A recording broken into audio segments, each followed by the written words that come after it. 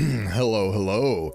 It me, Bodhi T, your local magical abomination, coming to you live with changed microphone settings once again, because I can never figure out exactly what they need to be for me to be satisfied. Somebody fucking help me, dude. But regardless, I will figure them out eventually. So what if every single week I've started off with different settings and fiddled with them almost on the daily? And it's been a month. I'll get there. Eventually.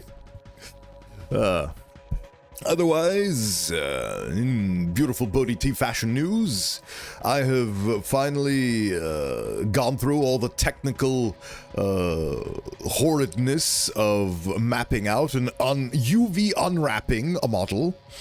Luckily, I am dealing with a low poly, no normal map,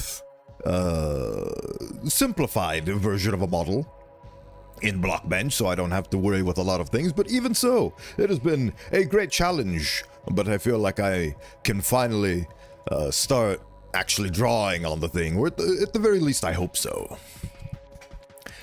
That is the ultimate desire. But without anything further to do, let us get into the game. Roadwarden. Oh, it's been such a delight to play this thing. I am so glad that it's been recommended to me.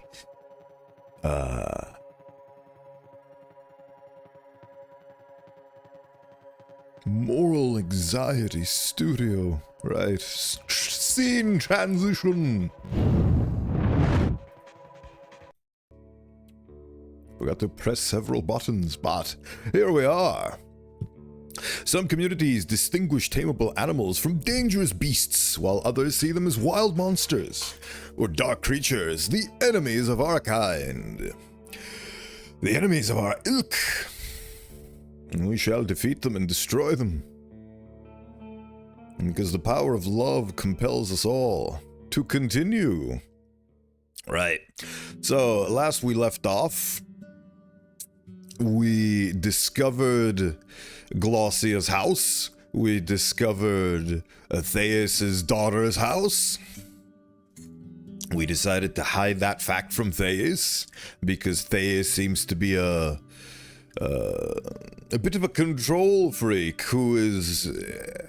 Every single one of these characters actually has their own perspective, and it is very interesting how the druids want to maintain balance and, in druid fashion, be isolated from the rest of the world and just keep to their own community and their own ways and their own traditions, while Theus is trying to absolutely become a global empire, one leg at a time. And she is basically taken that mentality to being an actual parent, which is never a good sign, but every single character has their own motivations and their own perspective, which is very telling of how good the writing is in this game. But ultimately, my goal as a Roadwarden in this run is to set up shop and become a part of one of these many growing beautiful communities, which means completely forsaking Hovleven. Which means that I cannot follow Theus's notions of setting up trade routes and becoming a Hovleven underling. The irony being is that her initial speech to us was her explaining exactly that, where when you establish trade routes and then you eventually become dependent, and then they can renege on the deal and alter the deal, and then you have to pray they don't alter it again, and so on and so forth. So very fascinating, the irony of that, because that is exactly why I'm not going to go through with the trade deal, because I'm the messenger. I can destroy her letter of introduction myself. And if given that choice, I might as well. We shall see. I haven't spoken to what's-her-face in so long, but we are now headed in that direction. Right.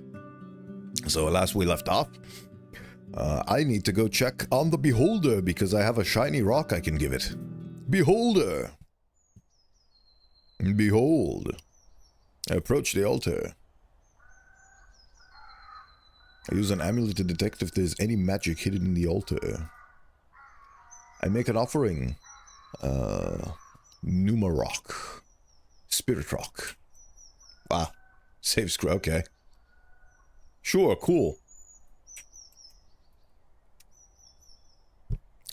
As soon as you lay it on the stone tab, the pebble hisses for less than a single breath and shatters into dozens of tiny rocks, not much larger than grains of sand. The tree greets your offering with the sound of moving, stretching branches. I try something else. You unpack the wooden spheres. That is not supposed to happen. If the objects are filled with magic, the spheres get warmer. If not, they go to their original state. But this, you've never seen such a reaction. I walk away. Take a closer look at the roots. I stand up. Right, journal, the swamp altar. Where is the swamp altar? There is the swamp altar. I found an altar in the swamps which seems to be somehow connected to the... Oh yeah, is there curing the plague? There is no curing the plague because I need to speak to... the elder. The family of deer you met some days ago has returned to the pond, this time accompanied by more members of their pack. One buck towers over all the others, with antlers as large as your palfrey. It takes a few steps towards you, shaking its head. You better stay where you are. I wait for a few minutes.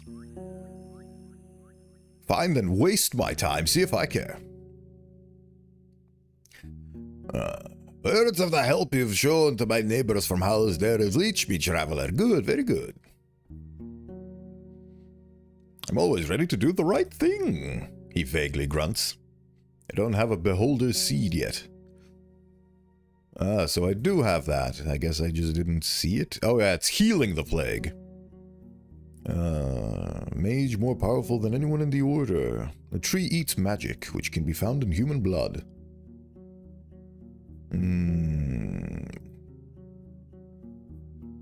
What can you tell me about the tribe of the Green Mountain? There's no reason for anyone to bother them or to leave them to safe paths. I'm looking for a job. I believe your goodwill and I am in need of your help. There's no dangerous task, but one I can complete now by myself. And my spells are not enough for us animals to fetch for me. On the northern coast you'll find Gale rocks. One of them is in my debt and I want to collect what's mine. I want you to ask him about this debt, but he doesn't look... You want to ask him about this debt, but he doesn't look at you. He points at a shiny large fish with orange and golden scales that's swimming just nearby. This gorgeous creature is an empress carp. One of the few animals that thrive both in the seas and the lakes. You don't know where the man found the large worm that he now drops in the water, feeding his pet. We'll go to that place and find Photius. He's a younger father, an ocean folk with scars on his neck, which he'll hide. Ask for a male empress carp, but beware, I need it alive, so it can mate with the one I have. He stands up and approaches you. I don't sleep on dragon bones, but there's pneuma in my blood. I use some of it to heal your wounds, though no more than once. Okay. Can you tell me about the snake bait? It's not rare and not many people need it. Cool. I have not earned his trust as of yet, but I can go to the Steep House now and see what has occurred there. The village remains dead. And to the Goblin's lair. You return to the northwest corner of the village. The goblins may have been killed or chased off, but their smell is still around, so Kit Kat is just as alert as it was when last time you were here. You tether it to the animal pen, the one with the single boulder, allowing it to graze in struggling dry grass. Just in case, you take your blade with you, but also the other pieces of equipment. You don't expect the creatures to move back, but who knows? When the next scavenger will move in to feed on the remains of the pack.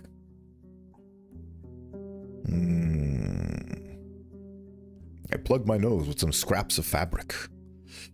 Let's see what I can find. Oh. Time to look at everything. The painful search takes you half an hour. You move the carcasses around, look into the stacks of garbage, examine the sleeping spots. By accident, you make one of the piles of furniture collapse, covering the floor with yet another layer of chaos. Your disappointment grows. You move a larger plank, a next shelf leaning against one of the moldy walls, and you reveal something curious, a group of signs made with red paint. The paint is old, placed with noteworthy artistry. It portrays a large tree without leaves, just a bunch of branches. You saw a similar plant in the main square of Howler's Dell. Its roots grow out of a human skull, penetrating its eye sockets and the open mouth. And a couple of red drops were allowed to run down the wall. Above the tree you see a single large word, though you can't read it. What?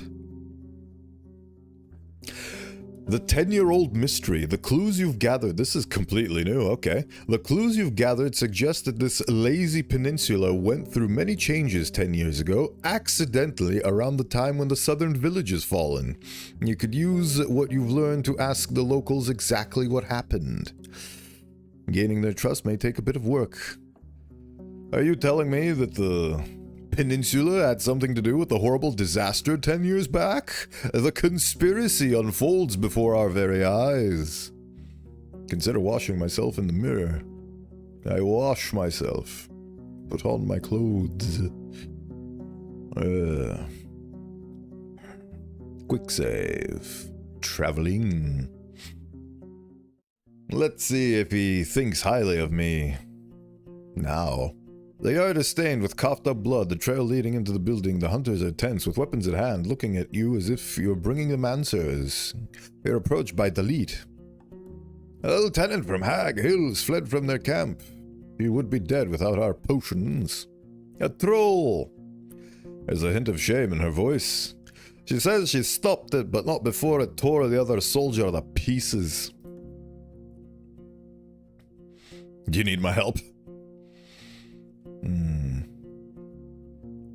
I know how I look, but Numa's already flowing in my blood. I'm good.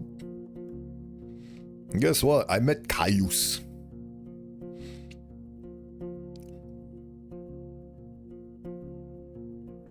His soul is healing. Tell me about the troll attack.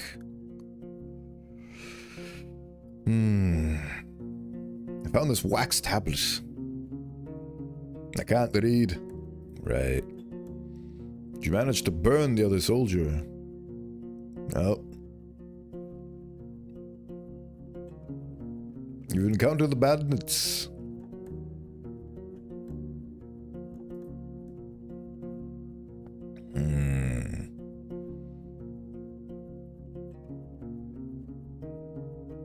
Quentin. Kind soul, but a bit slow.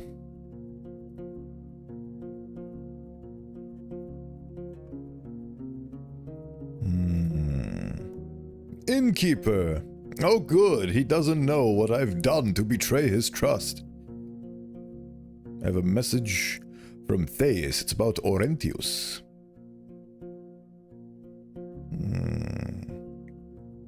Let's talk. You and your group arrived to the peninsula not long before the village in the west was ruined. Oh, time to interrogate everybody. He glances at your weapon, then turns away from you, moving a few jars on the shelf, but without achieving anything specific. No, I don't think so. I may be in need of a Roadwarden services, but not of their nosiness. I'm not dropping it so easily. You start, and the man lets out an unusually loud chuckle. You notice movement at the entrance, and the man's gestures suddenly get more confident. Is that so? So why can't you figure out what happened to that place by yourself?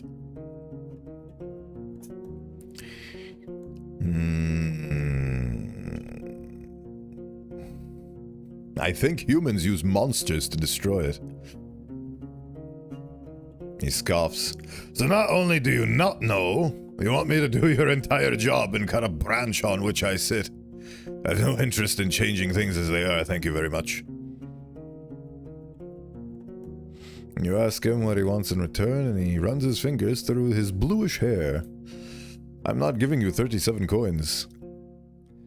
But I am going to give you the ability to go through time.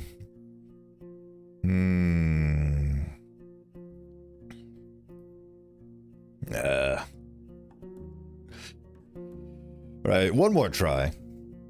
Okay, so...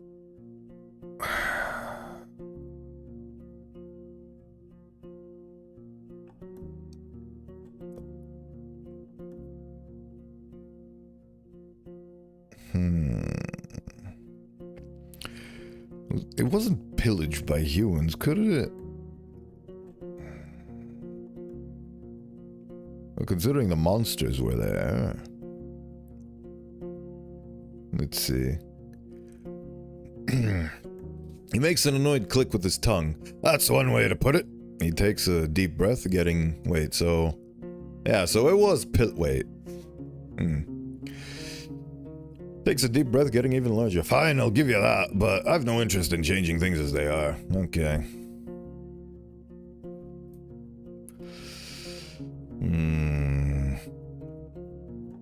I could pay him. I do have the means. Show me your wares.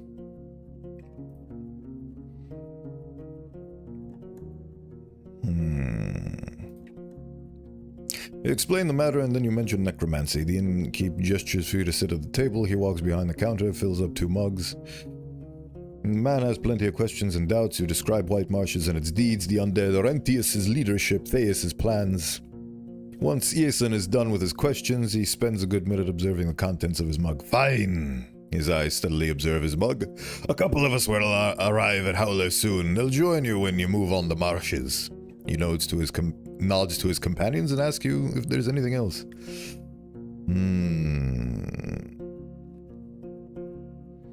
It's all. To the guards. I met Quintus. Let's gamble. Hell yeah. Actually, oh no I don't. But still, gambling. Gambling is good. In this specific, very, very narrow circumstance and context. About the goblins. It's done! Most of the goblins are dead, some are back in the forest. The loot wasn't that great, she sighs. Though maybe we missed something under all the feces they left behind. Well, thanks. To some magic, our wounded are fine. She pushes her hair from her neck. But I still think the place should be burned.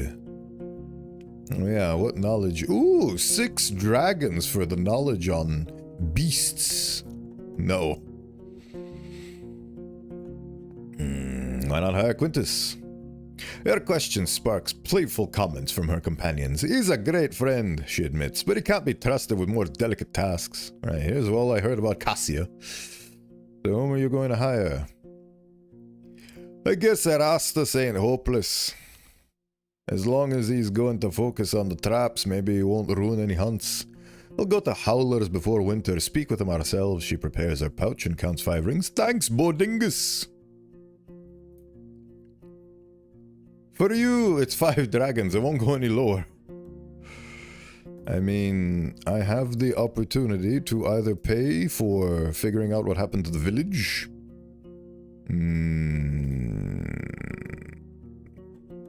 Since I don't really need money, I'm going to do that. Quick save. I walk away. I won't get any cleaner here. You seem healthy, you have a fancy outfit, you won't get without a proper bath. Oh, okay, fine. I enter the inn. Innkeeper! Tell me about the ruined village. Oh. This again. Fine, 20 coins and the truth is yours. Okay, I was willing to pay you the previous price.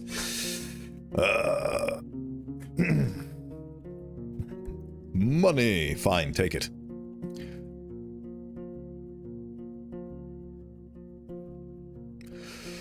With a nod, he drops them all in a wooden mug, then places them on the shelf. I was half joking. Why would you care about a pile of rotten ashes? But a deal's a deal. Without looking at you, he puts a finger on his lips and gathers his thoughts, but once he starts his tale, he sounds confident, even absent, as if he had plenty of time to memorize everything there is to say. After we had cleared this building of ooze, rats, and spiders, we needed some quick supplies, as well as timber and stone. We knew a bit about Steep House, that's the ruins now, and Howler's Dell. But Theus was more willing to open her people's storehouse for us, and she was willing to do so for no dragons, just one evening of work. He clears his throat, preparing himself to tread through his words carefully. Our plan was to unite the tribes of the peninsula under her command. See, I knew it. Taxes for protection. Some hesitated, but only one said no. Maybe she wouldn't punish any other villages as roughly as she did Steep House, but you see, they were of the same tribe, and she was making it clear to everyone what it means to betray her. Oh my god. I thought Glossia was Negan, but it turns out that Theus is Negan. Christ on a pogo stick. He glances at the entrance, making sure his crew is at hand. Definitely not gonna do anything good with Theus. She is actually the main antagonist of this peninsula. Holy moly. And she raided them like in the old days, not to destroy, just to weaken them. But her people were a bit too eager. Some bad old blood between them. I don't know. He pauses. My people and I were keeping watch at the southern pastures. We took the animals and were meant to turn the refugees back so they wouldn't regroup. But they didn't have much work to do. Still, that ain't how the village fell. Have you noticed all the tree stumps next to it? It used to be their forest garden, but they had to cut it all. Almost at once. And get to repairing their walls and houses and gather all the food from nearby branches and shrubs. Animals did not like it, and the village wasn't ready for their wrath. He takes a sip of his mug. That's the whole story. Not one that would make me proud, but you know how it goes. Every year brings down another village. That's how things go.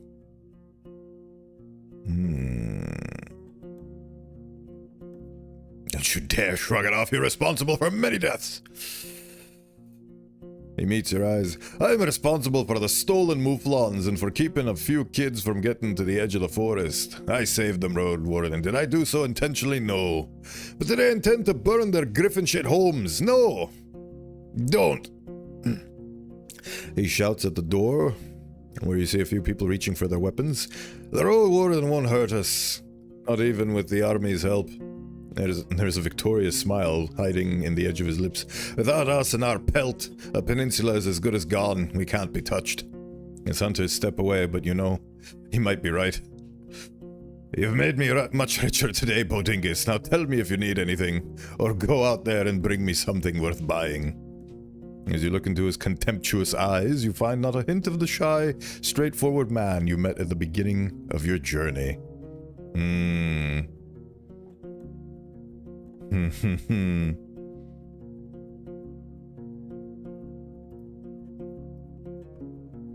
Having discovered the truth, you could force the people of Howler's Dell to confront their past, though they may not take kindly to your threats and requests. The more you'll learn about their deeds and conflicts, the more tools you'll have to use against them. If they will listen to me at all. Oh boy. I was not expecting this plot twist. God damn. Let's see here. Information really is power. So, this quest is still not finished. I should use what I've learned to confront the people of Howler's Dell, but only if I'm sure I can use my knowledge and the trust I've gained to my advantage. Pelt's innkeep admitted to that his crew helped Theus during the raid. The crew of the Pelt of the North assisted the people of Howler's Dell in their destruction of Steep House. According to the innkeep's story, Theus tried to make an example out of the villagers when they refused to join her covenant.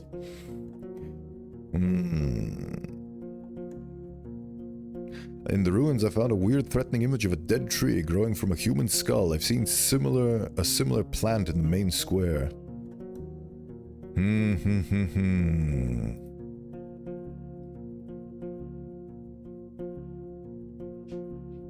Do I pay for 5 dragons? You know what? Sure. The entire bestiary has been updated. Oh boy. Gained insight into the methods of defending themselves from beasts. She takes the coins with a smile. We can start wherever you want. Oh boy.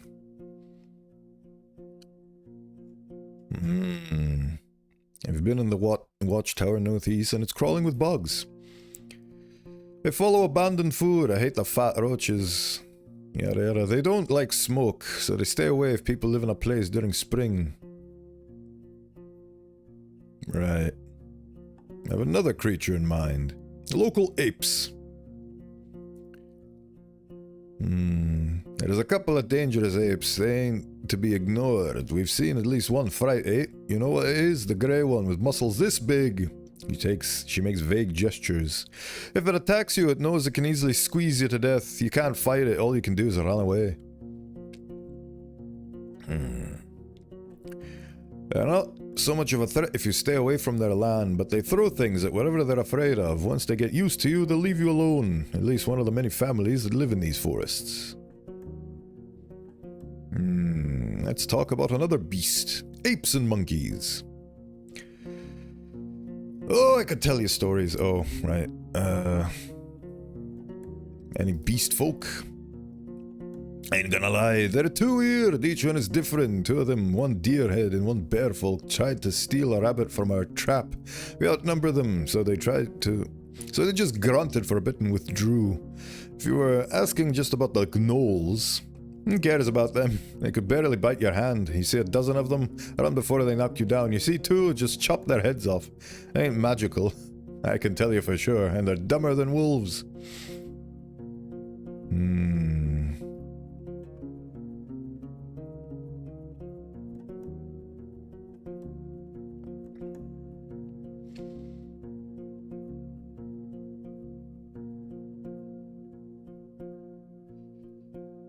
Large cats.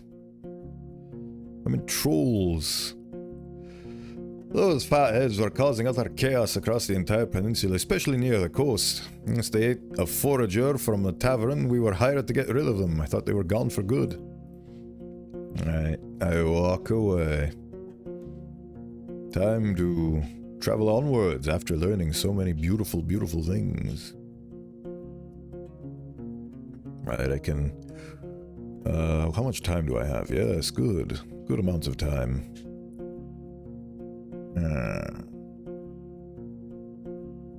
I'm not going to go examine the crime scene of Tullia's camp because I don't care.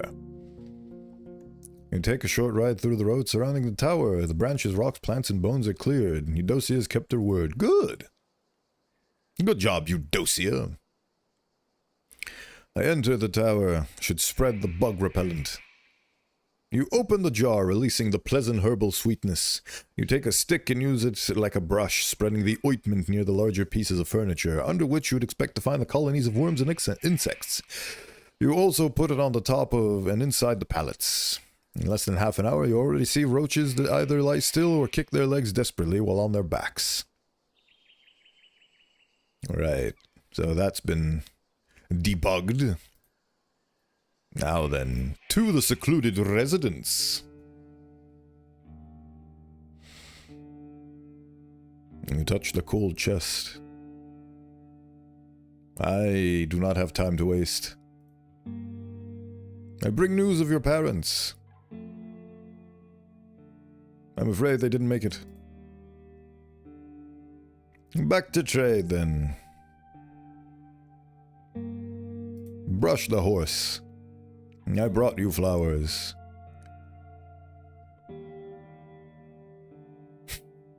Time to lecture her.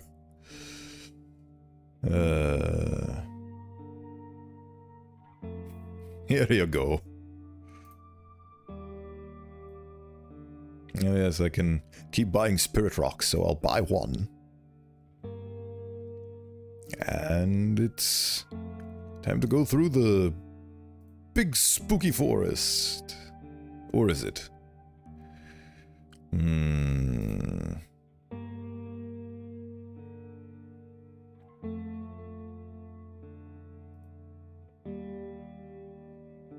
I wish I could continue forwards, but I cannot. Okay, I'm gonna quick save and then go to the big spooky forest.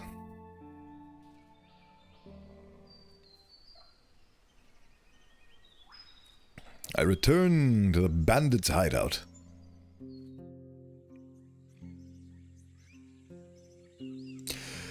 You're near the same part of the forest where you encountered the corpse-eating beast. The rocky hills are green with colorful flowers and lively buzzing of insects. You seek any threats hidden in the tall grass. You notice a single soul standing on a distant rock ledge. They call you with a gesture. I stop my horse. Whom do I see? It's a man in an unlaced black gambeson. Oh, hello. He has short dark hair. Oh, it's the guy. Covering a simple... You see no weapons. He looks back at you. He gestures. It nickers, happy to rest in lush grass. After you reach the crag, the man is crouching at its edge, observing your surroundings. His clean-shaven face tells you of sadness, but also acceptance. His elbows are resting on his knees, hand clenched together. A gentle wind brings you a smell of soap.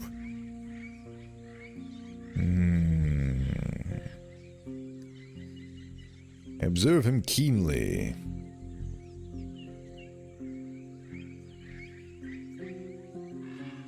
Follow his lead. The overcrowded realm whooshes soothingly after every gust of wind, filled with life like a city marketplace. It brings no silence or solitude, but rather the companionship and security. Even though you don't look at the man, that one wordless minute is like a well-deserved break after a long journey with a fellow traveler.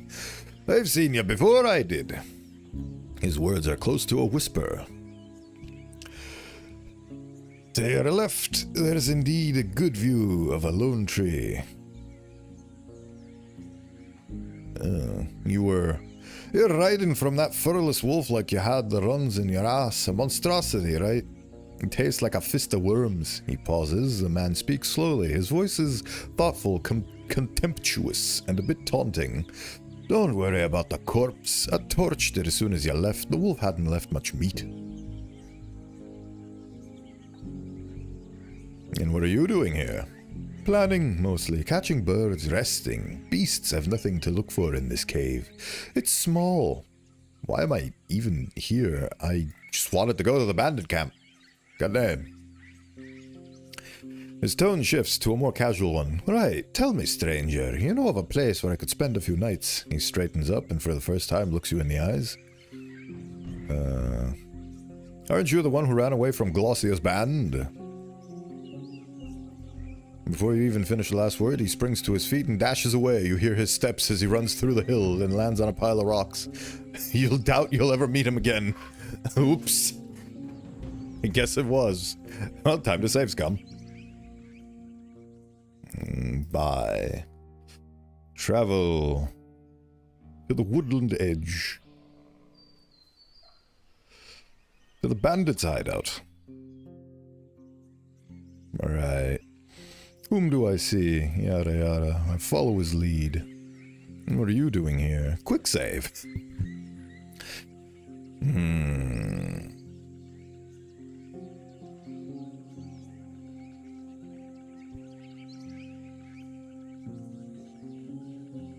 Oh, right, I can tell him where to go, and then I can tell Glossia where he is. Yes. Care to introduce yourself? He chuckles. I ain't sure how to do such a thing, not sure at all. I want to pick a new name first, something that goes well with my eyes. It's a dangerous place, these woods. Do you have any tips on how to stay alive? Ah, so you also want something from me.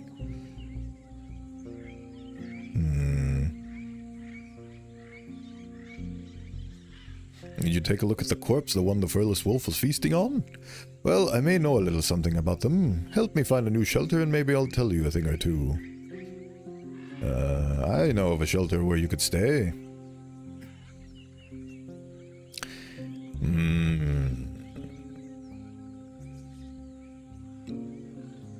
Oh yeah. I could tell him to go to the Dolmen.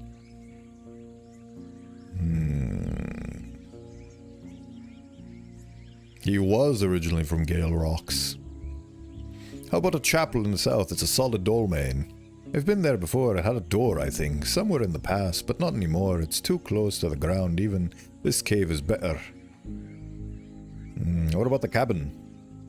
Last time I was there, the entrance was closed. A large spider was inside, but I took care of it still. Better be careful. Cheers, stranger. Look for me there in a day or so. I have something to say that you'll want to hear. So, time for me to leave. Right, he eagerly nods. But keep our meeting between the two of us, won't you? Those who like to hunt down lonely drifters and take every scrap of silver they have. I don't need any of that. Cheers, stranger. As you walk away, you're more than sure that he's observing each step of yours. Right, okay, so I sent him in the cabin. Aha, to the Glossia place. I enter the hamlet. Glossia is standing with the only other woman who belongs to her band, laughing about something she said. It is for you to walk with her, while the other person steps away, observing you distrustfully. Tell me about you. She stops and rubs a large nettle leaf between her fingers. There ain't much of a story in me to share. As a young lass, I was taught to sue for food, and planned to start a family with a kind cobbler. Her voice weakens and she looks down at her boots. I had to leave my family and I accepted it.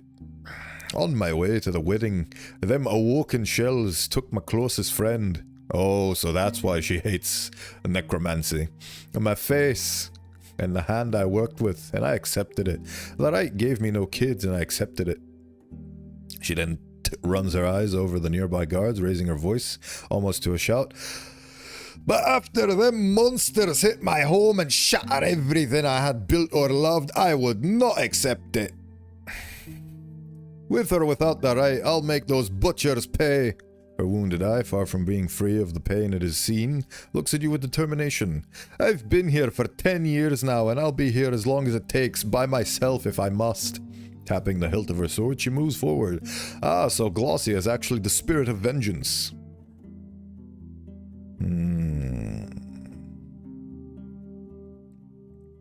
Who are you even robbing on these? She's not willing to talk to me about White Marshes. You were there when Steep House has fallen, weren't you? She stops and turns around. When she places a hand on her side, the mail clinks. I saw it all right. Theus' threats and the torches and bows of our people, the druids in clean robes with curses on their tongues. I helped the others add logs to her broken wall, but when the herd got in through the breach, all I could do was run, so I did. She closes her eyes, but her wounded hand instantly moves to the scabbard of her blade, just in case. I still remember two young men, no boys, fighting each other by the flames of my house, and a head hitting a tree, my husband screaming from pain in our bed, poisoned by the well, not knowing he would never fall asleep nor wake up, and a werebear grasping my friend and tearing her shell in half. I and a few others carry it all. Her absent eyes glance at one of her guards, a man with a face eaten by fire, and we'll never forget. I know Theus was angry about the thing with the Covenant. But why were the people of Howlers willing to do all this? They would say we were asking for it. I spent not 15 years in Steep House, but I saw my share of quarrels between the two villages. Did you know they were both the same tribe? It's true. She empathizes, even though her eyes are focused on the roaming rooks. She must have told this story many times already. Howlers started a fishing hamlet on the stream bank, and it sprouted into a new village. In a few generations, Steep House grew strong enough to prosper without Howler's help, and it decided to cut ties. We pretty much paid taxes, you see, but got a little in return. Chiefly, we were placed closer to the hill pass, and many traders turned around soon after they entered our gates. My neighbors had the riches all right, good food and plenty of homes. She pauses, and you're not sure if these words make her at all proud. But respect to their land, woods, and stream. The only greed we faced was that brought to us with violence. Her furious eyes look away as she strides forward. Ooh.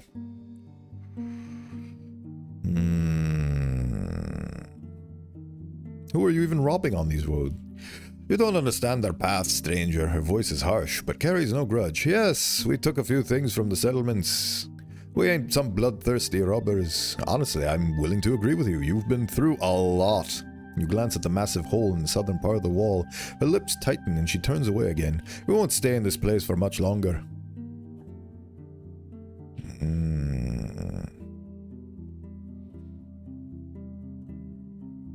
I'm surprised your band didn't get mauled to death. Why don't you try and secure the roads? We've been marked in many years, she starts carefully, and we've burnt our share of shells. Not all of us were here from the beginning, you see. After you ask her for any tips, nah, Ryder, I don't need it. Why don't you secure these roads? The roads are fine as they are, okay.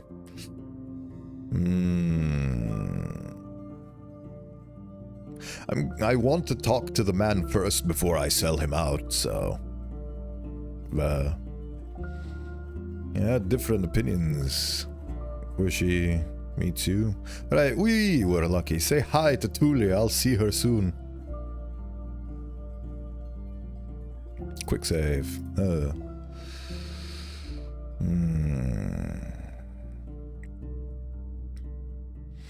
Boom. And the smirk of her scarred lips. Alright. We may still have time to get him. What do you want? 4 coins or 6 arrows? I'll take the coins, please. Thank you. What did White Marshes do to you? Yes, there we go.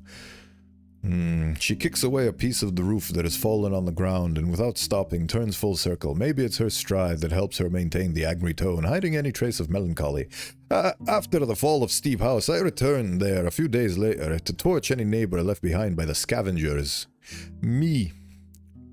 She glances at a few of her men whose eyes are focused on the nearby grasses and nettles, and a few others who are hiding with me in a cave and with raw meat and bark in our stomachs, rags and on our backs, and sharpened flints in our hands.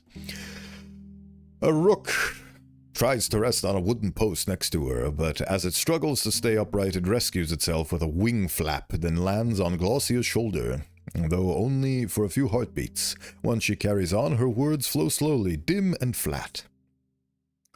We pushed the ashes aside, dug in the soft ground, even jumped into the stream. But there are no shells awaiting us. Ghouls, we thought, runners or goblins. We traveled far those days to warn our last few friends. Awoken will strike, we told them. Make clubs, dig moats, and we waited in this very hamlet, seeking them and preparing ourselves. A year went by, then another. We saw the first enslaved shells in White Marshes, the deeds of Arentius, the priest. We thought little of it, not the first sin of our lifetimes, until we realized it wasn't merely their dead who they'd awoken.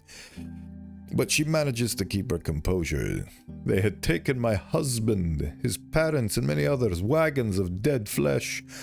Oh, so they took all the casualties from Steep House. Oof. You spend a good minute in silence.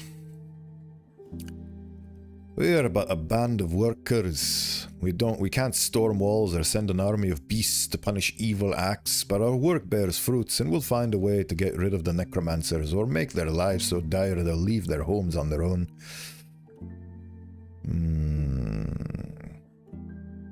They will regret what they did to you, to everyone. Don't make me laugh. Her tone is as somber as ever. Regret is good for a cook who took a bite out of another's chicken, or a hunter who missed a shot. They'll pay for the decision they've made. I'll listen to no excuses.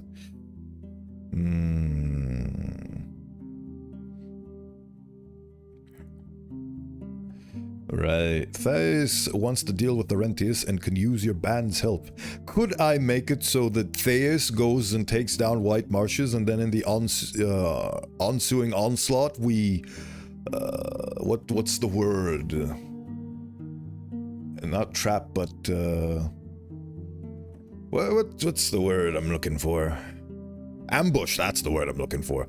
We ambush Thais and take both of them out in one fell swoop. Let's see. Thais wants to deal with Arentius and could use your band's help. She slows down, with every step raising her eyes, then clasps her hands behind her back. From all the bloody souls in the north, this troll cunt is the one who tries to do the right thing. She sighs, then turns towards you with narrow eyes. Tell her I'll be at her home soon, but I'm not putting away my blade at the gate. You nod in silence as she shares the news with the rest of her band. They react with angry grunts, but not a single word of disobedience. So, now you aim your rage at White Marshes as Howlers do next? Okay, so... what else do you want me to do? Spy on White Marshes. She gestures for you to sit down on a bench, though its age makes it look like... more like a rotten log. With hands on her side, she looks across the hamlet. This'll be easier for you, though. It'll take you into a fetid place. Those cowards from White Marshes won't let us in. Not that I blame them. But they may welcome you if you have any charm at all. Staring into your eyes, she speaks slowly, as if she's giving orders to a child. Get there, through the bogs spread by the western road, and look around. Count the awoken, or see which side of the village is poorly guarded, what weapons they have, and what they're made of. She sits down next to you, and her arm burdens on your shoulders. She pulls you closer to her, and you lean down. The delightful scent of myrtle doesn't make you any more comfortable. I don't care about your trade. I need you as a spy, Bodingus. Someone who can shut their lips when they speak to my enemies. She springs up, her mail jangling. Oh, I'll have a small pouch ready for you in return, or 2 healing potions, always useful. She sizes you up. To a traveler. Any advice?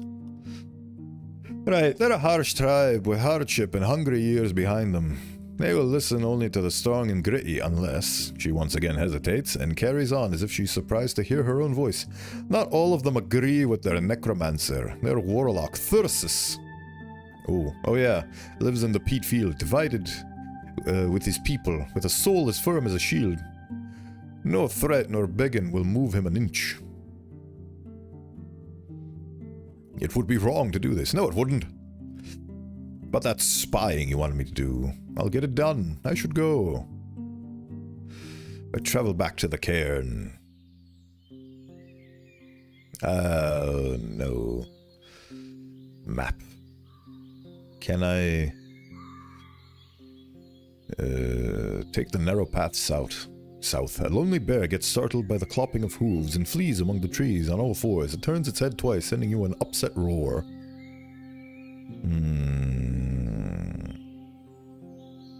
I ride to a different part of the forest. Boom.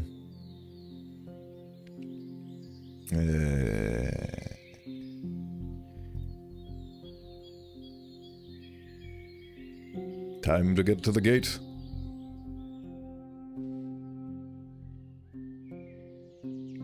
You find a new segment of the road which seems to be shorter, but you need to cover some distance on foot. Cutting the dried out branches, you spot a 10-year-old dark tree that's about twice your height. It looks like a sapling when compared to the giants. Right under the tree, a dead red boar, too large for you to lift it. Oh, right. No. I know what this is, so I'm going to ride away. You approach the monkey's territory. I scatter them with the use of my wand. You unwrap the leaden wand, the invisible wave hits the leaves. They monkeys move away and give you worried, respectful glances. Right, this time I didn't get assaulted by fecal matter. Good!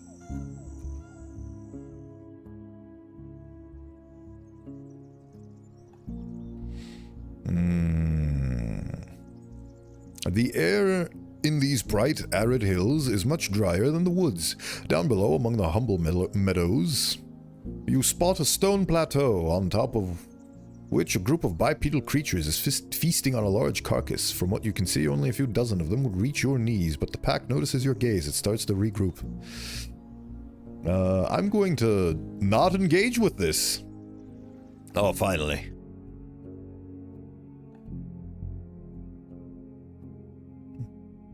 Travel to the dell. Please let me live. Good, I live. We gossip for a bit. I enter the village. I'm broke. Buy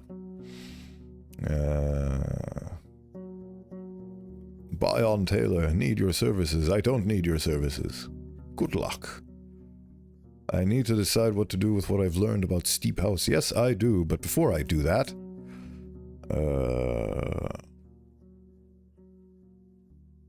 I slumber. Yes. Feed my bars. The rains once again hit the ground, interrupting your sleep. Another day of muddy roads. How unfortunate. You're in a labyrinth of alleys and steep house which shifts after every step. You wander by the blooming gardens, burning houses, laughing newlyweds, cut off limbs, fresh hair pies, chewed bones, carts loaded with barrels, and falling trees. You're sitting at the table in front of the Ape Ale Inn, surrounded by laughing skeletons. Thais, naked and covered in blood and ashes, holds your hand, forcing you to stuff your mouth with raw meat from a bottomless bowl. Oh my god. Every bite tasting like the metal of an old key burns your mouth, but you can't scream. The unyielding grass brings pain and delight in equal measure, but you wouldn't dare to try and escape it. The smoke coming from your roasting flesh starts to fill your eyes. You wake up and reach for your water skin so you can rinse the ash from your hand. It takes you a few heartbeats before you realize where you are.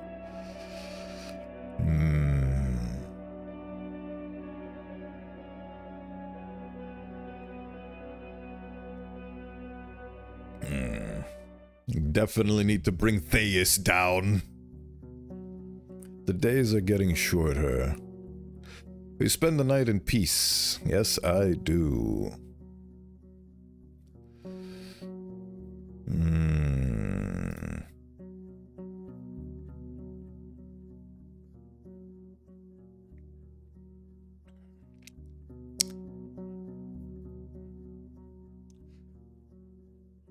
About I bring news.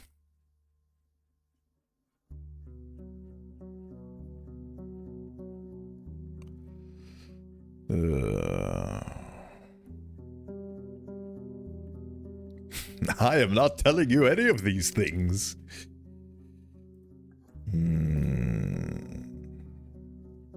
Let's talk about our allies. With 2 allies on your side, you'll outnumber the village defenses. The hunters from Pelt will join you. Glossy has agreed to work with you. You should begin your preparations in early morning hours, preferably right after you wake up.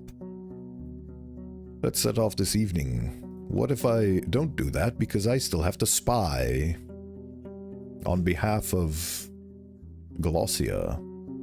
So, not going to do that. I'll tell you when I'm ready. Thank you for your time. Most certainly thank you for your time.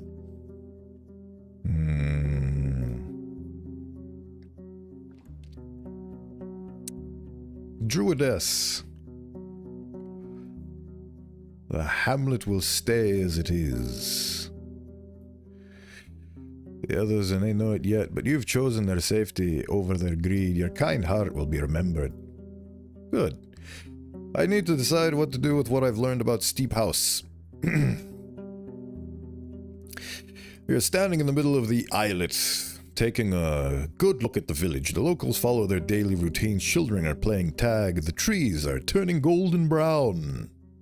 You listen to the humming creek and a singing old woman. Yet you can see what's beneath all of that, a home to raiders who led dozens of humans to their death. You decide to act. You'll have only one shot at this. Starting a storm without a firm support of the locals will paint you as a threat. If Thais was able to keep her power despite her deeds, she surely has strong support, and she may not yield even if openly confronted. I already did my part. I'm going to report everything to the city officials, let them decide if they should get involved. I ought to do my best to weaken the mayor's positions. The druids may help me with that. Exactly. You think of your previous conversations with Elpis. While she is surely respected in the village and seems to have unusual talent, so far her attitude towards the mayor has been rather timid. Unless you can present a good case to make her turn against Thais, you doubt she's going to keep your conversation a secret. Now, let's hope she'll listen to reason. After some time, the 2 of you are wandering in a forest garden. The thumping of the druidess's staff as she walks disappears in the overwhelming noise. A few hunters and other druids are on the verge of sight, looking out for beasts. She finally breaks the silence. Why do you want to speak of Steep House? Before you left the village, the suspicious looks of the guards convince you the mayor already knows about your stroll.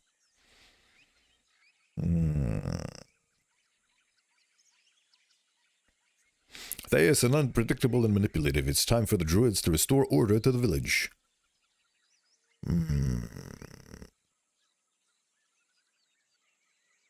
I mean, both of these are right. I think she's ambitious and cruel. She may be much worse than that, but our neighbors see her as a sow, protective of her porlets. She reaches for a rotten apple. The branch from which it was hanging suddenly falls to the ground, even though it's still green. We do not choose our leaders through violence or intrigues, but through the votes of all. I may have my doubts, but I'm trusted to never seek control, only to give advice. We keep following the many beaten trails. The bright sparse woods are nothing like those you've seen on the other parts. I do have a lot of time, so...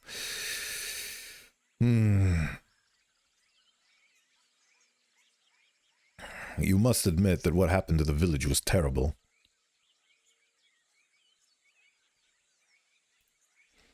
I must. I know the druids played a role in the raid. The village fields are cursed to this day. Whatever reasons behind the attack, it was fueled by rage. I saw the tree painted with blood inside the buildings. It reeks of hatred.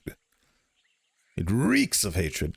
There was nae good cause behind any of it, she states matter-of-factly, but at the time my neighbours felt otherwise. Threatened, desperate, betrayed, and cornered. They lost their hamlet. Merchants in the pact. I can nae justify what they've done, but they are nae monsters. Thais is planning to strike White Marshes next. How many villages does she need to destroy? You notice her surprised frown, but she doesn't respond. She leads you north, closer to the main road. I know the druids played a role in the raid. The fields are cursed to this day.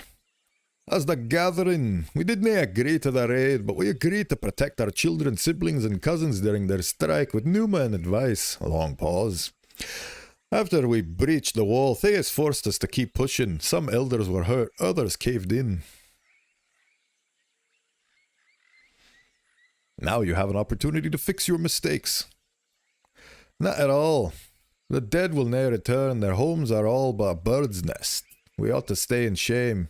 Yet be of use. Redemption will never come, but we have to climb higher.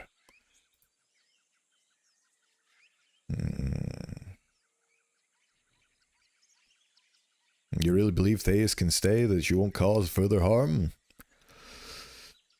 May be true so far. You have ne'er added fuel to our plans. Given the shell a closer look. Ants, she says, and steps around it. My neighbours gained a lot of them. Gained a lot from her past choices. My judgment means a lot to them, but she showed she will protect us even if the price is too high.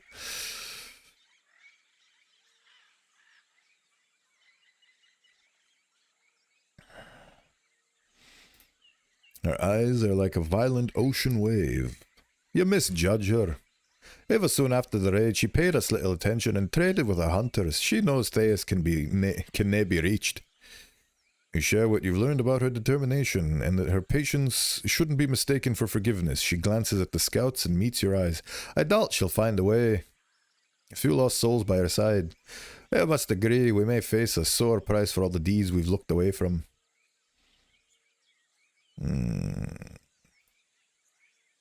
Yet she's trusted for her wits and talents. The Thais you've met is shaped by many sorrows, but her laughter has nae always been as dead as is now.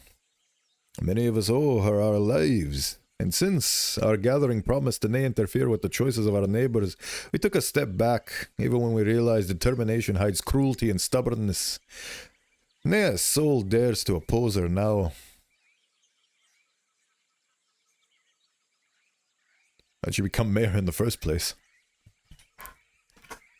Her parents were adventurers. They stayed with us a few grand journeys, bringing many treasures.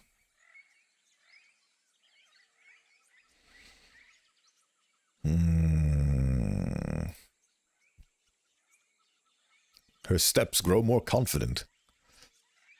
What is your decision? We approached the giant oak, older than any other tree in the garden, surrounded by trails of shoes and paws, yet oddly quiet. Elpis reaches for long claw marks. After another minute, the woman speaks. I can nae help you. Maybe better for you to stay away from holders from this day on. Thais is nae kind to her enemies. Okay, fine. Time to go back in time. Alright, well, I need to make Glossia more powerful before I can attack the Dell. The Dell needs to repent for their sins. Alright.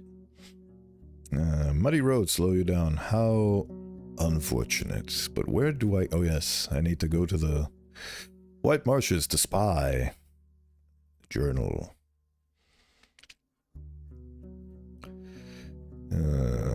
Theus wants me to get rid of the undead, the priest. Helvius will agree to introduce me to Orenthius if he decides. Glossia and her band are going to join Theus in her efforts. Once I'm ready, I can speak with Theus sometime in the morning. We will start organizing our raid. Traveling to the peat fields.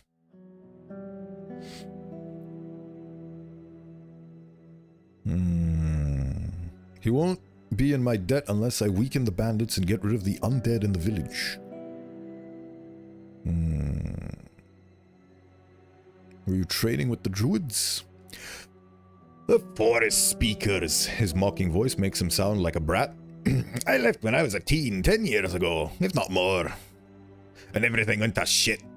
He suddenly pauses and waves it off. After a few more questions, he speaks slowly, observing your eyes. Don't get me wrong, I did learn a lot, especially from the one old man. But his daughter kept making me meditate, and I'm not one to sit still. His amulets rattle from his flinch. We paid them for teaching me, but they broke their word, kept telling me spirits and lumber for rights poison. After his annoyed scoff, he bites his tongue and taps his shoes nervously. You ask about the old man, but Thyrsis runs out of patience. I don't know. The one with the real gift. He guided all the ceremonies, yet was arguing with the others all the time. I don't care. He was good for nothing like all of them. If you have any messages for the druids, I could do you a favor. Waste of thoughts, his bunch. His angry looks is at odds with his hesitancy. I'd rather talk to rats in the bogs even. His eyes leave you, staring at the smoke coming from his home on the horizon. After a long moment, his creepers rise up tensely. No, I've got no words for the forest speakers, but they do have my stuff. I'd like to pay you for bringing it back. Okay. How was it? I left, didn't I? Or rather, ran away. Couldn't handle their looks, their tone. They think they're better than us here. Didn't let me forget it. What stuff? Some polished twig.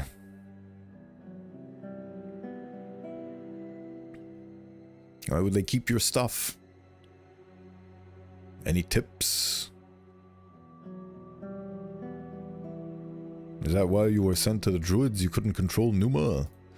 Not much talent for spells in our blood at White Marshes, he says nonchalantly. With one there to guide me, I hurt a few kids before I figured things out. Seeing your raised eyebrow, he continues, but cautiously. Some tribes are just like that. Young ones, especially. Give us 2-3 generations more, and a major two from the outside. Art needs to grow. Pay me with what? Aren't people like you, he says with little kindness, in need of healing potions at all times? Not really. Don't seem to be using a wand right now. What's this stuff for? Okay. Thyrsis' wand. I could give you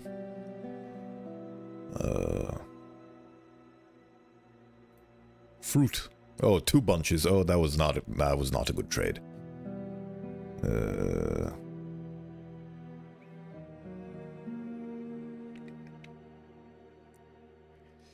Return to this later. Chief, right. 2 White Marshes. I should take a stroll and learn more about this place so I can report back to Glossia. You leave Kit Kat at the well and head between the turf houses, and you can hear the heavy steps of the armored guards. What's this? He places a hand on your shoulder and turns around. Getting homely? What's the problem? Your nose, he scoffs. Don't loaf around, stranger. He harshly pulls you towards the gate. Stick to your beast. You hear a few onlookers wander about. If I want to spy, I need to do so when no one is watching. I need all of these supplies, actually.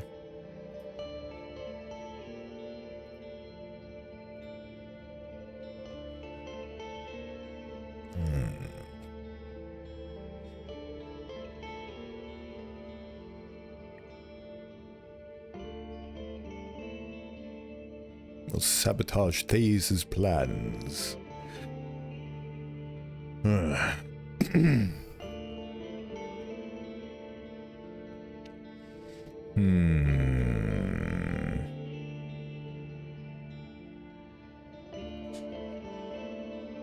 How do I do so when nobody is watching? Besides Ai. Where's the nearest... Wetlands are dangerous an hour earlier. Muddy roads slow you down.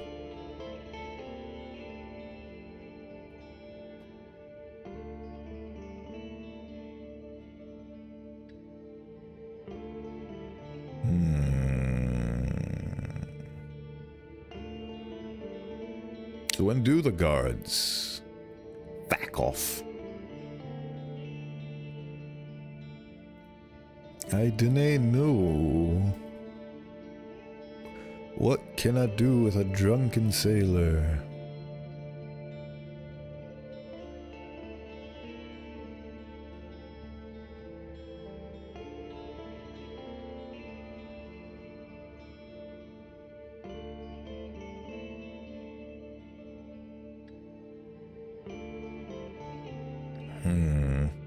What about afternoon?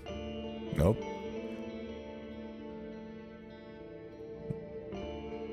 What about evening? Nope.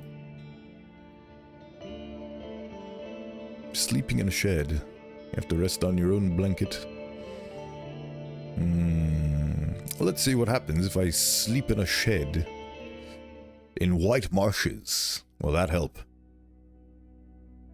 The dark skies don't let go. Yet another night for rainfall. Still dark outside and oddly quiet. You think about Glossia's request. You could spend some time looking around, though by doing so you won't get much sleep. I need to examine the local defenses. You underestimated how difficult it would be to cross the many puddles and muddy alleys of the village. You seek silent routes, try to hide from patrols, some of which may already be dead, and sometimes spend a few minutes crouching in the dark, waiting for the right time to walk away. Once you get back, you recollect your observations. The guards seem weak, almost sickly. A few spots in the walls could be crossed, but the entire backside of the village is surrounded by water. The houses won't be taken down with fire easily. There are no obvious observation posts. The undead carry no equipment. Aside from the sheer number of potential enemies, the village is weak.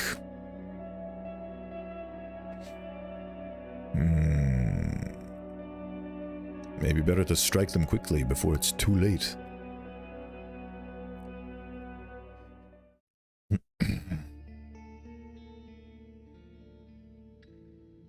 Suffocation. A dirty face. Right. Spy. I could report back to her. Good. And I shall.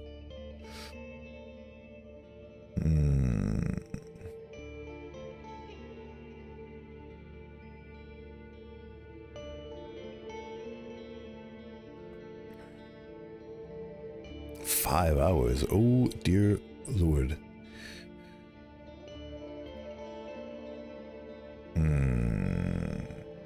I want to go to the cabin. I want to see what's at the cabin. You notice prints and hooves and clawed paws. The pack was fleeing down the road. I enter the cabin. The man without a name is no longer here, and neither are his belongings. The floor is covered with stains of blood, scraps of fabric, and overturned furniture. Ha ha. Ha.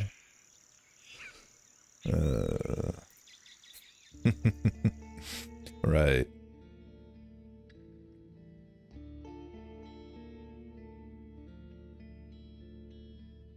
Time to get.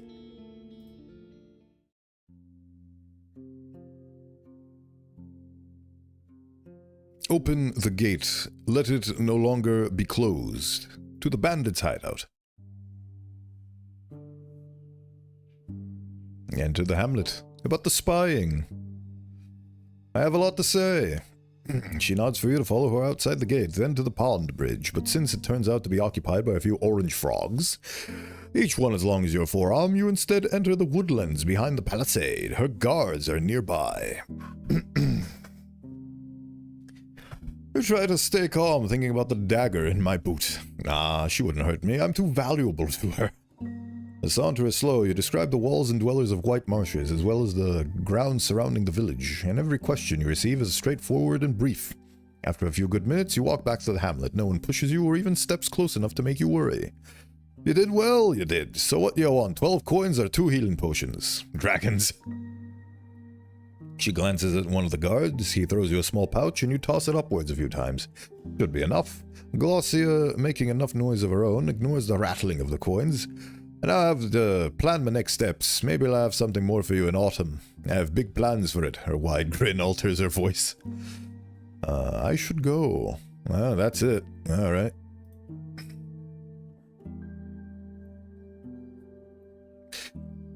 Right. Back to the cairn.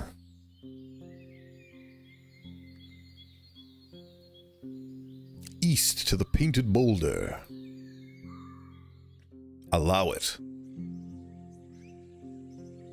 You hear angry shouts and grunts, and then find 2 brown-furred goblins on a brighter tunnel. Their hairless faces with small eyes and large mouths are now turned towards you. They are a few steps apart, aiming at each other, with one long stick and one club. Between them is a pair of deer antlers.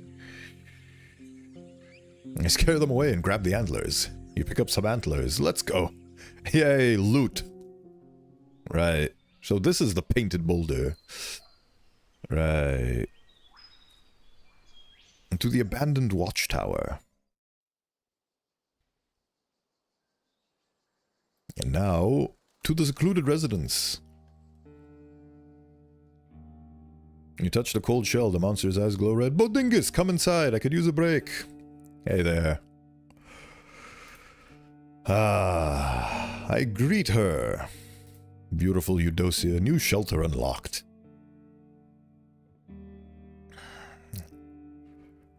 I rest next to her. Let's trade. Haha.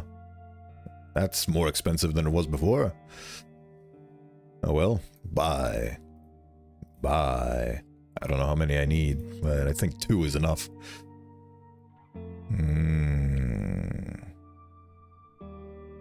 Quick save.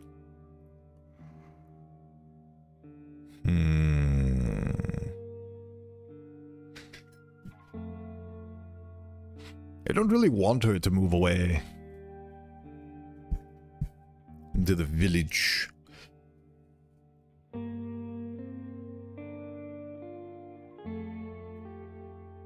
And go outside.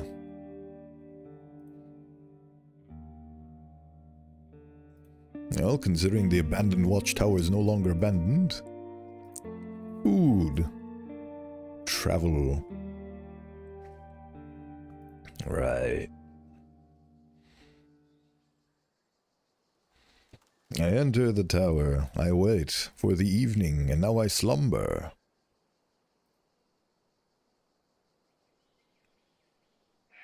Sleeping on a pallet. The pallet is far from fresh, but with your cape it's going to be soft.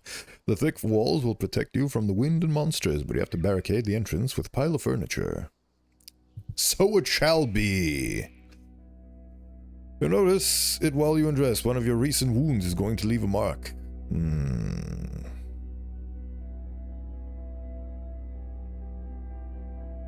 The bruises on my stomach look like a night sky.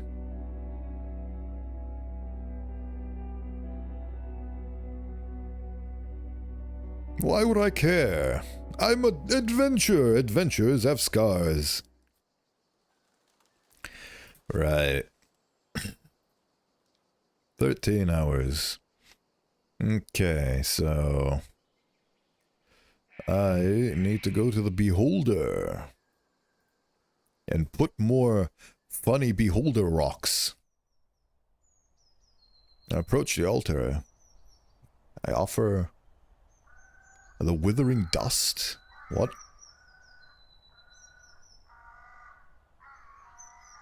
Okay. Spirit rock. The tree greets your offering. I try something else. Make an offering. Spirit rock. The tree greets your offering. I try something else. The withering dust? You raise the bag in front of you and realize that if anything happens to it, you may not get a new supply of withering dust. Take it back and try something else. Make an offering. Nothing. I'll try something else. No. Bedrock.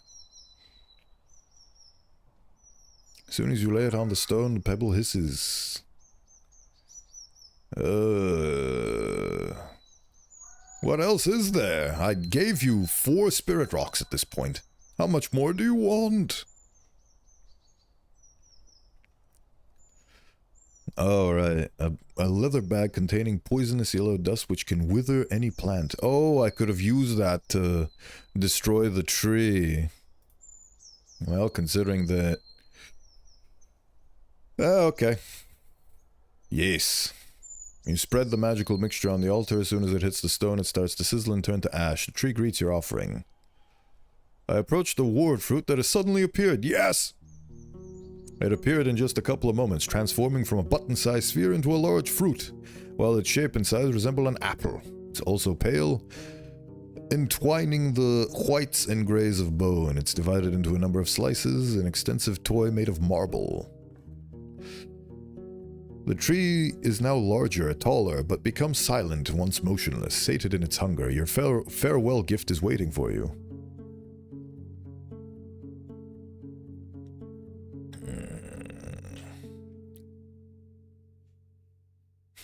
I undress and enter the water.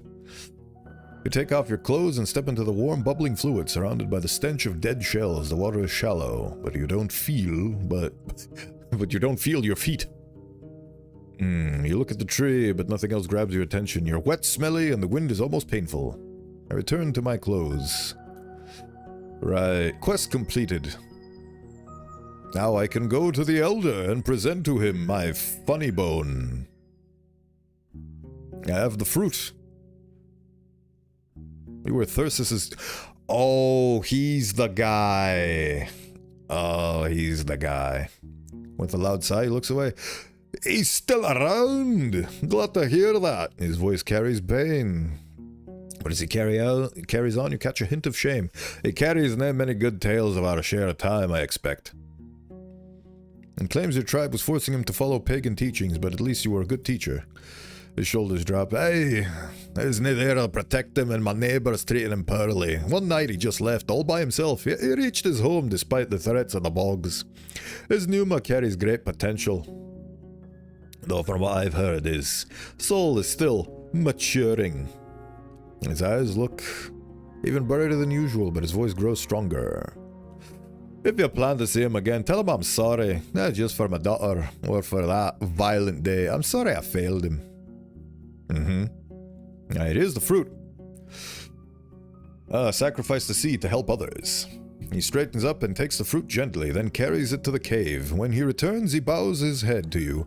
I'm astonished, traveler, I am. It must have taken a lot, but we're almost done with it. Return to me once you're ready to take me to Old Pegos and back. When they later than the early afternoon may help us push away the wild animals, but it'll be 2 weeks to protect us from the creatures of the night. I can take you now. Without a word, he walks through the metal door and leaves you alone for a few minutes. Once he returns, he holds a red staff and linen bag, which he gives to you. I'm old, you'll carry it. He states matter-of-factly as you lead Kit Kat down the path. Right, let's go, butt. The locals drop their tools and head to the road, observing you approach anxiously and bowing to the Elder. The commotion spreads to the other side of the wall as the villagers call their friends and families to gather round. Behind the open gates, you're welcomed by a tunnel of onlookers. The druid raises his hand and waves to no one in particular. He moves forward silently, not interested in what he sees. Once you get to the fruit-bearing trees, you turn right. Crossing the bridge is not easy for an old man. The druids are gathered on the side, while a group of elders are on the other. Thea stands in your way right before the second bridge. When you reach her, there's a long silence. I let them play out their games. The mayor welcomes the elder with a nod. We're honored to see your arrival for a speaker. I hope you didn't want to leave us already. She puts her right hand on her chest and willingly titters. There's no trace of her city accent. The elder's tone is both firm and polite. I'm nae here. If I had been another path I could take, I would. I'm glad to see you in good health. This place does not need me, and thanks to this stranger, I can reach the people in great misfortune. Good day. Elpis steps forward with fingers clenched round her staff. Behold, her has awoken. Our people have the right to its seed. You're robbing us of a fruit for which we've been waiting since spring. Oh. I've made the sacrifice. It belongs to me, and I get to decide what happens to it. And this stranger has chosen what none of you is brave enough to do. This man sounds like a disappointed teacher, and you realize he has heard the druidess's voice without looking at her lips. Eva you, Elpis. He points at the pale druidess with his staff. His hand is shaking. To think you would dare to claim our holy totem as your belonging. Your soul is marked with corruption. Okay, so the entirety of Howler's Dell sucks. Let's burn it all to the ground. Let's go on Glossy's merry adventure to burn everything down to the ground. He looks around. You who believe you deserve the seed, do they understand who you are, how lost you are? He moves his staff around, pointing at various faces. He wants to move forward, but the mayor puts hands on her sides. In her eyes, you see an unfamiliar glimpse of fear. You've already eaten the seed once, O speaker. Do not make us use force. He knows what he's doing. A good minute passes by before the elder speaks again. My wife welcomed you into this world, Vase. I myself voted to use the seed to heal your weak bones. I can nae believe you are fallen so far. Our journey illuminates nae doubt, but you're but a brigand. Only you can hear a sigh. Enough of this. Be gone. He doesn't wait any longer. He steps forward, and the mayor gets out of your way, observing the two of you with fear and fury. You cross the bridge, and then the open gate. The man returns to silence, but his back is bowed, shoulders drooping. That will help me destabilize the Howler's Dell economy. The man stops near the clearing and leans on his staff, contemplating the clearing silently. And I was but a brat. Nae a bow was trimmed without greater purpose. Nae only for humans, both for the trees and land. Pinching the spirits was a misdeed. He turns to you, observing your lips. I've heard tales of great sages from before the days of the emperors who restored such lands with a single spell, brought them back to life, helped us find forgiveness the right path. And where are these sages now? Those are just stories. He glances at the dead trees, made up by those that dream of salvation, who do not know what they need to be saved from, who think there's a balm that will cure a soul, the fate itself. Right. We've reached the place. The hills are bright and colorful. The tall grasses and flowers dance with the wind, unaware of the countless grasshoppers, butterflies, and mice that romp and prey among them. Dark green birds are circling above the walls. After a minute or so, as time goes on, the old man's walking pace slows down, observing the lands around with great interest. His keen eyes stop on trees, bushes, and flowers, though it's the crops on the plateau that make him stop for a bit. After a minute or two, he speaks. The plants want to fall. They need no more than 2 rains. The farmers need to come out right after dawn. He doesn't look at your lips. He turns around and approaches the second ascent, once again slowing down to climb without your help. I tether Kit Kat to the fence. The man awaits at the gate and reaches out to you. You gave him the bag that he gave you back at his shelter. You didn't have to stay away, but it will be nae pleasant. But it will nae be pleasant. He sighs. I'll come out soon, and we'll have this place right away. The village may be cured, but that doesn't mean that the plague is cleansed. We can still be infected. He raises his red staff and uses it to knock on the gate. You don't wait long for the dark-eyed woman to open the peephole. This time, there's not that many people around her. Let me in, says the druid.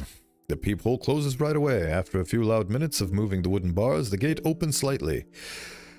You have a couple of moments to look around. The few buildings you notice are unlike anything you've seen in this province, made of materials that resemble the rock faces seen on this very hill.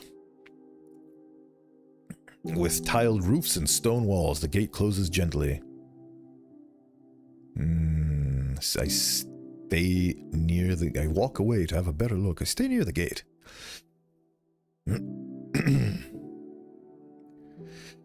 You hear footsteps, voices, crying, heavy objects that are moved around.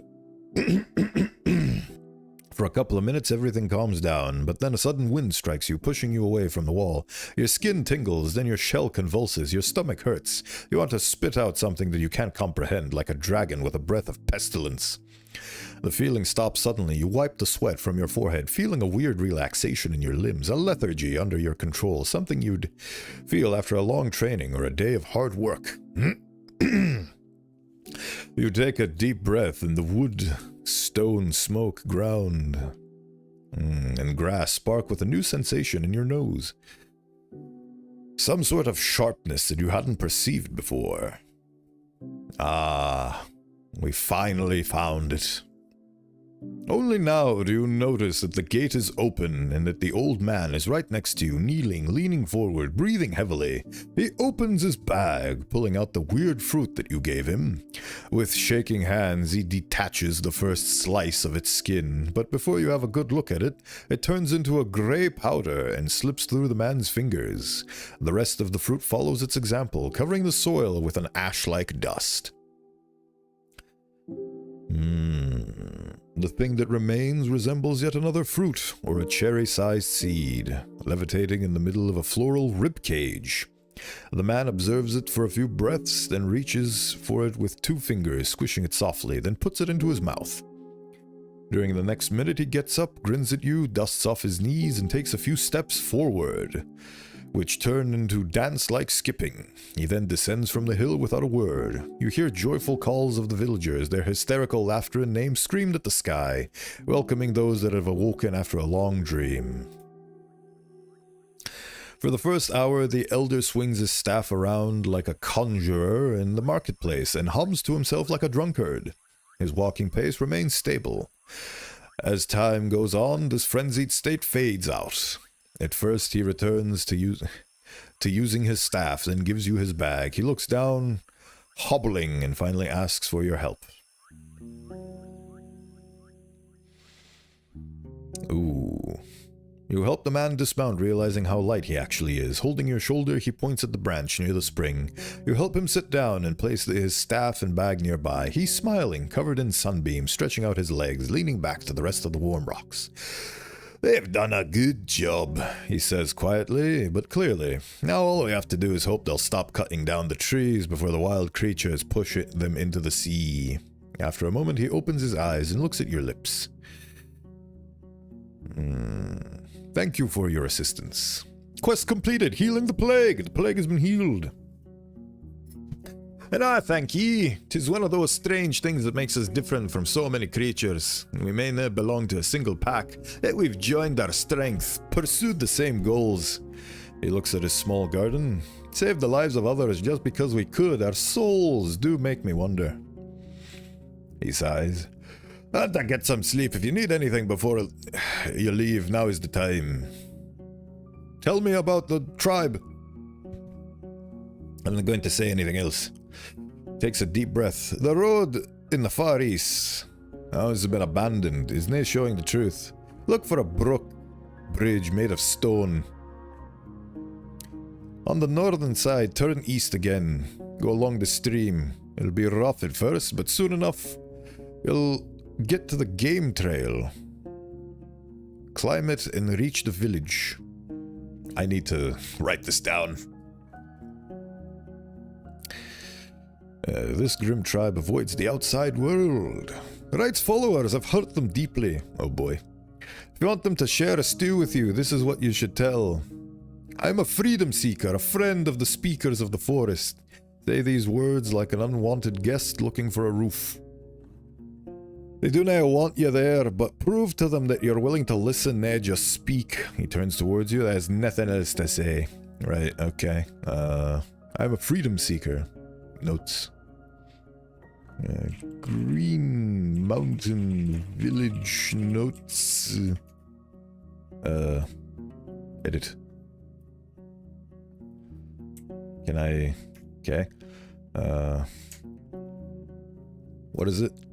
I'm a freedom seeker, a friend of the speakers of the forest. Say these words like an unwanted guest looking for a work.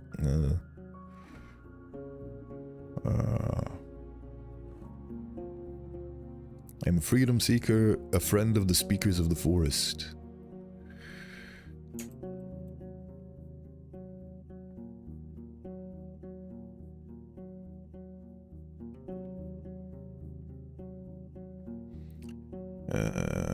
Turn east. Look at the brook. Look for a brook bridge made of stone. On the northern side, turn east again.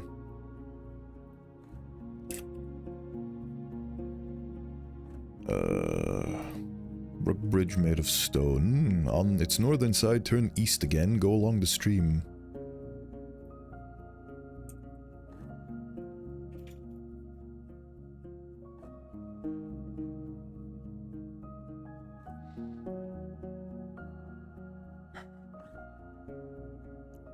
Turn on it. It'll be rough at first, but enough you'll get to the game trail, then a mountain.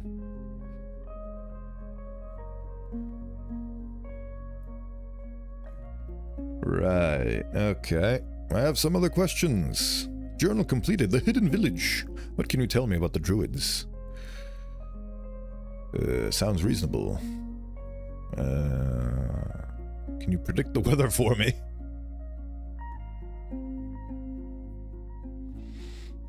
It'll be warm and a gentle day. I do need a place to rest. So be it. We are humble people and we didn't have much to offer, but at least there's a scrap floor for you to lie down on, and a stream to wash yourself. Follow me. Oh, look at this. The cavern is austere, lit only by several candles. The corridor leading deeper underground is flooded. The air is humid, but free of mold and putridity, despite all the wooden furniture around. The man points at a bunch of brown and gray furs laying on the floor, mostly taken from boars and deer, though there's also an especially large one that belonged to a red and black bear. Feel free to pile them up. They should make for a soft bed. Just be sure to spread them around when you wake up. We need them to cover as much of the ground as they can. Fascinating. I look at the woman covered by a blanket. If you didn't know much about alchemy, stay away. It is an expensive keepsake. She's more touched by time than the man. Her eyes are wide open and observe you with something between fear and curiosity. This is my wife. The best thing you can do is ignore her. Her soul is shattered. Her shell is weak. She no longer speaks. She was the owner of this table. Yes. She won't be bothered by your presence, and you see her sad smile. She will forget you about as soon as she looks away. But she's dangerous in a way. If you keep your distance, she will nay approach you, but when she's stressed, her powers take control over her. Protecting a mad magic user, it's a difficult traveler. I'm sorry for your loss. But after a couple of... I caught him off guard, but after a couple of moments you see a smile. The Nebby! She was my best friend, and I'm glad she's now alone. I saw death, madness, and blood for many years, and well, it feels different when it touches the people you love. I'm ready to help her as much as I can. It's a beautiful game. Hi, Bo. Hello, Swakal. Thank you for stopping by. He walks towards the door. He'll now use the padlock. You can leave whenever you want. Your mount will be safe. You can be sure of it. Approach the flooded corridor. You take a candle to look down the corridor, but it doesn't help much. It leads downward. You see a spot where the ceiling touches water. Mines often resemble labyrinths, and even if there is any sort of magic which would allow you to swim without air, the risk that you would lose your way is too grave. Go outside. I approach the spring. Yes, the splashes of cold water free you from tallow, sweat, and dirt. Yes. Sleep. Delightful. Sleeping on a pile of furs. Yes, please. I'd like that. And focus on its movements. You came here to help people, change their lives for the better, to heal the land. But after many struggles and sacrifices, this place is almost the same. You think of the past days.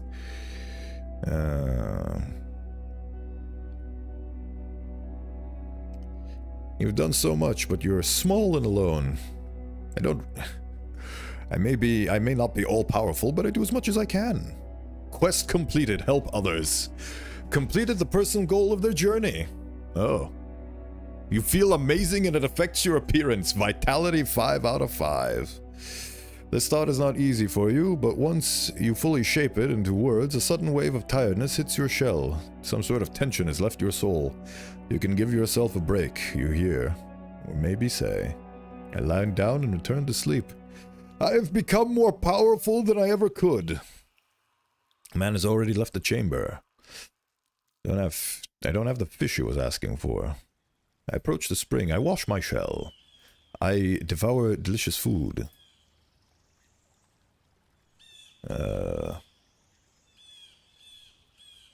Devour. I am now fully stocked and incredibly powerful. Right. Journal. What else do I have to do in this world? Look at all the... Oh my god, I have more completed quests. Oh, that's beautiful. Help others. I help many people and change things about the North for the better. My duty has been fulfilled. I saved old Pagos from the plague, getting hardly anything in return. I helped the people of the creek secure the eastern path. I destroyed the goblin lair. I helped a few people with finding or rejecting their match. I helped Eudocia spread her rods. I kept Aegidia's secret to myself. I delivered food to Quintus. I lied to Valence to save him from pain. Ah, look at all the beautiful things that I've managed to accomplish. This game is so beautiful.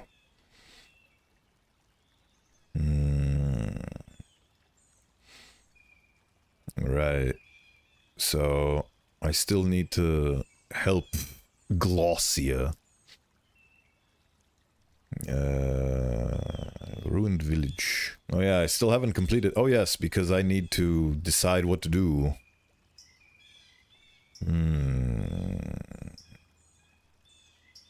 Well, if I'm sure my knowledge I've gained is an advantage. Right, Theseus will help me meet... where is the... I still haven't done the missing hunters bit. Where's the... Oh yeah, once I'm ready I can speak. Right. Let's go do that then, shall we? Unless I'm not allowed to, in which case that would be bad. I could spend the day resting, that is a valid thing to do.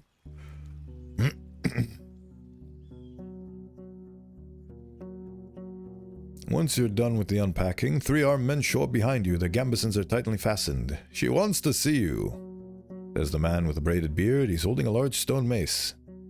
After you, then. You're surrounded by curious glances and worried whispers. Thais, in her usual spot, holding a mug with both hands. She doesn't have to say a thing. The dining neighbors get to their feet and leave the square without bothering. Kaku says, okay. She waves her hand and you get pushed onto a stool, almost hitting the ground. Forgive us for all these precautions, she says with a thick local accent, observing you with piercing green eyes. But I'm not sure who you are. Not an ally, no threat. Her pale fingers are tapping on the wood.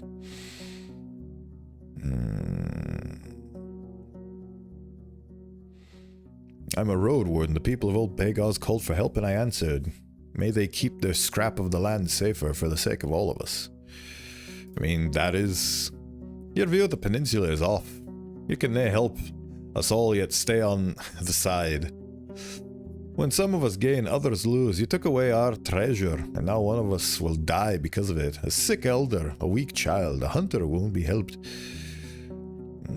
Would you push one of us from a cliff to save another village? How about killing me? How many lives am I worth?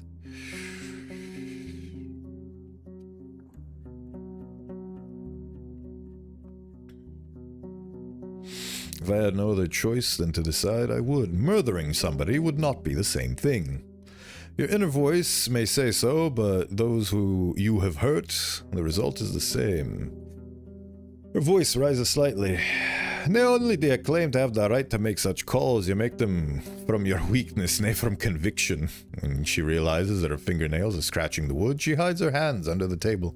So this is it. You took her treasure thinking 'twas not a big deal, and others. She runs her eyes over the people who are staying at the edge of the square. They'll have to pay for it. You're not to be trusted. Sure, go for it. I'm not petty, Bodingus, she says, showing the pettiness of an overstuffed cow. He returns to the accent of the city folk. You can still enjoy your stay at our lovely village, she says with a sigh and puts on her usual smile with a hint of a smirk. We can still use your services. You may be a stranger, but at least you carry your dragon bones. And the guard pushes you away, and the other people read it as a sign. They get back to their tasks and meals, avoiding your eyes, and the air gets lighter. Look at you. Look at you showing how big and strong you are. Ooh. So big and strong.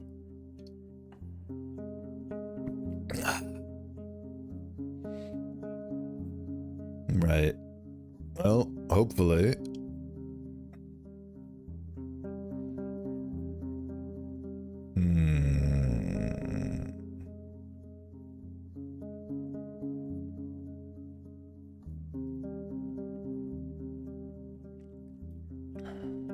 Let's talk allies. Right. Let's go. You don't have much time. She straightens up and adjusts her dress. I'll handle the supplies, shelters, torches with the help of your friends. We can get rid of the necromancer this very day. She looks into your eyes and puts on a wide, innocent smile. I'm counting on you, Bodingus. Oh, I bet you are.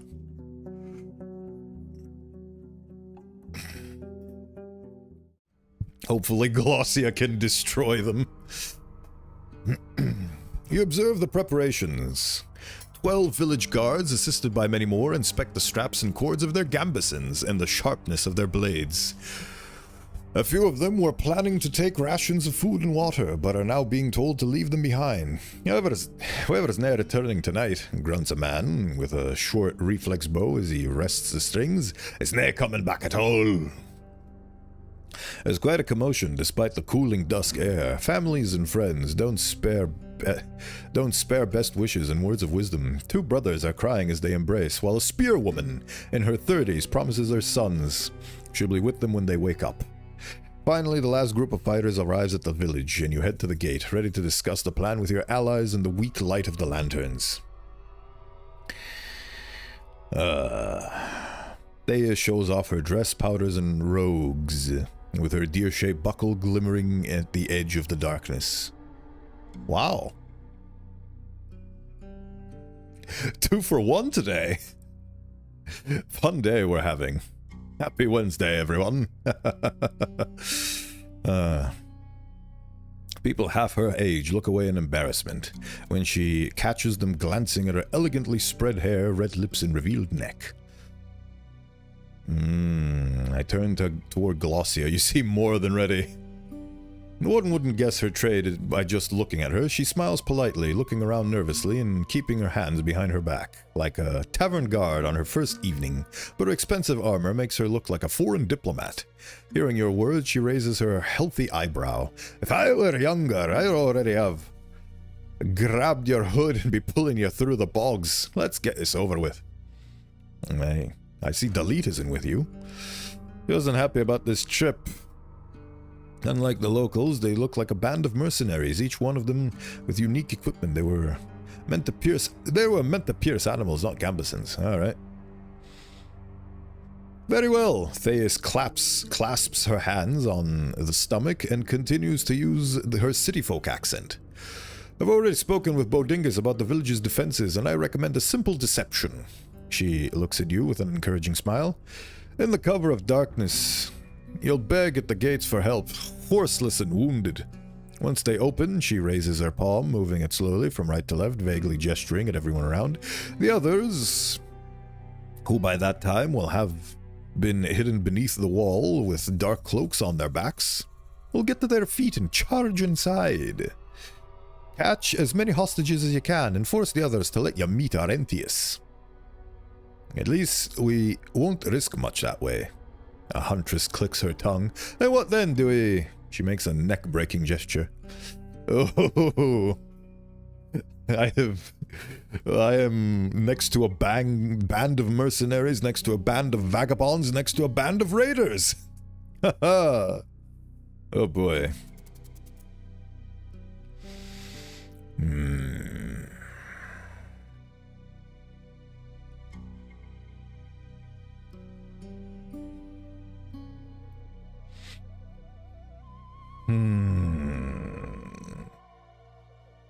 Here's what we're going to do next. What are we going to do next? Ah, sire, I'm coming, says one of Theus's men. As often as I go out with hunters, our cloaks will be darker in the night. Our steps will near wake a mouse. Alright, hostages? If they abandon the hostages, the gate, which would be a start... the gate watch would be a start, but you'd better be getting into the nearest houses. Catch a few foragers, or maybe some kids. They won't throw themselves at you, and you won't need to hurt them. No one seems eager to argue with her. What if they abandon the hostages and start a fight? The living, sure, says a bandit. But when pressured, they may send the awoken against us. One of the Howler's guards nods in agreement. Let's hope no one will suffer tonight. Alright. The gathering falls quiet. There will be no coming back from this. We need to avoid the risk. We'll demand that the villagers hand Arentius over. No disputes. Or we'll threaten to kidnap the hostages. Then we'll take him away so he can turn back to necromancy. I'll meet with Arentius and use what I've learned during my journeys to open his eyes. Having him give up on necromancy will convince his followers and may save the bridge between them and the rest of the peninsula. Hayes gives you a puzzled look. The more time you spend in the village, the more opportunities you'll give to the locals to regroup. And what if he won't listen to you? Once you lose the advantage, you'll no longer be able to take him by force. If I fail, I fail. I'd rather take this chance than see White Marsh's sunken blood. Yeah. Her voice grows harsh. If you fail, our efforts will be wasted on your whim. I really hope you judge your talents well, Bodingus. The more villages and traders are there, the safer the road, says one of the hunters from the Pelt. Allowing them to remain strong would make our boss happy. He looks behind and his companions nod in agreement. We're in! After a long pause, Glossius starts to wander around the gathering. I've no pity for the necromancers, I don't. Her voice is cold, and her slow pace gives it an added confidence. You want to have a chat with them, so do so, but don't think I'm going to scat empty-handed. We're here to make the issue disappear, not poke it. She returns to her original spot and puts her hands on her sides. Her eyes leave you no doubt. She won't take no for an answer.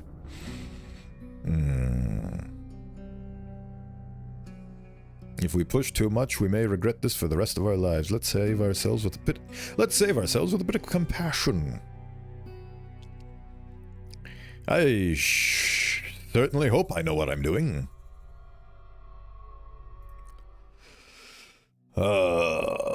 Put your faith in me. Things are going smoothly. The wild beasts, worried by your loud and large band, keep their distance, and with the druid's help, you find a somewhat safe, though wet route around the creepers, and after observation, the lantern-carrying wall patrols, you manage to sneak up, hiding in the shallow moat. After all, the locals were meant to keep an eye on the creatures of the night, not invaders. With a cold wind hitting your soaked boots, you're at the gate, crying for help. The guards call to one another, afraid you may be in danger. Open the gates, you're safe now. The last few words were aimed at you. It's as if I'm stabbing them in their backs. I'm doing this for the peninsula. Ultimately, I am. The reality is I'm doing this so I can get on Glossia's good side, so hopefully we can destroy Dell together. Is ultimately what I'm trying to do here. I wonder if there was a better way to go about all of this. Morality's overrated. After a few long minutes, you are standing by the well, surrounded with chaos and weeping. The hostages are gathered in the center of the animal pen, guarded by your forces, most of them being defenseless children and elders, as well as a few workers with slim, weak shells. The guards, now disarmed, were squeezed into the nearby shed. Your band observes the walking corpses with a mixture of fear and disgust. In the same way, the locals look at you. So far, there has been no real bloodshed. The spying you did for Glossier helped you organize your storm to avoid darker alleys and sheds.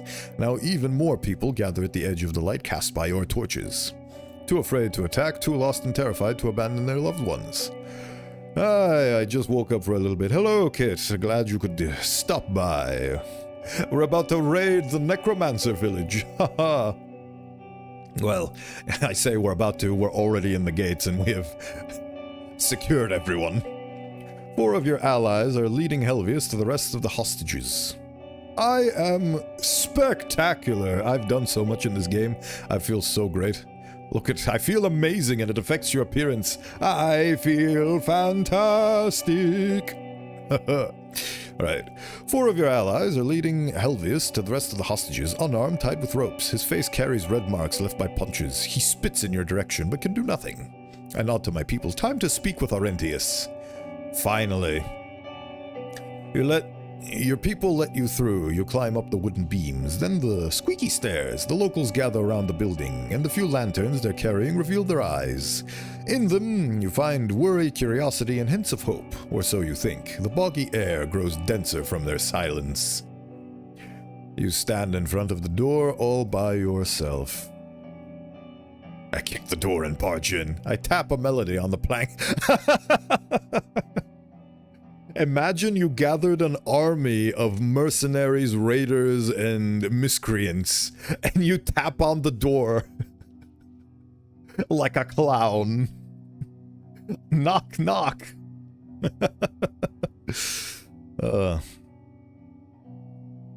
Amazing. I hope the surgery was a complete success. I push the door slowly. Forgive me for disrupting your peace. Again, every single one of these is like, oh, sorry to stop by. I sort of gathered an army of 3 separate factions to get your attention.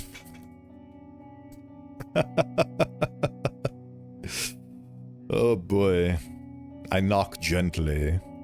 I tap a melody on the planks with my fingers. I push the door and walk in.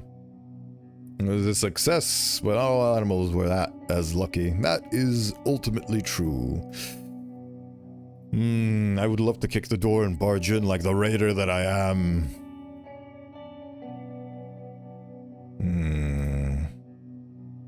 I gently open the door. I'm very tempted to clown on this man. I tap a melody on the planks with my fingers.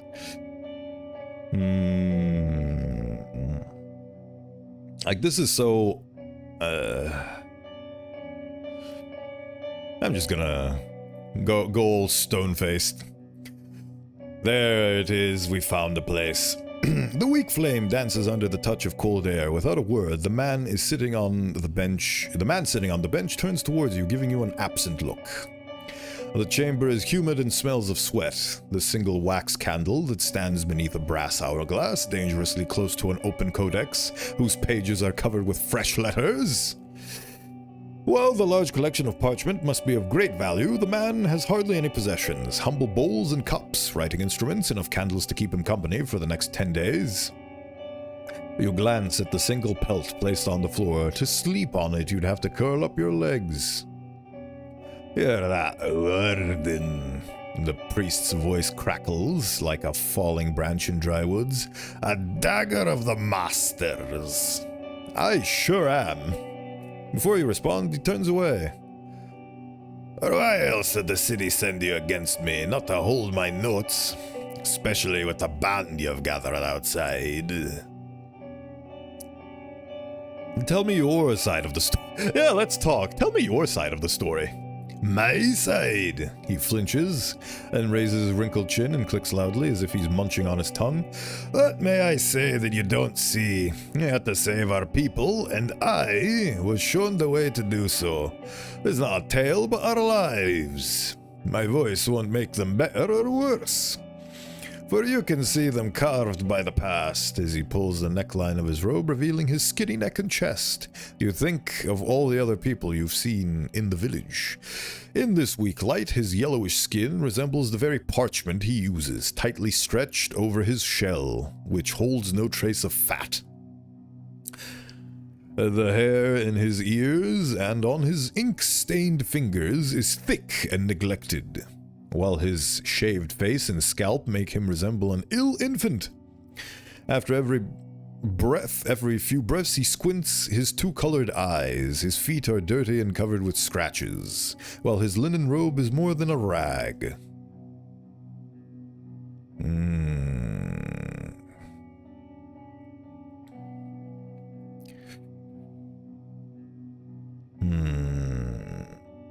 You may have good reasons to do what you are doing, but you can still turn around from this path. Forget this past. Start anew. You're reaching the point of no forgiveness. Stop before someone stops you. But try to see this situation from the perspective of the other tribes. They're afraid, but I have faith. You'll find a better path forward. With me around, the peninsula is no longer hopeless. But the merchants and officials of Hovlaven are interested in the peninsula. If they come here, your people will face persecution. The people are afraid! Let them be. Why would we bend our paths under their will when they were the first ones to cast us aside? He raises his voice and fists. What makes you believe you're the one to guide our village? You think a child taught to ride a horse to fight and kill to carry out the will of the masters would grasp our choices? You may be right, but before I came here, I did my best to learn about your past struggles, the days of hunger, the way howlers took away your timber trade. I want to understand your situation.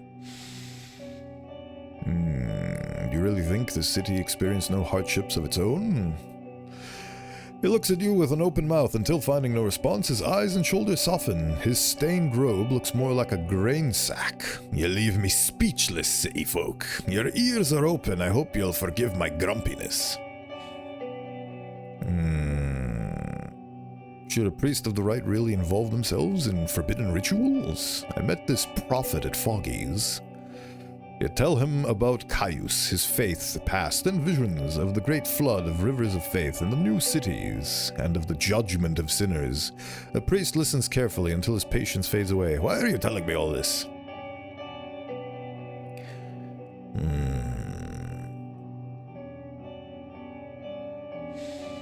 I think he's crazy, so is anyone who claims to be directly read by the light. Led by the right.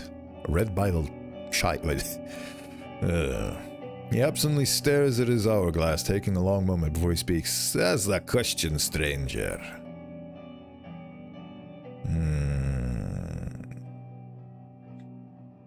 You must be aware that the undead are dangerous. When left to themselves, like the flames of Harith. He rests his elbows on the table and puts a finger on his lips, rubbing them gently. As the night that follows a shell's day, but like lightning or the wind, merely a part of our world.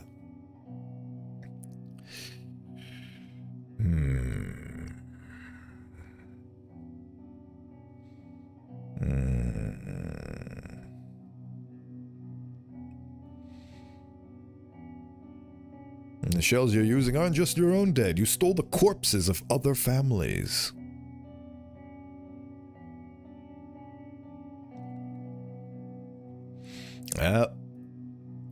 I'd forgive a starving child who stole a drop plum. He starts with conviction, repeating an answer he has well memorized, but seeing your frown, his voice grows shaky. Moving a pillaged home, I take no pleasure in my deeds, but I've been right to stain my innocence for the sake of others. Of course. These matters are not for a single soul to judge. It may all make sense in your eyes, but these things are more complex. The deeper you dig into them, there may be consequences you can't yet see.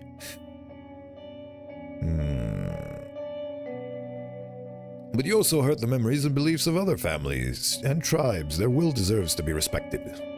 It doesn't. His voice is close to a hiss. Not when it stands in our only path to survival. Right's teachings ought to show us to build a better world for ourselves, not imprison us in superstitions. Could use Eudosia's golems. I cannot say I've heard about it, but even if what you're saying is true, we're hardly anything to give her in return. I'll discuss it with Helvius. Oh.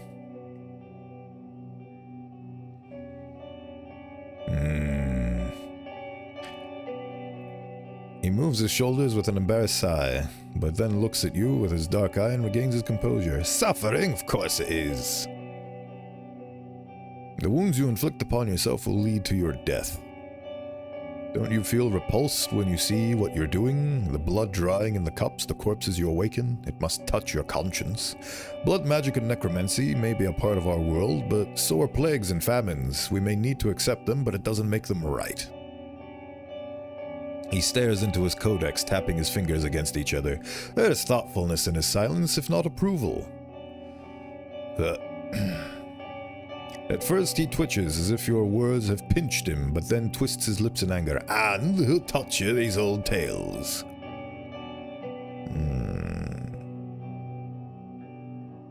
Are you saying you never experienced troubles with your creations?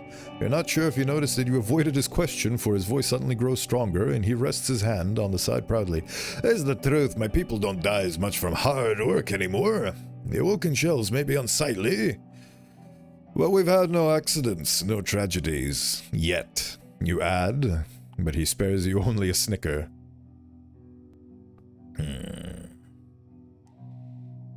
Do you truly believe your people are grateful for your leadership?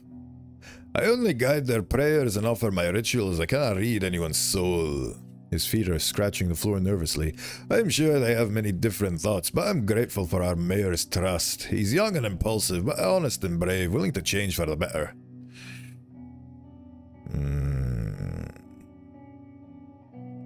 Thyrsis already took a stand against you. That's why you made him an outcast. It was his own choice. He raised his voice. His raised voice turns into a long cough, then a defeated groan. Yes, there are fewer of us, but those who remain aren't suffering, nor are they held in the bellies of beasts. Those who follow me will be rewarded by right's mercy. Helvis is a meanie. He's a jerk. They say this much, yet know not a thing of what shaped his thoughts or what's happened to him over the years. He wounds no one, his voice grows stronger, and doesn't deserve accusations. Even if, as he pauses, he strokes the edge of his codex gently, some feel worried around him.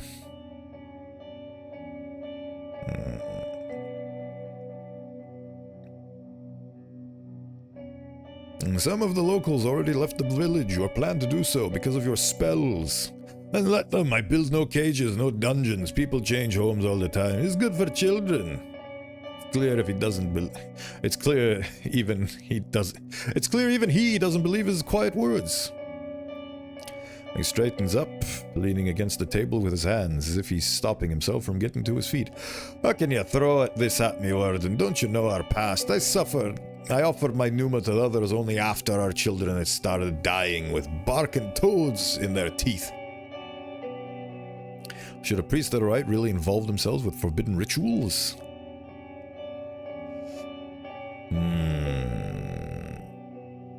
How dare you doubt the strength of my faith? You're the priest here, I guess. He smiles gently, pats you on the shoulder, and turns back to his writings. I may be pushing this too far. Can't you see I'm trustworthy? I don't wish you harm. And you want me to believe that, well, at this very moment you're raiding my house with your band. You must think. His bewildered voice is interrupted by a weak cough, which leaves droplets of blood on his hand. Distracted, he wipes his hand on his robe, mixing the blood with dried ink. I guess we're done here. He spares you an absent glance, then turns around, steps away from the table, and falls on his knees. The cabin is so tiny he can lean his hands against the wall. Why do you let me hear this voice again? You think about a response, then realize it's not you who's currently being addressed.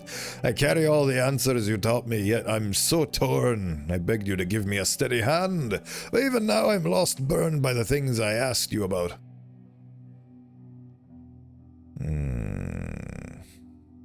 I let him finish in peace. His exhaustingly long prayer gets harder to understand the longer it goes on. The priest's accent gets thicker, while at the same time he adds more and more words from Adir's tongue, and mentions names and events you've never heard of before, as if his worries need a lifetime to unravel. You may not convince the man to trust you, but you've awoken his long-buried fears. After what feels like an hour, the sobbing, snotty man uses the bench to support his sore legs. He stands up and approaches. Come, Warden, time to fix this. Alright, let's hope that he does. Thank you, Orentius. The gust of night wind eases your breath. Only now do you realize how much sweat has gathered behind your neck. Your allies are still safeguarding the building, while the terrified and exhausted villagers, sparsely lit up by candles and torches, are surrounding the place so tightly that many of them have their feet in the chilling water. The prophet, who needs to lean against a walking stick, raises his free hand. The candlelight touches his back, and his absent face is covered by darkness. I was wrong all this time, he utters. We need to go back. The silence turns into a mixture of resentful shouts and weeping. The elder walks down the stairs, rejecting the helping hands of Theus' men. Heading straight to Helvius and his crew, soon after you join your band, who, still with weapons at hand, keep the locals at a distance. There are only a few hostages left, even though you see no signs of bloodshed. He'll convince the others to give up necromancy. We're done here. The fighters let out relieved sighs and chuckles, leading you to the exit. The braver villagers also follow, all too eager to close the gate again. Glossia lingers behind, keeping her eyes on the crying priest. With a hateful grimace, she spins her sickle sword as if she's but a moment of weakness away from dashing through the barrier of flesh that separates her from him. Before you leave the village, you notice that the guards from Howler still haven't dropped the weapons taken from the locals, and carry large filled sacks you haven't seen before. Same goes for the hunters from the Pelt. I should have expected this. I point at the loot. What's going on here?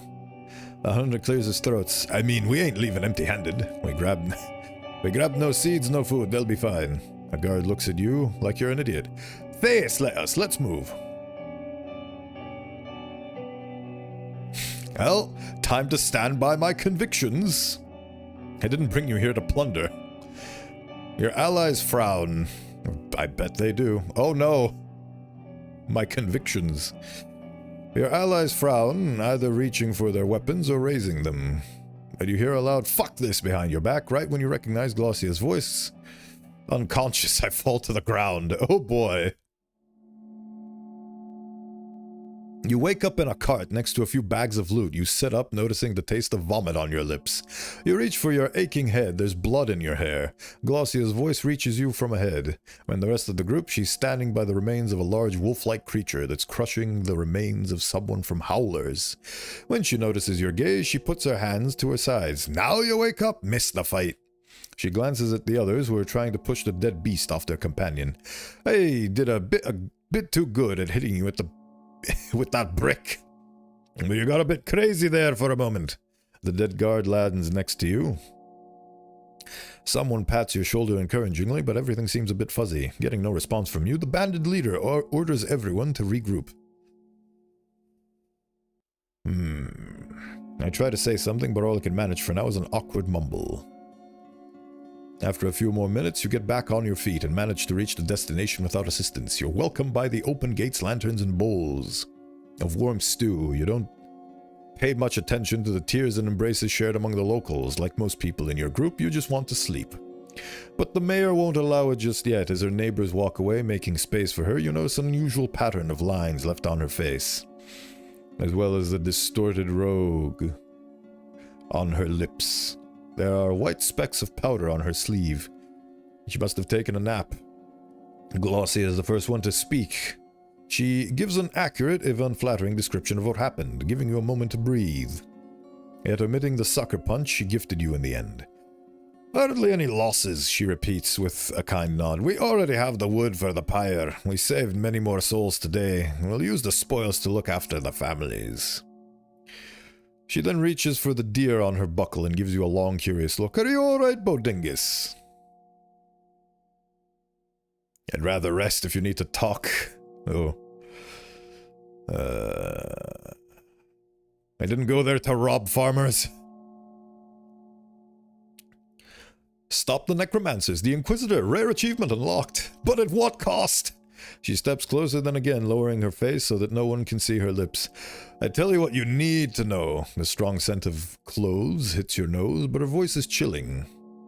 Hopefully I have enough time to dismantle her authority. She then spreads her arms, looks around, says something to her guests, but you no longer listen. All you can remember are your heavy steps to the inn. I don't even take off my armor. Do I get a free nap?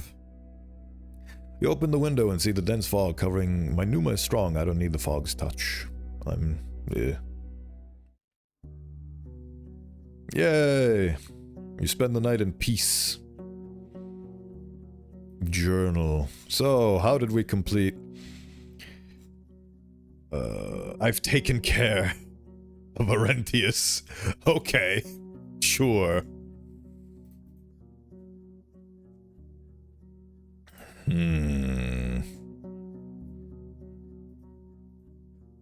Oh yes, I still have to... Oh yeah, I'm in the place where I can get the wand. Oh, and I need to go to the hidden village and leaves. We are coming down towards the epic conclusion to our second run, it would seem.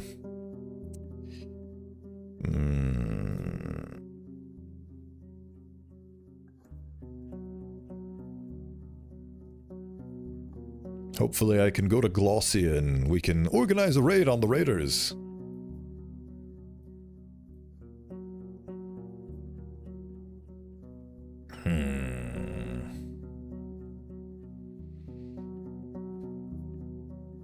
Guess I got knocked over the brain.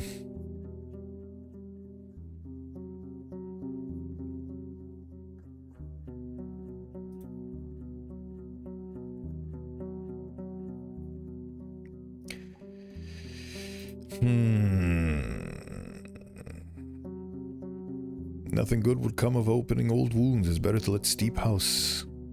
I already did my part. I'm going to report everything to the city officials. Let them decide. No. Don't I have the side with Glossia option? I guess not. Right, where? Oh yes, I need to go to... No. Go to the Druidess.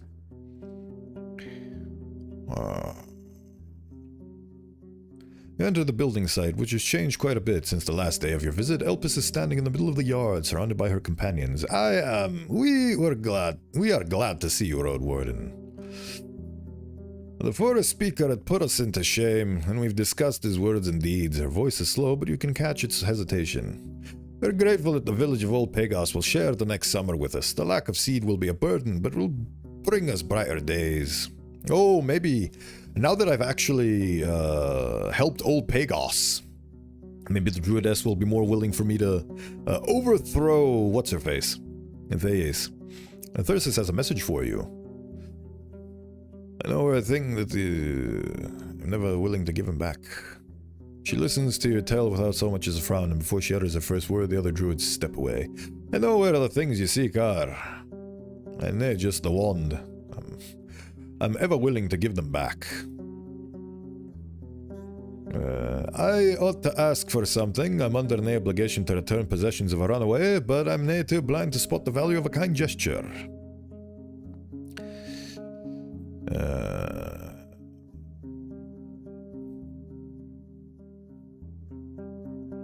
I too can see the value of a kind gesture. Her eyes grow slightly shinier. Then I want you to protect my friend on their walk through the brighter woods. 'Tis nae as dangerous as it sounds. Our gardener is good health, but cautiousness will nae wound us. Maybe You may even learn a bit. When do we start? Once you're ready for a strong of shell, head to the guards at the northern gates. Tell them that you're looking for work, like a vagabond would do on any day. Warn them you're coming. Very well. The hamlet will stay as it is. New trader unlocked. Farewell. Right, Elpis wants me to offer my services to the guards. Fair enough, I guess. Work for Elpis. After you mention that you are meant to ask for work, you are taken beyond the gate and led towards the forest garden. The field of workers you observe for a bit. The warden's about to examine some weird trails.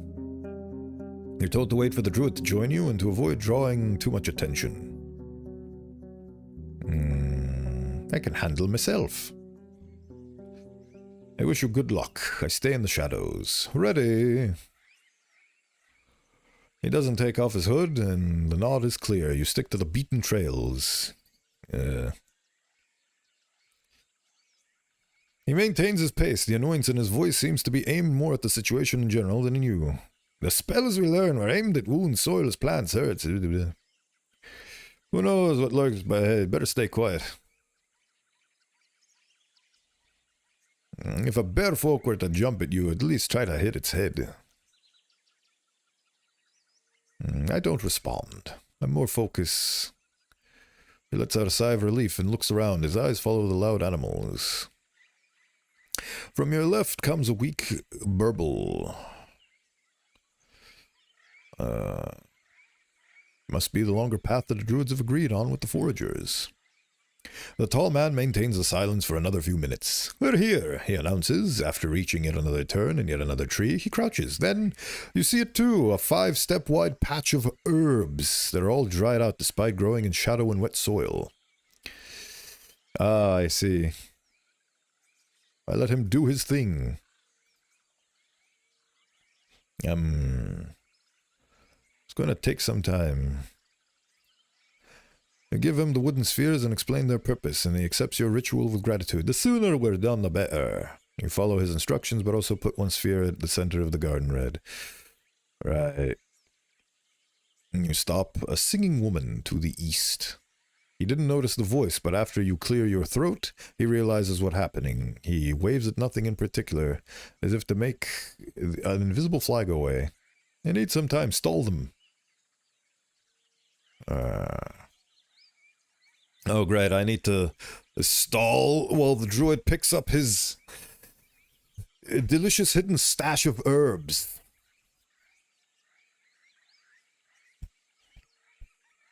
I point at the bag on her back. Foraging? Yeah, almost done with the work for today. I was hoping to pick some strawberries from this fellow here, as if they're all gone.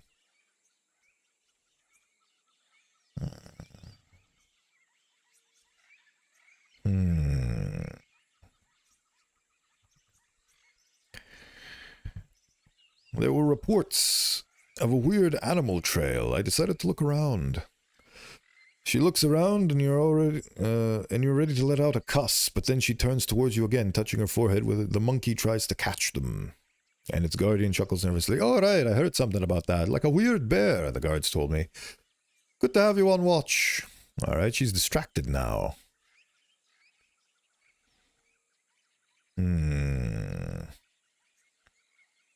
You try to sell her some vague estimations of what sort of animal this bear could be. She clearly won't shrug off some idle prattle, but you need to think of another topic.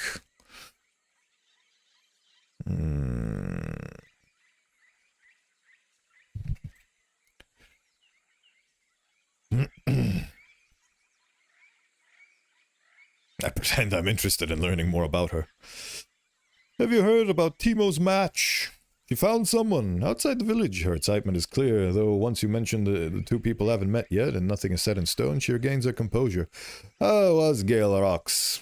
I never ever left the village. Yada yada. In return, she tells you about Howler's Creek, how gentle and reliable it is. A joyful bunch. Lovely to chat with you. Have a nice day. That wasn't so bad. You wait for it to disappear behind a thicket, then return to the druid. Did you find my answers? The whole garden patch is now in chaos, thoroughly dug through. Aye, your spell helped. It gives you the wooden spheres. They're warm but not burning. Something's in here. Could be an undead casting curses in its twisted spasms. I need to bring this news back to the village. Nay. A huge waste of time. Theus needs to hear about it in any other way. So, everyone's going to know it is better than death, even yours. Right. You received a bundle. A moment. He reaches and pulls out a small bundle from a linen sack. A gift? Why do you think the warlock wants this trash? Elpis says it must be a gift for his parents. There's bad blood between them, even more so than since he ditched the necromancer's teachings. Right. Farewell. Okay. That's done. So now I can go and get Thyrsus's give Thyrsus his wand back. But before I do that, I want to see if I can convince the druid. Hopefully druids will listen to reason. I am the Messiah. Please listen to me.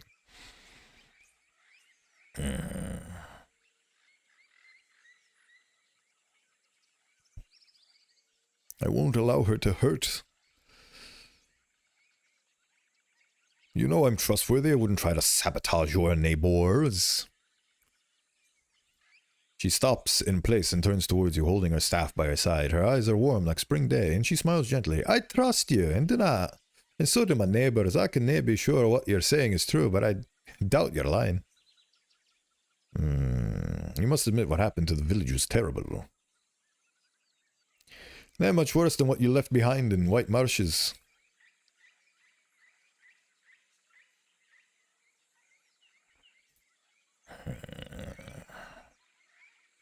They lost their hamlet. Now's your opportunity to fix your mistakes. Ugh.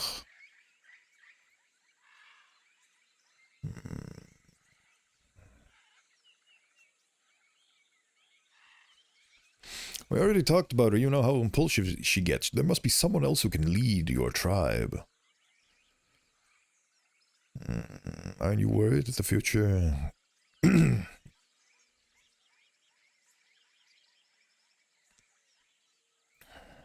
pay close attention to the teachings of our ancestors.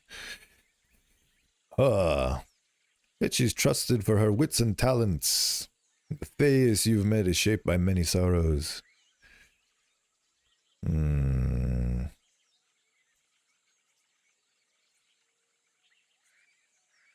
What's your decision?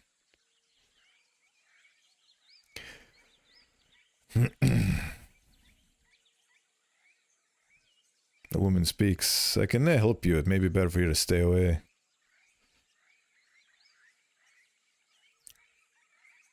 Alright, well, still failing with her. We travel on. A struggling village of Pete, recently thrown into chaos. Oops. Oopsie daisies. Well, sometimes you do good, sometimes you do bad. Probably should have realized that leading a band of 3 separate factions of raiders wouldn't probably be good for the health of the village, but hey. You learn something every day. Oof. Through the closed gate you hear muffled conversations. You knock, yada yada. Tertia turns to be tall and skinny, holding a spear. Her voice matches the people in cheerful brown eyes. We'll keep you in our prayers. Yes, yes you will. I'd like to reward you. Oh.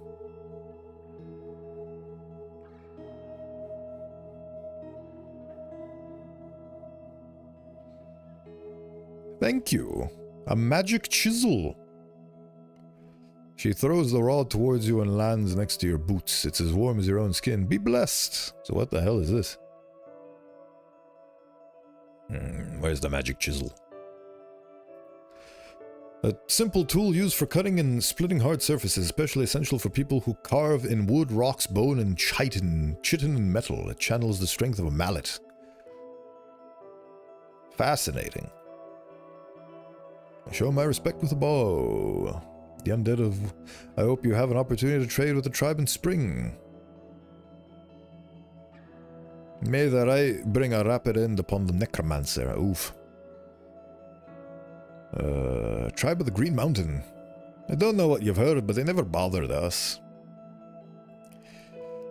They're the closest village I can get, but don't trust them.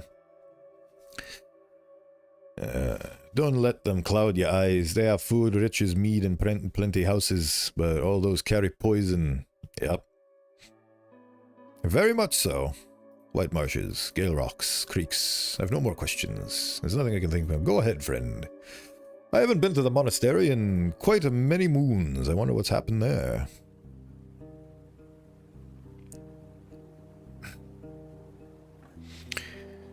I bring news. The plague is no more. I helped the elder druid from Howler's Dell recover his strength. He healed the people of Old Pagos with a bit of luck. The illness won't return.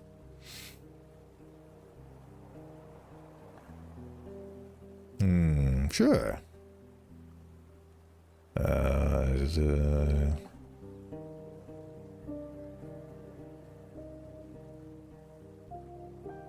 And tell them the entire story. They seem to have a decent understanding of the beholder. There's what else they need to discuss. Ooh. Support of the monks. If I manage to convince the monks to trust me, they'll agree to introduce me to their prelate. It's an opportunity to talk with them about tightening their ties to Hovlaven. Oh boy.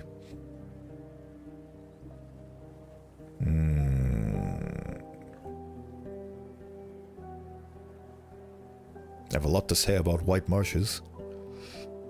The plague is gone. They're asking me to read Theus's letter.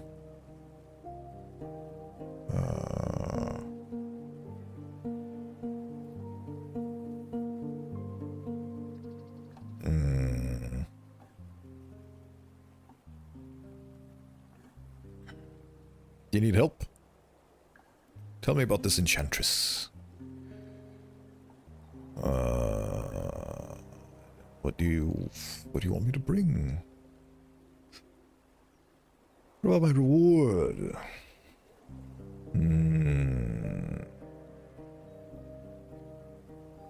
Is it such a secret deal? Quills of the monastery. Something shady, I'm out.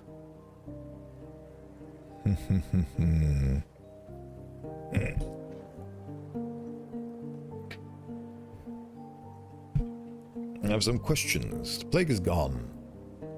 Fine. Travel. Okay. Where do I need to go? I want to look at what I have. I've done many good things, but I may have destroyed White Marshes. Oops. I want to check White Marshes, but I also want to check the hideout. I'm going to check the hideout first, because I value that more.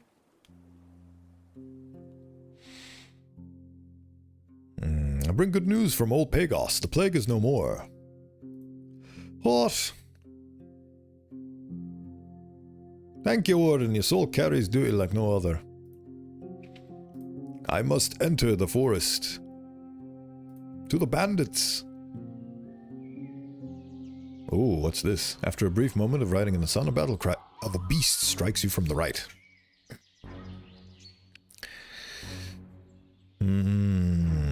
Time to get out of there. It's jumping from tree to tree. There's only one way forward. Flee! Run! Run from whatever that is. Right. She welcomes you with a kind nod. Oh.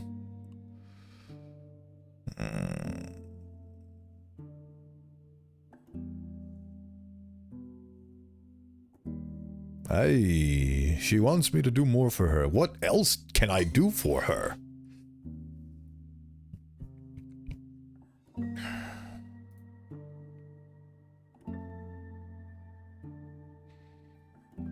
Oh yes, now I remember.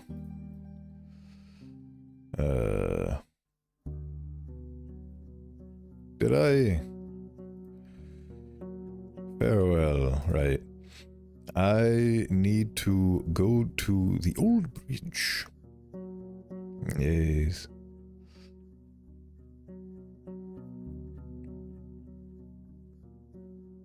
I want to check out that sick, cool place.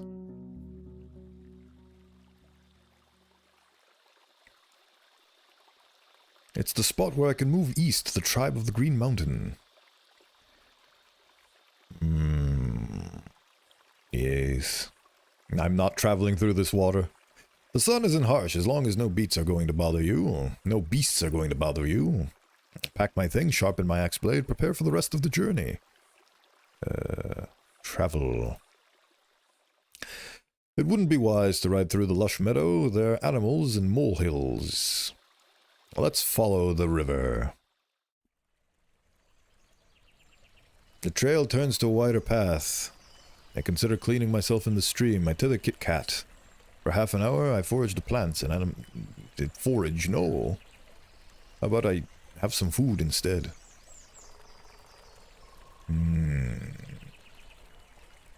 The trail turns into a wider path and leads you to a rocky hill. Kit Kat quenches its thirst.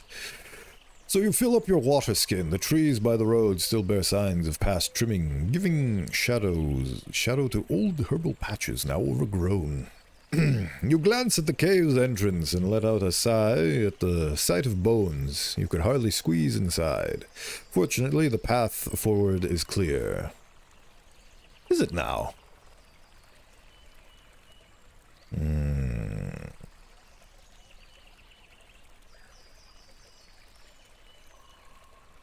Moop. Picked a bunch of wild plants. Better check. Grab my axe. The monster looks like a furless gray wrinkled human with stunningly long limbs. You've disturbed the lair of a corpse eater. Oh, delightful. Journal. Bestiary. Where's the corpse eater? According to Delete, there's somewhere for sure, but not around. There ain't many travelers and settlements here.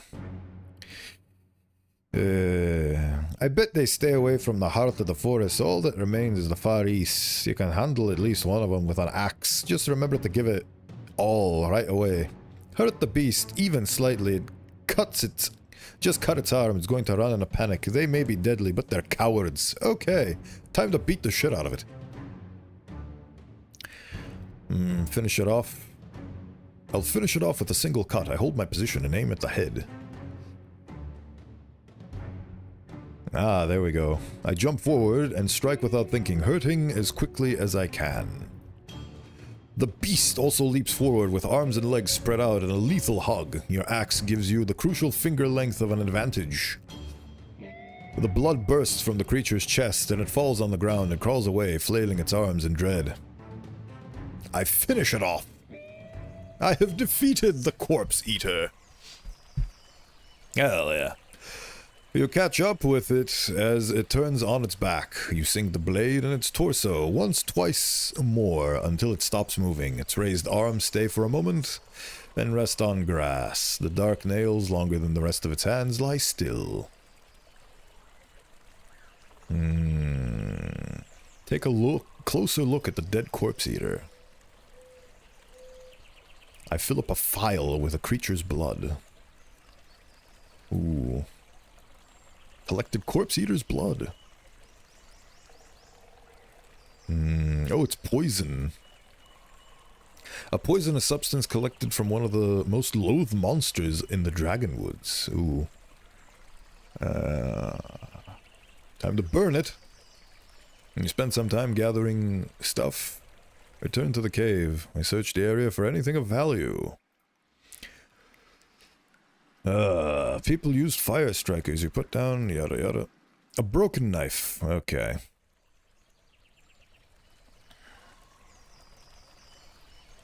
Instead of cleaning myself in the stream. Aha. Beautiful. Right. We travel onwards. The grand brown and grey mountains are blocking the horizon, and you doubt the path is going to reach the snow-covered peaks without trees and clouds blocking your view. They're like an ant approaching a fortress. Let's hope that there are some benches for me to take a break from climbing.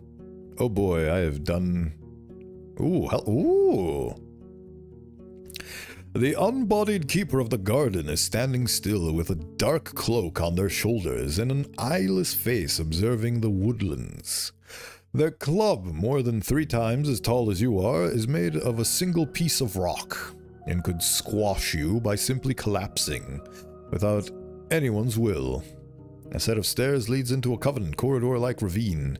The gentle wind carries no shouts or scent of blood. I approach the statue. Statue's face has no features, and the shell ends at the neck. Sooner or later something will break. You unpack the wooden spheres. New enemy, the sleeping giant. Time to fight the statue. When you return to collect your amulets, they differ from each other. The closer they were to the statue, the warmer they got, even if cloaked by shadows. Those placed on the statue's sides and behind are cold, while the one placed on the ground directly in front of it is as warm as your own skin. You shake the spheres until they cool off, then hide them in your satchel. Try to awaken it.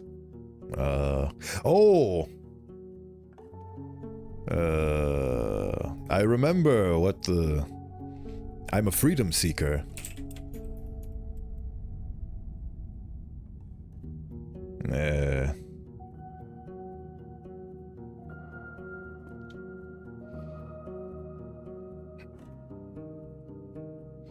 You introduce yourself and try to have a chat. It remains the same. I do something else. Freedom seeker? You either can't do that, say the phrase. I want to say the funny phrase that he gave me, but I can't.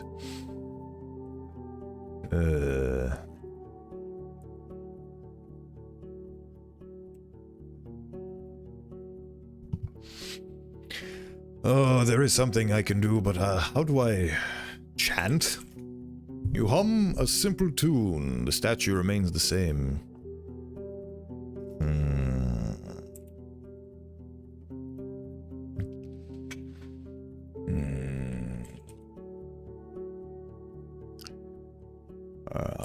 Forests, no.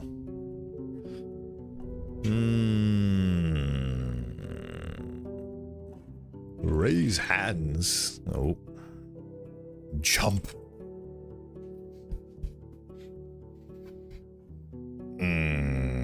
Let's see. Journal. Sleeping giant. My amulets have found magic in the area. Really, that's it? I do something else. Oh, there is a command. Steal. Alright.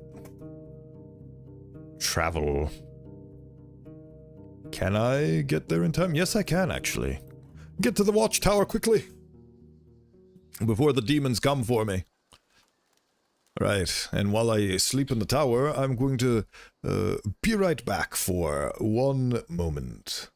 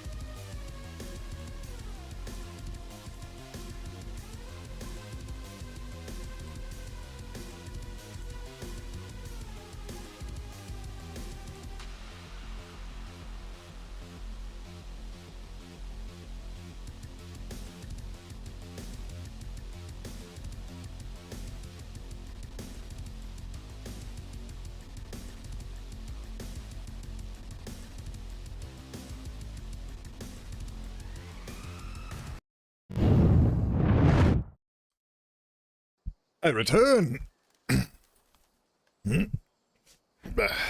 Right.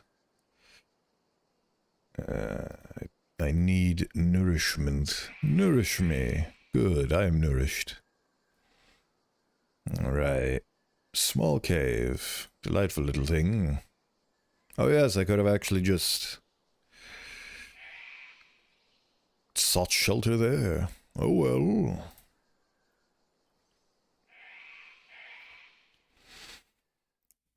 Seeing how steep this part of the road gets, you dismount. It will be safer for you to get a bit tired now than to push Kit Kat onto the verge of fatigue. They were placed here on purpose. And some of the larger ones are resting just in the middle. Ooh. A strong wind and wooden bridge connecting the rock ledges, the unusual terrain, you can't pay attention to any of that now. A large shadow circles above the ground, and its owner introduces itself quickly. A winged creature larger than a bear on the ground next to the nest. Then screeches at you through its sharp golden black-tipped eagle-like beak. It spreads its wings as wide as a barn gate. You stay in your saddle. Examine the beast. What is it? What is it so I can look it up in my bestiary and then appropriately... Oh. The movements are deliberate and confident. The noble griffin's yellow eyes speak only of violence. It's a griffin. The beast leaps forward. After it flaps its wings, the gust of wind brushes your hair.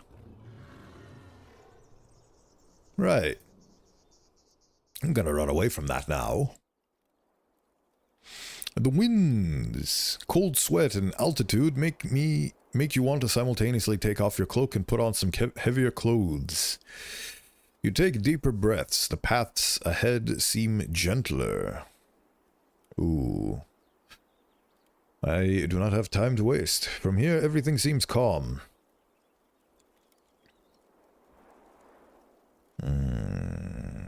Too bad most people will never catch such a view. A loud screech reaches you from up the path, where at the top of a crag you see a massive saurian standing on 4 limbs. It's displaying proudly its dark green skin, with a bit brighter stomach and orange stripes on its legs and eyebrows. As well as the tail, which is swinging left to right. The size of the monster makes you stop. Before you turn around, you realize there's a short woman sitting on its back, dressed in a red gambeson and an iron helmet with green pants that blend in with her mount. Is that Astarion? You can't see the details of her hair. I don't think it is Astarion. But it's Astarion adjacent, because he also rode a saurian. That's my logic. Find a new NPC. Is that Astarion?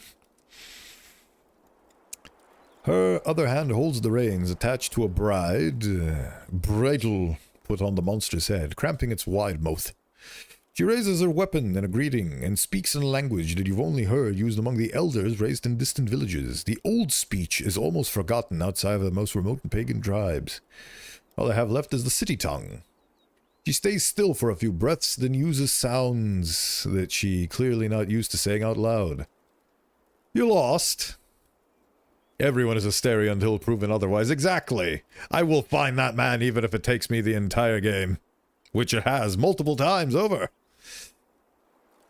During the following minutes, you both try and get used to each other's speech, though sometimes you can't find any common ground depending on the combination of city tongue and gestures. You explain that you're heading to the village at the end of this path, and she asks if you have a message for the chief or shaman. Say it to me. I'm the local Roadwarden. Even though she doesn't give any clear command to her mount, it takes a few steps forward, moving without needing to speed up quickly. After a confident leap, the beast lands on a crag right above you, allowing the warrior to look at you closely. Roadwarden, she says in the city tongue. Like Astarion to city folk, you nod. What the Roadwardens do, really? And the shorter answer, the better.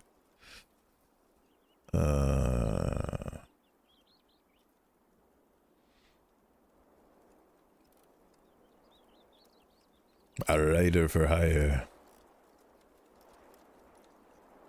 Yeah, protect travelers and help settlements stay in touch with each other. You hear a monstrous roar coming from the mountains. The woman looks around with a raised spear, and then her eyes return to you again. Her voice is strict. I find nothing for you here, as we seek no travels, no in touch. She pulls the reins and makes the Saurian turn around, then leaps away in the path, saying, Something's happening here, she shouts from a distance. The road's not safe. Come, speak of the village. Sick! Is that the village? Those 5 pixels? We ride through the corridor of rock faces led by the jumping Saurian. The woman in a helmet blows a large horn, longer and thinner than a ram's, with enough power to cause an avalanche.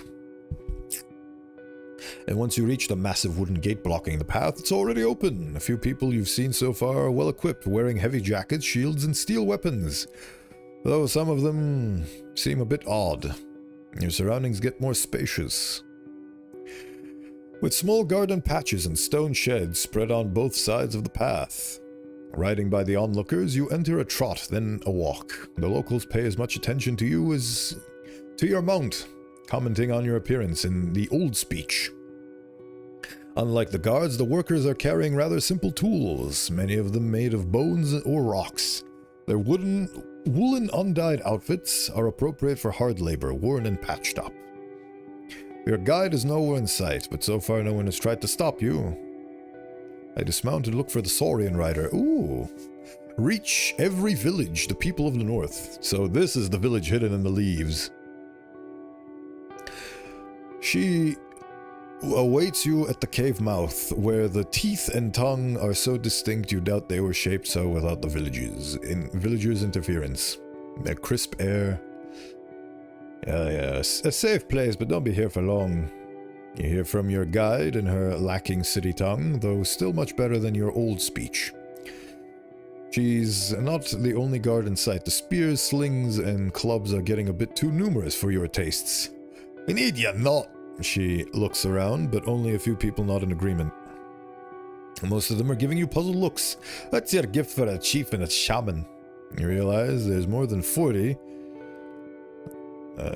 You realize she's more than 40, and even if she has a small stature, no one seems eager to replace her as a negotiator or to question her authority. The accent of those who chat in the distance is so dense you can't catch a single word. I need to bring your tribe a gift so I can see your leaders. She lets out a dishonest laugh. Why would they want to see you? She tries to say something you can't understand, but after a few attempts, she picks up a small rock. Your problems. She keeps in front of her chest, then points at the mountains above you. Our lives. I show her my possessions. Do any of these interest you? I'm trying to find a Starian. Or a shaman too, but I can't talk about it. Of course you can't. Nobody's ever straightforward.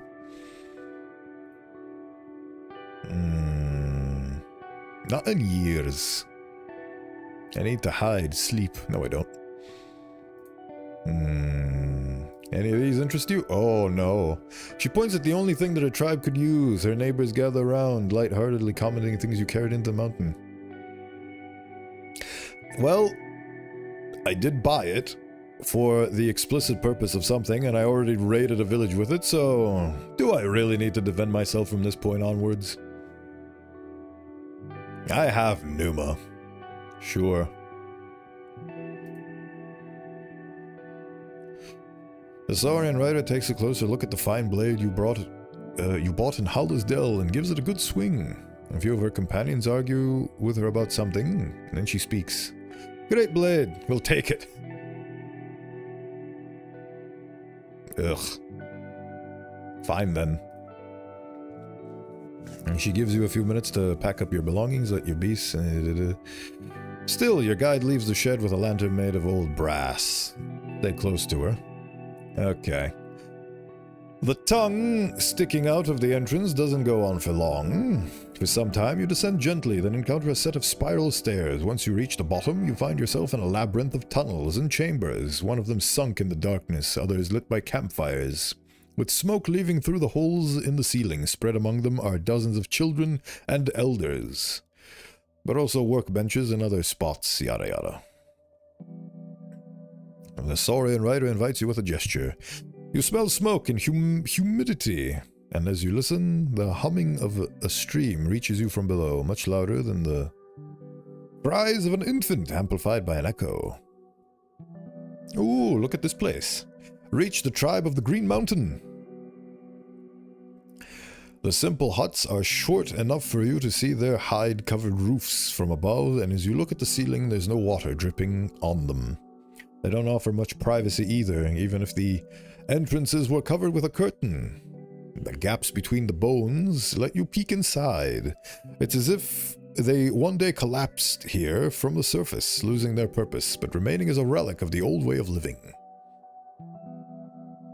Beautiful. I have found the Ungabunga village. The village hidden in the cave. When your eyes land on two people sitting in a circle of wooden stumps, their gaze makes your destination clear. The man in his 50s is leaning forward, resting his elbows on his thighs, more like a tired guard than a distinguished ruler. He's dressed just as heavily as the people you saw on the surface, but the fabric of his clothes is so dark blue that it's almost black. He's barefoot, and you wonder if that's enough to not make him sweat under the layers of wool. His helmet, shield, and sword are resting on the ground. His long gray hair freely surrounds his face, which is covered with wrinkles and scars. So the beast was lucky enough to leave the mark. Some beast was lucky enough to leave a mark deeper than that. The man's nose is missing, leaving a disfigured hole. This man is more... He looks more like a necromancer than Orentius does. The woman could be 25, and has absent eyes that are roving over your outfit, equipment, face, and hands. She's dressed much more humbly than the man. Her tunic and pants are undyed and short enough to reveal her calves and forearms.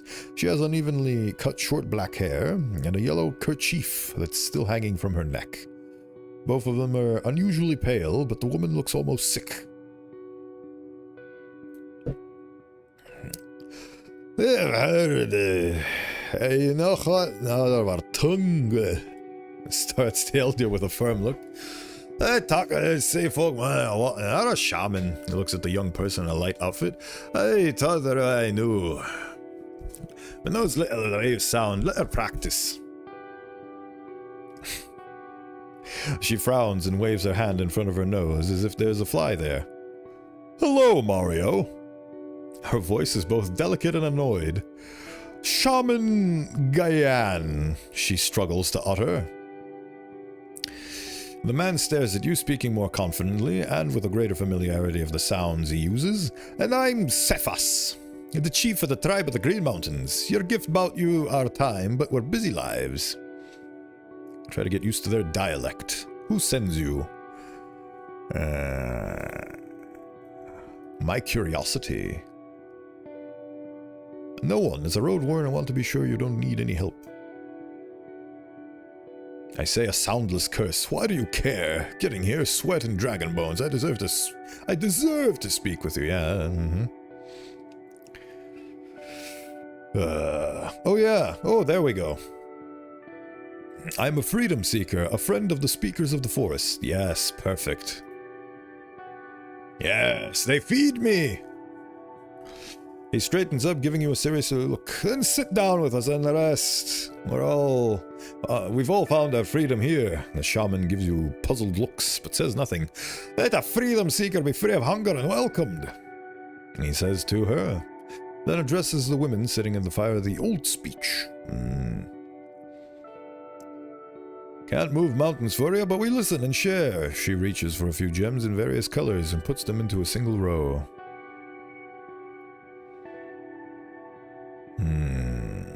Delightful. I'm trying to find Asterion. Where did he go? He was here and a few times. With every word, Cephas' voice gets quieter, as if he's not sure how to continue. We helped him, but he gave us a grand promise and a sign of his trustworthiness. Brought back a soul to be lost in the woods. But it's been almost a season since we saw him. Of course he's not here. Things can never be simple. But look at all the things that I've managed to accomplish. Every single one of these is a beautiful achievement. What kind of person is Asterion? A shell lost on its path to nowhere. Used to belong to Astarion in my... Oh, so it did. The Saurian I saw outside used to belong to Astarion. That's correct. Ceph's approving eyes contrast with the threatening look of his nose, and his voice is warm. Where he was heading, there's no place for a beast that doesn't swim well. So he asked us to look after it. Also, he was afraid of the unicorns. After you mentioned that you doubt having fewer teeth would help someone deal with such a monster, Gaian chuckles. Gaian, that is a fun name. Then bites her lower lip, showing her unusually long canines. I'd like to cut the skin of a spirit of havoc. City folk took the year... That's what they sound like. Eh. Chief nods. It was wise of him to not take with him his bloodthirsty Saurian. So where'd he go? To a place that doesn't need another city folk. Of course, he's not willing to tell me about Astarion's journey. Of course he's not.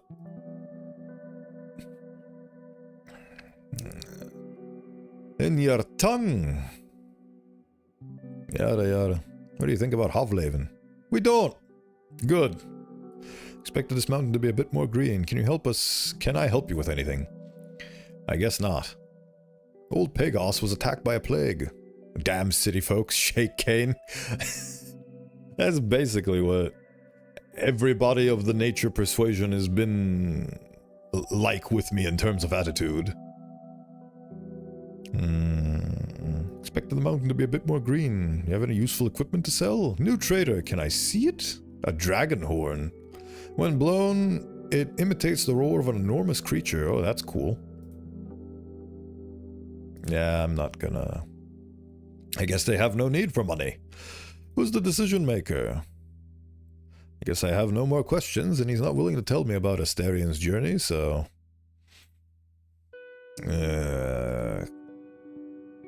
Look at all these things that I've discovered. And yet... I stand up. Farewell. The Forbidden Island! You found enough clues to believe that Astarion has traveled to High Island, northwest of the peninsula, and hasn't been seen since. So far, you know almost nothing about this place. Ah, there we go. I have unlocked the big path. So he went to a big island in the north. So I have to head to the north. And I can actually head there, because I have enough time. Yes, I can head to Foggy's. Oops. Every time I look at White Marshes, I feel guilt. But it's really obvious when you think about the fact that gathering 3 bands of mercenaries with bloodshed and grudge in their history would amount to that. At least nobody died.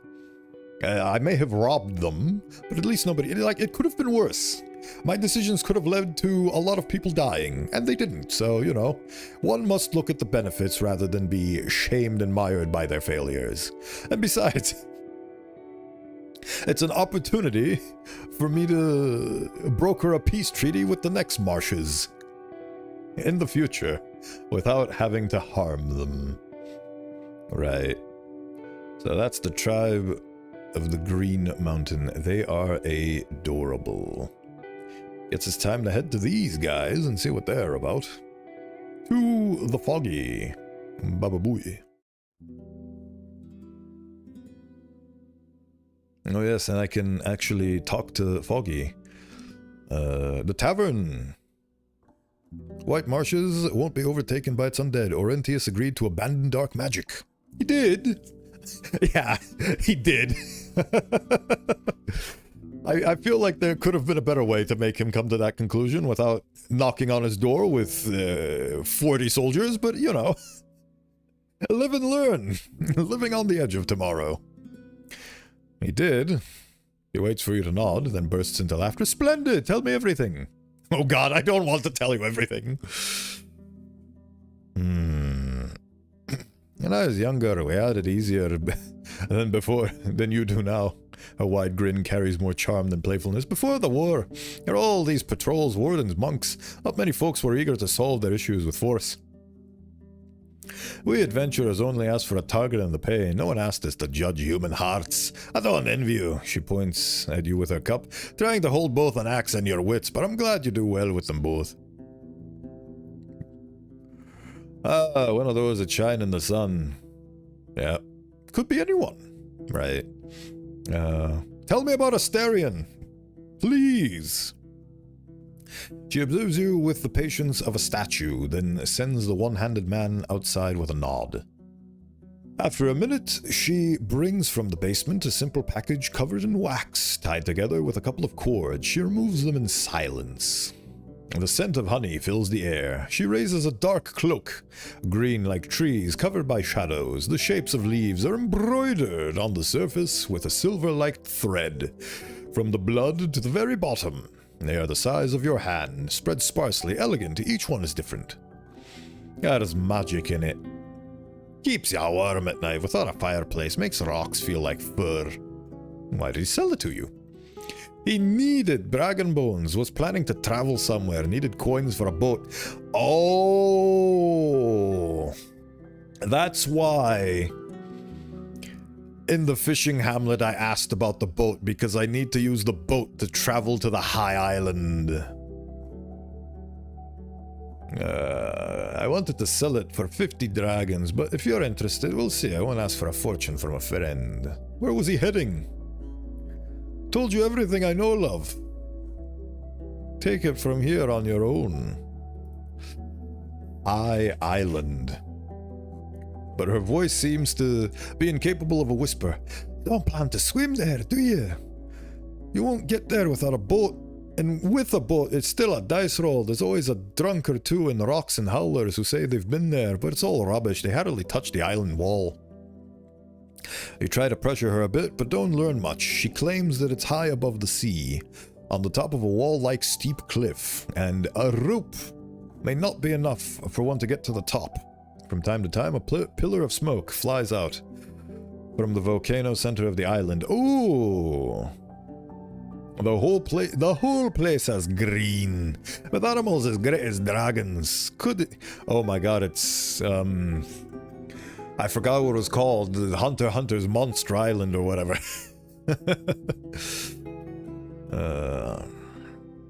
Maybe, but no soul knows where to look for them. That's all I know. Right, okay. Green Mountain. Shameful. Right. Okay. Try to remember, maybe there's somebody you know who's been to High Island? Navica. Okay. Let's... This time I'm going to write it down. New note. Confirm. Right. Some things I'm willing to part with. I need to buy things. Asterion. Oh my god, I can buy his magic cloak. Wait, didn't somebody... Oh, didn't... I believe Eudocia gave him this cloak, and now he sold it. I need money. I've run out of money. That is very unfortunate. And I have a lot of things. But she doesn't want any of the things. Nope. Right. It's time for me to go travel.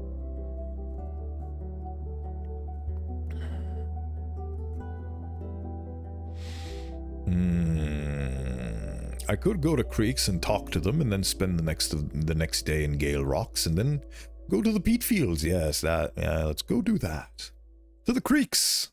I bring you news, Creekians. You cross the bridge. You pass the same group that you saw on the first day you arrived at this place, once again gathered by the creek. Accept the invitation and head to the creek. Gah.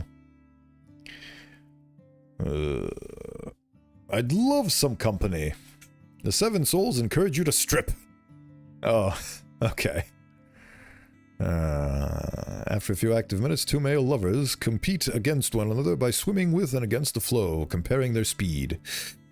The others spread along the banks, chatting about this and that. In a moment of silence, you decide to direct the topic slightly. How are your days? Any news? Life isn't bad. After a quiet moment, a short blonde male speaks to you gently. We weren't sure you'd be willing to spend time with such ribald folk. He's instantly interrupted by the others, who start to argue which one of them is more indecent. He then carries on. The city folk ought to be humble gaze and silent breath, like that missionary told us.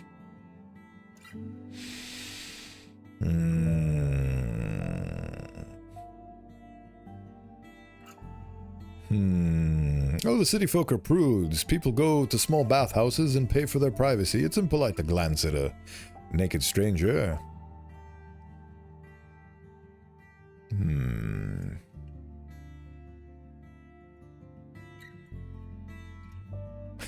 People in the city suck. Right. Have some fruits and veggies. Let's play. Apples are fine, but if you can win, I'll give you a dragon bone. I'm trying my best to play with the funny locals. Right. Carpenter. The plague has been destroyed. The undead is gone. Have you ever met the tribe? Made additional progress. The watchtower is clear. And it was quite an expensive bomb. 2 dragons. I cleared the bushes. I need that path. You received a painted sign. Right. I'll let you know if there's anything else. The eastern path still needs easterning, unfortunately. Ephron, ever met the tribe? About the hunters? You recognize the knife? Oh yes, I remember the broken knife. It belonged to Admon's mother. He lowers it, then holds it tightly, but she's not around anymore. Where was it? He keeps chipping in until you tell him to listen to the end. So there's no shell, only a ghoul. Everyone knows what that means. He'll wake up soon. Shakes his head as if to drop the thought. It may be so.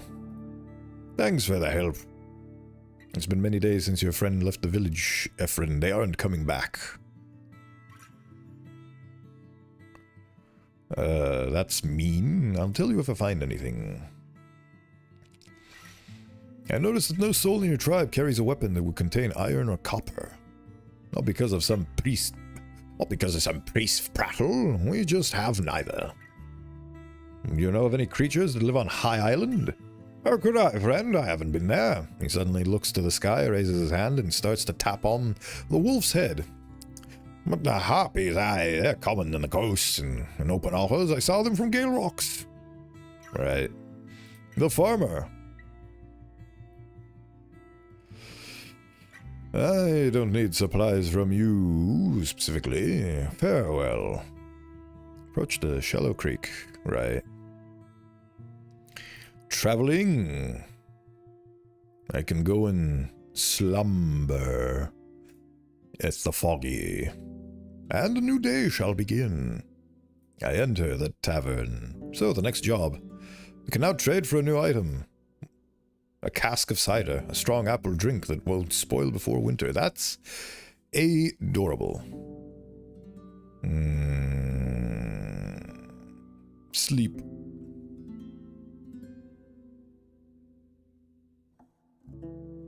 Slumber.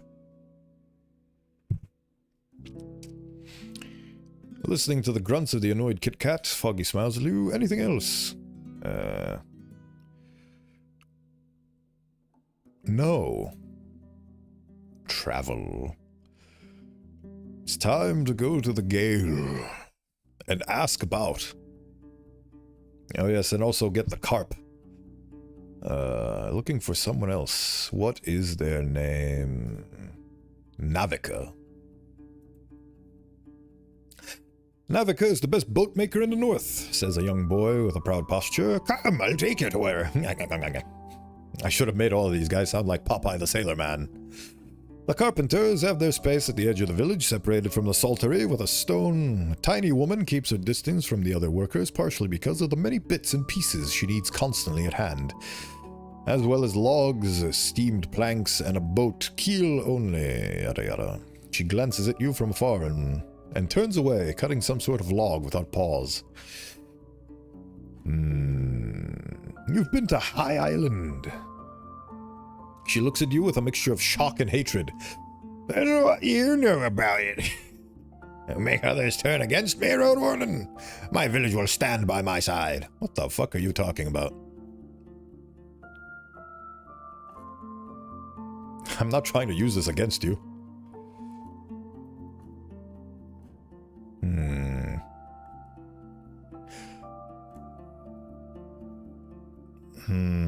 She got very defensive. How do you deal with a defensive person? Show vulnerability?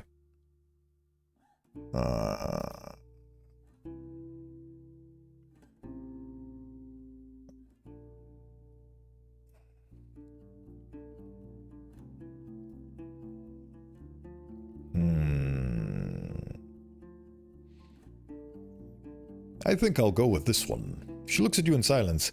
How come everyone needs my help and I'm just sitting here making boats, not bothering anyone? I guess that didn't work.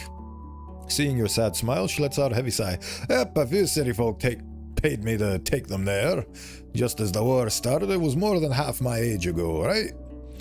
I thought coins would save us from barbarians, stupid. I landed at the edge of the island, wait for them until dawn. They were meant to look for something at the bottom of the volcano, I guess. I didn't come back, so I came back all alone. Dawn, you repeat, and she gulps loudly, then clicks her tongue. Yeah, you can't get to High Island in sunlight. The tides are too low to reach the cave. That's good to know. You know about the cave behind the closer waterfall?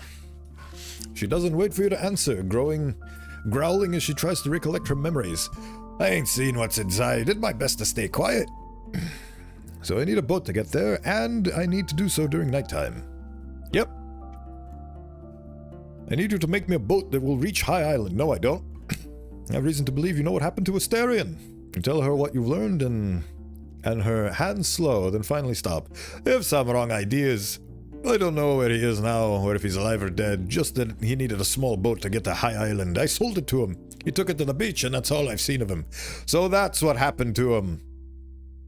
He is definitely Gon's father. He feels like it.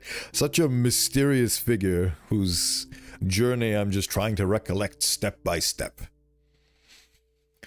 Right. Okay.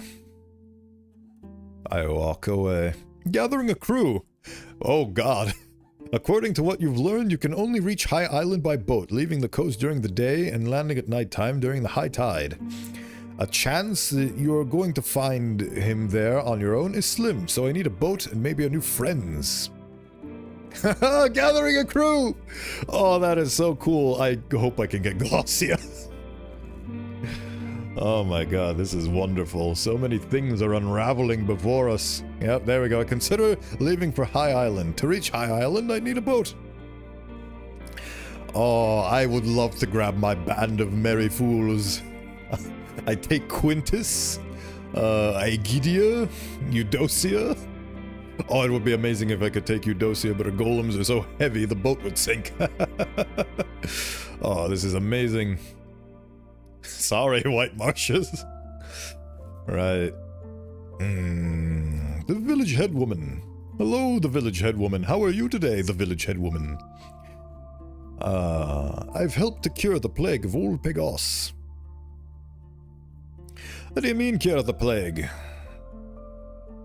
Mary the right, bless the kindness of that pagan, the perfume guard announces briskly, as well as yours, Roadwarden. You've helped our old friends in need. When we thought there was no hope, Severina... He turns to the old woman. Let's offer a stranger some help. I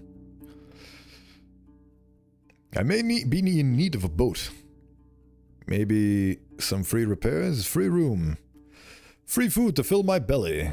That would be good right about now. But spending the night, I mean, I could just go to Gale, so free food. Great. Oh, I messed up again. Trying to learn. Okay. Local necromancer has been destroyed. We will catch a much deeper rest tonight, Bodingus. You're exceeding expectations. I sure is.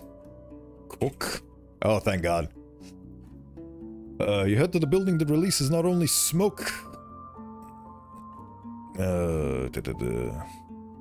Such as... I'd like a meal. Fresh meal. Hell yeah. A filling meal. Nope.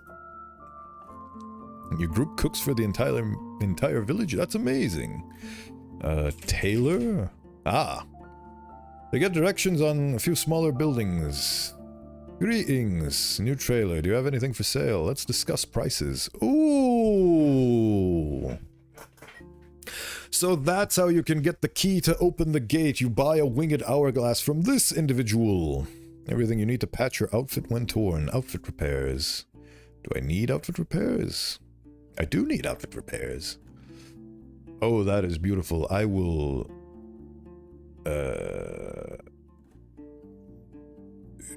do this.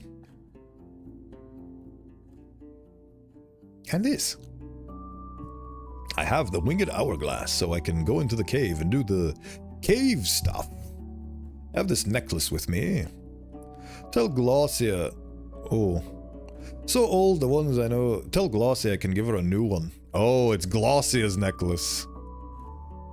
But next time she speaks with our head woman without visiting me, I'll kick her teeth out. Okay, so it's Glossia's necklace. Noted.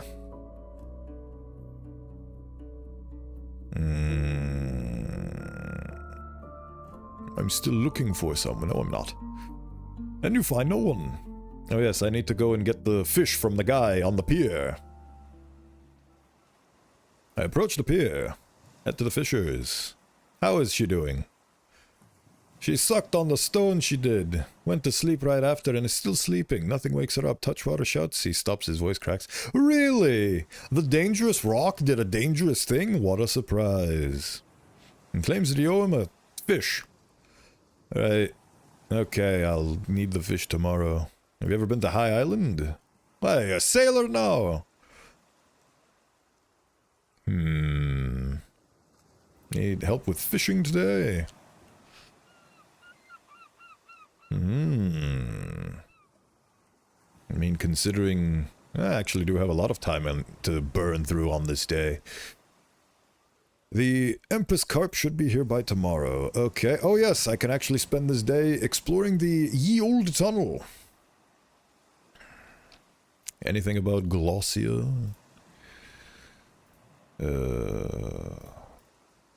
Inventory. An ocean necklace. Oh yes, and I need to trade with some people. Could probably trade at the Dell.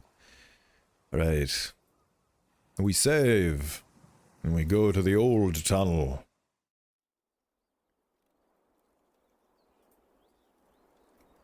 Enter the tunnel. Right. And move forward. Head to the stream. Move deeper into the tunnel. Move closer. Enter the dining chamber. Head into the chamber with the stalactites. No, I try to open the door. Nope, nope, nope, nope, nope. I head back. Back to the dining room. Head to the armory? Yes, there we go, okay. Tiny room. Touch the shape of the hourglass. I gained the bronze key. Right. Find a key made of bronze. Okay. I leave the room, go to the deepest tunnel as I can. I hide my own light. You simply put it on the ground, in the entrance to the cavern. You'll pick it up from where you need it. I head south in the direction where I came from. I move closer to the horrifying skeletons. You put away your light and sneak forward. You pay attention to the sounds and movements, but there's no crackling of a campfire, no wandering or chatter. You see a shape of a gate far in the distance. I try to look for anything unusual. Oh, you do so in almost complete darkness. You notice something blocking your boot. You crouch. You crouch and touch the long cord stretched right above the ground, and a few spots holding pieces of wood and bone that are meant to make a sound if disturbed. You cut it carefully, putting the remains of the trap on the floor. I get close enough to see who's responsible. Slowly but surely, you reach the edge of the light. But don't care to get any closer. The distinctive shadows belong to unmoving human-like shadows that have no flesh on their necks and chests, only the bones. You move back. There may be 3 undead there, if not more. You could prepare some surprises in the tunnel to slow them down, or even weaken them, but who knows how easy it would be to outsmart them. Right. I'll go back to Kit Kat. Right, I can talk to the funny trapper in Creek's journal. What was his name? Damn, he's not important enough to be in the humans. Unfortunate. Astarion? No, that's Astarion. What if I save, travel, go to Gale Rocks? I do have access to the trapper, but I don't remember what his name was. Oh wait, no, I actually can find out what his name was. Quests. Help other. Nope, done that already. Recruit a hunter. There we go. Erastus. That's what his name was. Erastus.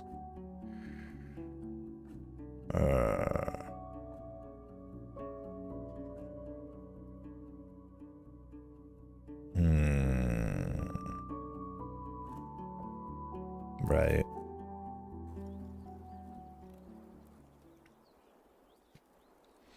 Journal. Where is it? Hire a hunter, recruit a hunter. Erastus is a trapper. Is weak and silly. He's a silly little boy. Let's go meet him.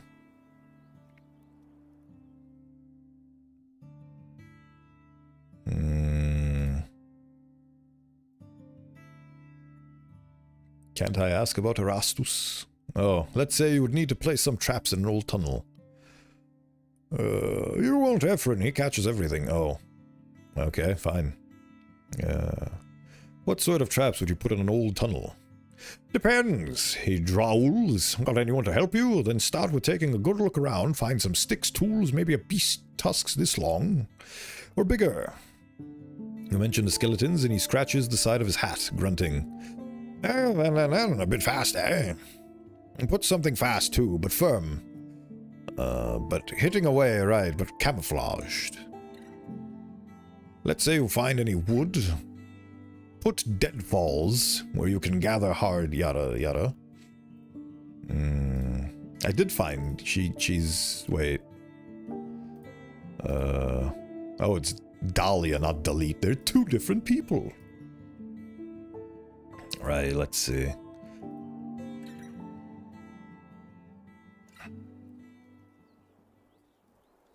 I enter the tunnel. I move forward. I head to the stream. You consider putting a trap here, yes. You look around. Could make a few, yes. Since you bring wood, since you need bring and split it by yourself, it'll take you almost an hour. Let's do it. Once you are done, okay, move deeper into the tunnel. Consider putting a trap here. Unless I find some decent wood around here, I won't be able to build anything. I lack sharp spikes that could help me. Ooh, okay. Enter the dining chamber. Consider putting a trap here. I could break barrels and cover the floor with slippery liquid. Let's try it. How many traps can I place? Head to the chamber with the stalactites. Can I put a trap here?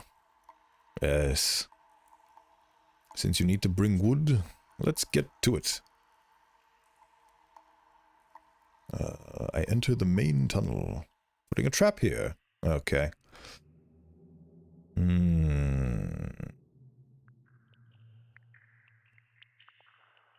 I follow the long tunnel north. Right. Let's see what happens. Skeletons, fight. Round 2. Fight. I will Hey you, come and get me.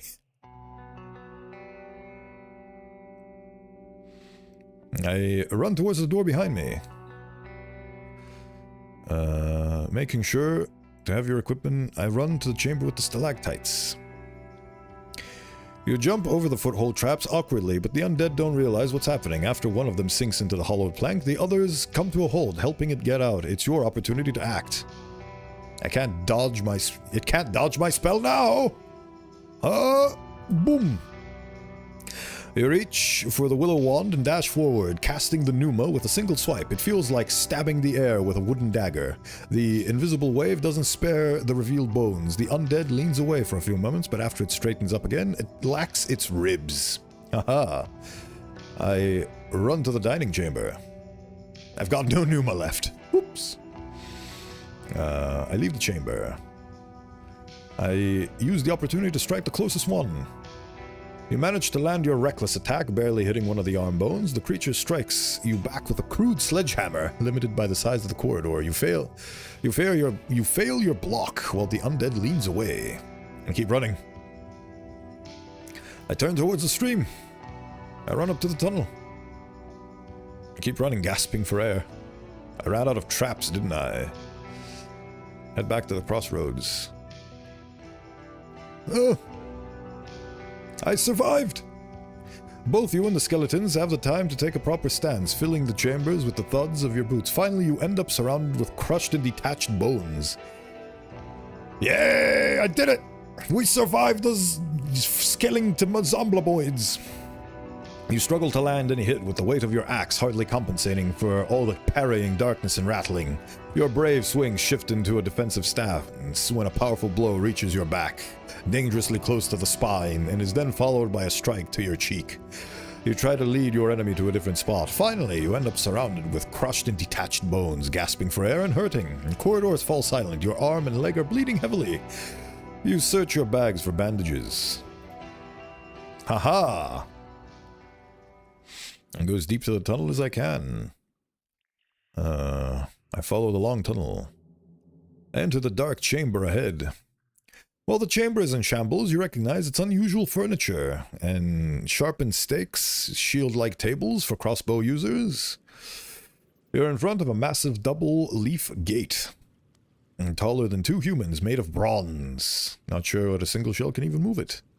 I take a look at the gate. I'm too weak to push a huge gate. I search the room. I turn to the tunnel.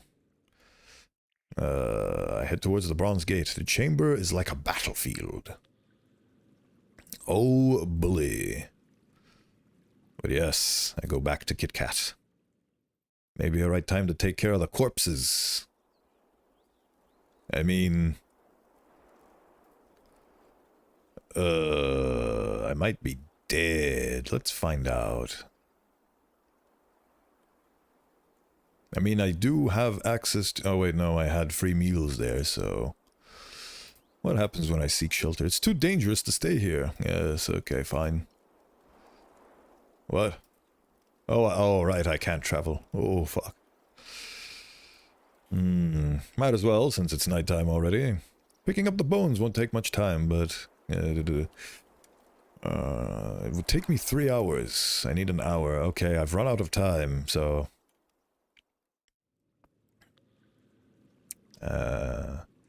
as deep into the tunnel as I can. I return to the tunnel. To the crossroads. To the cave with the stalactites. To the dining room. The armory. I can't seek shelter in the armory. To the tiny room. Nope. So does that mean that I am screwed? It's too dangerous, so I must travel. Oh, okay, I lived. You're on the verge of death, but I lived!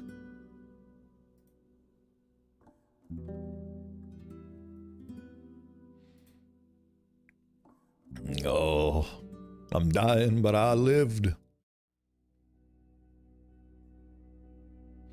Another day of muddy roads. I survived.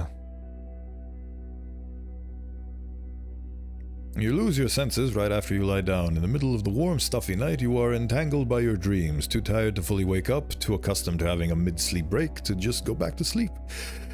You are between the realms, surrounded by visions so vivid you are tempted to reach out, touch them, and stretch them out. They are your playground.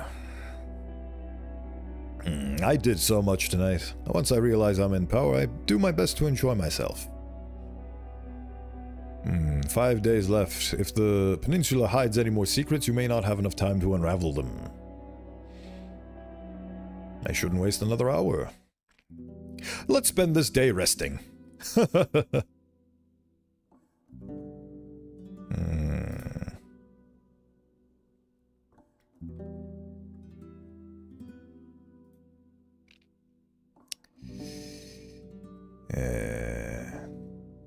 Give me a meal. I'd like to eat. I'd like to eat. Restore my nourishment. Right. Well, my armor is destroyed, but that's okay. Right. I need to go back. Oh yes, I don't have enough vitality because I'm barely standing. Maybe it should be time for me to rest up a little bit. Resting at the tavern, you spend the entire day taking care of smaller chores.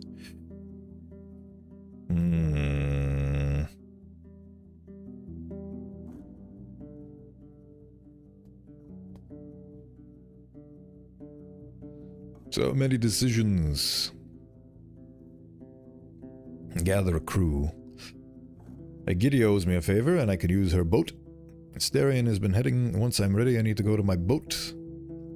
I just need to find a boat. Yes.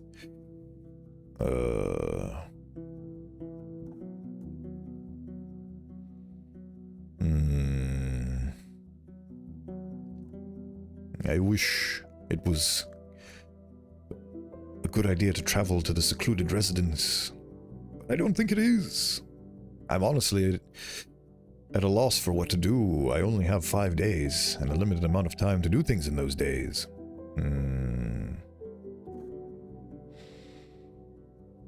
So much fun has been had in this beautiful playground. I don't want to let it go just yet. Okay, I did quick save, so let me get out of here and get back to starting. Let's see, travel to the old tunnel. Gosh diddly dang muddy roads! Explore the dang tunnel. Yes. Whoever those creatures used to be, they deserve proper parting. It may take 3 hours, no. Spend an hour and a half breaking and crushing bones.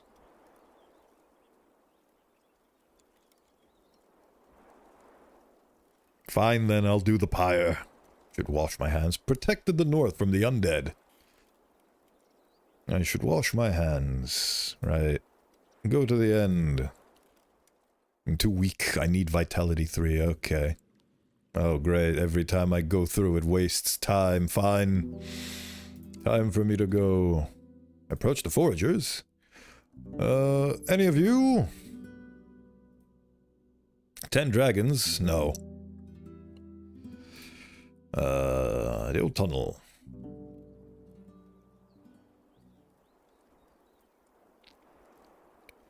Uh, 3 hours. Do it. Wash my hands. Right. What do I need? I need a bath. I need lots of bathing. Can spend the entire day going to Dell. What else can I do?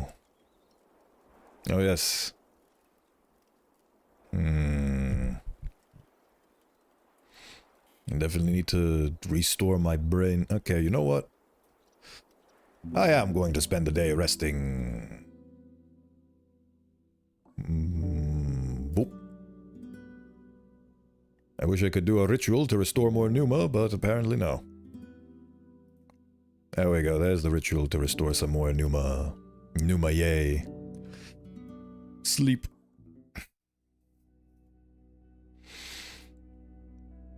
The moon. That's why we call it the eye. There we go, I'm back to full strength. I'd like you to nourish me. Good. Alright. Time to go. 'Twas a nice reference, wasn't it? To the old tunnel. Time to spend 12 years cleaning all of this. Take care of the corpses. 3 hours, burn them all. Should wash my hands. Enter the tunnel. Go as deep into the tunnel as I can. Open the gate with the huge key. Quest completed, the closed tunnel. Easier said than done. Right. I return to the tunnel. And go back to Kit Kat. Traveling to Gale Rocks. Tunneler, I have done your job for you. The tunnel is the south, the undead are gone. You cleared the whole Oaken on your own. Better tell our head woman about it. Talk with the others. Good. She'd still examine the tunnel for her. What? And if the tunnel is somewhat safe, could you take a closer look and inspect the chambers? Report it to me and ask... What? Really? Okay. Village head woman. You lost the bronze key. Well, I ain't going to deny that it opens some opportunities. My neighbor is going to appreciate your selfless efforts. I'm just here to leave the key with you. 10 coins? I love that. Could still do some work for you. She runs her eyes over you. She reaches for one of her tablets and nods with approval. Right, I want you to look around, not ask around. There's a group of spice and tool merchants that was meant to reach our village some time ago, and they fell silent. They're most likely taken by the fogs by some beasts. Keep your eyes open. Oh, so the quest to find out what happened at the fallen tree that is no longer a fallen tree. Oh. And they were robbed by Glossia. I see. I nod and take the coins. Oh, that was easy. And this is how you become a rich man. Not a young lad, called himself Pyros, was staying with us, her granddaughter, if he had any sort of wits, I'm sure he left the peninsula. He's dumber than I thought. You ask what exactly he wants to do. Merely return the ingot. A sin worthy of a coward, and believe me, not the first robbery. Oh, so that's why he went to Glossia, because he stole from this place. Horrid. What can you do for me? I need you to restore my soul. Everything you need to work on your gambeson, right? Pay for this. And repair the gambeson. And some more. Yes, I am restored back to full. Thanks. Right. Inventory, journal. Gather a crew. Right. Agiti owes me a favor so I can take her boat. Oh yes, and I need to go to the carp. The pier. Pierman, give me your fish. Approach the pier. Head to the fishers. Did you catch? You received a bucket with a fish. Right, and a few of them, but mostly them females he approaches. Remember, one is free because you know what you did for me. Right, okay, sure. I wash myself in the ocean. I pack my things. I need to go to the fishman. Well, he's not really a fishman, but... Yes. Right. I can't get there before nightfall. That is most unfortunate.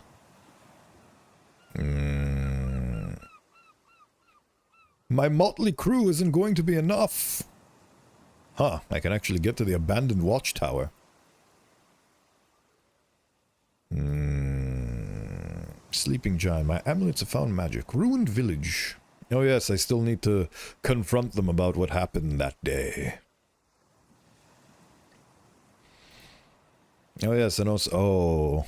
Oh... I can't get here before nightfall? I can get here before nightfall? How adorable. Oh, because of the creepers. Fair enough. What to do? I really want to go and talk to Eudocia again.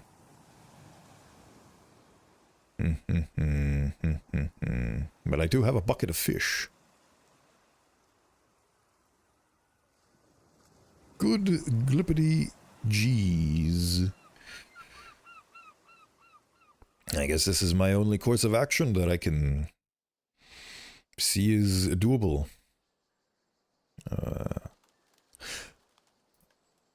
Alright. Quick load immediately, because I remembered... right. Map. Where was the crossroads? Was it this crossroads? No, it was the eastern crossroads. Which sign was it? Journal. I mean, I technically did the eastern road. Find the Roadwarden, gather a crew, explore the peninsula. I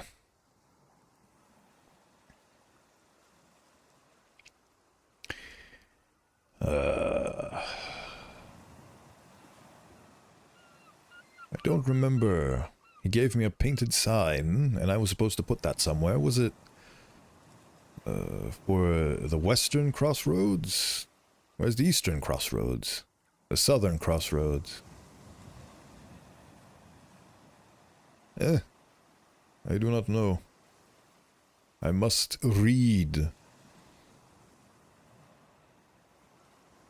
Eastern Path, there we go. Ella wants me to get to know I've received dragon bones. The job to the Eastern Path without regular patrols won't get safer. Okay, I guess. I asked to place a new sign at the path leading east of the old stone bridge. Oh, okay, that's what I did, right? So I need to go... see you later. The old bridge! That is where I need to go. Right. Time to stop lugging around this painted plank. You built a signpost. I'd rather see people building new paths, not hide them. I do not wash myself in the river because the river is scary. That is... I will survive. The watchtower is blending in. Time to sleep at the watchtower. Right. Slumber. I light a candle and add another heavy barrel to my barricade.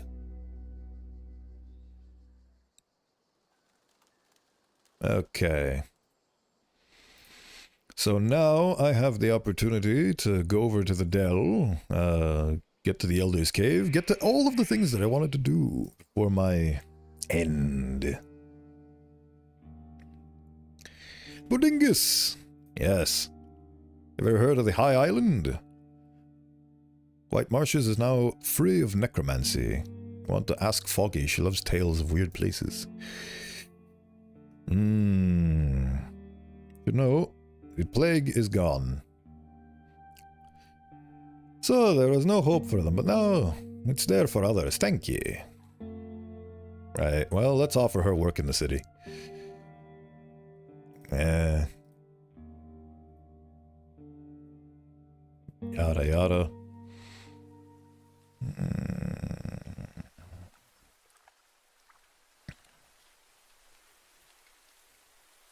The peninsula is a dangerous place with little help to offer. I know that better than anyone. Snakebait. Asterion. Hubbity, hibbity, hubbada. You answer a few more questions about the city and her doubtful glances are slowly replaced with polite nods. So all I have is your word for now. Finally, Eudocia, I'll speak with your puppeteers and I've got a little gift for them. So I did. Tell them I made this 10 years ago. It shouldn't be enough to convince them that my golems are real. Right. Thank you for your trust. Was tasked with taking the golem glove to the city. After she meets your eyes, her bewilderment gives way to a warm smile. Traveling. Okay, so I did manage to convince her in the end. That is good. Time to get to the old pelt. I've only got 3 days left to my name. And get off my horse and enter the inn. Approach the guards. You know anything about High Island? I could use a skillful hunter. Sure. I'll take that. You know anything about High Island? How about some dice throwing? Hell yeah, I recuperated some of my losses. Perfect. You know where the undead... Do you know there are undead that use light? I walk away. Tulia. Tell her about want to join my expedition. The officials would appreciate your report on the island. Your help may save his life. I can't do it. Are you really this sick of the roads? I want to plan to get it. Okay. Priest of the White Marshes. Just like that. I just don't omit my part in this. Right. Nice acting, but I spoke with wait, what? You wouldn't dare. I'm more... Wait. Tulia glances at the innkeep and gestures for you to lower your voice. This is the only pass through Hag Hills. Recently, there was a caravan with some tools and yada yada. You want me to believe that you bear no responsibility? It's not so simple. Without Glossia, my squad. Oh, so she was in cahoots.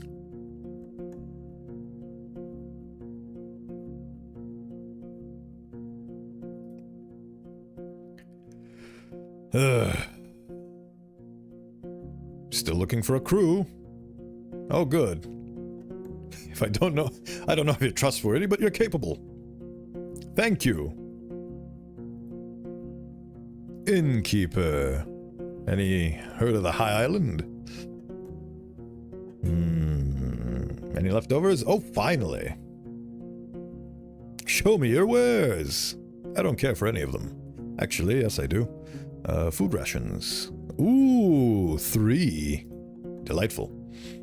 Alright, so all I need to go to the well, wash my shell. Nope. Save. We are blazing on through.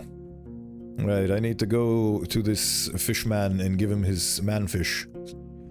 Step away. Traveling on to the fishman. Well, he's not a fishman, he's a savior. Right, I have your fish. Oh yeah, I would give Thyrsis as one, but I am absolutely petrified of the decisions I've made, and I'm ashamed of what I did with White Marshes, even if I managed to save everyone. I brought what you asked for. Here's your fish. I'd like to learn about the High Island. He remains in the same position. Okay. Ooh. Oh, he gives me the full tale. Okay. I guess curing an entire village from the plague does that to a man. Maybe but a city spy, stranger, but... He starts, then enters the path leading down the hill, and gestures for you to follow him on a stroll during his speech. He never glances at your lips and doesn't ask you if you have any questions. Centuries ago, a great tribe used to live on High Island, hunting, farming, mining, fishing. He observes the pond as it gets cautiously more muddy. Prospering, the volcano, the Green Mountain, is naked since its last eruptions a few years back. Oh... But wait another generation and the wilderness will cover it again. There's a sudden movement coming from the grasses on your right, but as you look in that direction, you notice that a deer is just observing you, though at an unusually close distance. 'Tis nae my place to paint their suffering, but what is nae a secret is how they've been treated by Hovleven. Join us, or the sea will be taken away from you, they heard. Corsairs had surrounded the island, and attacked by anyone on sight waiting for the tribe to surrender. Oh boy.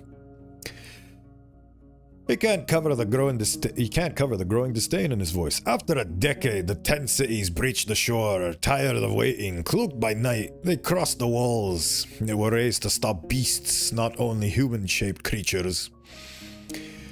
With farms burnt, supplies taken, and harbors destroyed, the tribe saw no future for itself. Yet, instead of bending to the will of the Emperor, they left to their last hidden ship. At least those who survived. He takes a deep breath. The city folk resettled the island, but had no knowledge of it, or of its weird seasons. Beasts and eruptions crashed them, as they had crushed the previous dwellers. There was ne'er a single soul that would gain from all the suffering. I memorize all of that.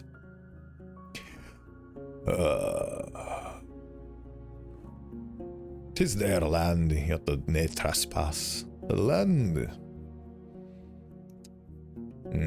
To the land there. You have to reach the island soon after dusk. Of course. I already talked to them, you silly boy. I'm doing everything out of order. Is there something Thyrsus could do to reunite with his parents?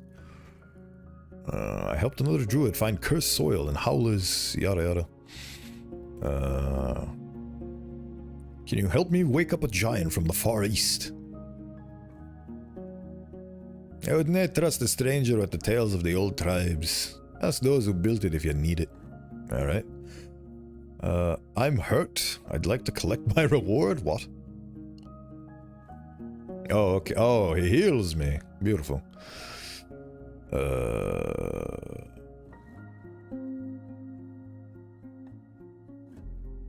I wash my shell. In an hour I'll remove the bloodstains from my clothes. I step away. Right, okay, so I gave him his fish back. Time to go to the dell. And then to gather my motley crew. Gossip for a bit and enter the village. The stable master shows up after you step away from Kit Kat. His lips are thin and he gives you long... You may be right. Don't I worry about this anymore. Oh, good. Thank you. Oh yeah, I need to decide what to do about the house.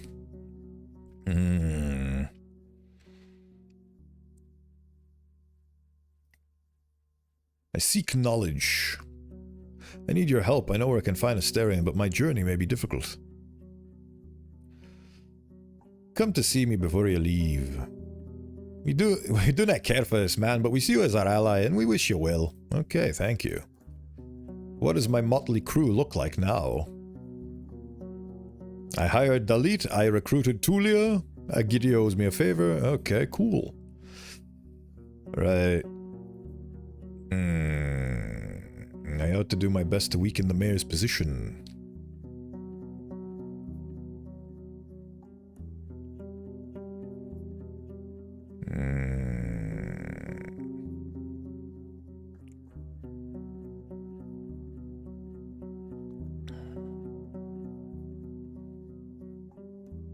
I'm gonna try again, one last time.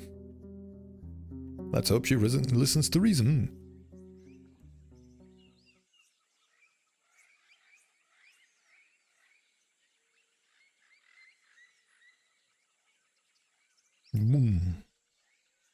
You're right. But now there are many like her. I may have my doubts. I'm a trustworthy man.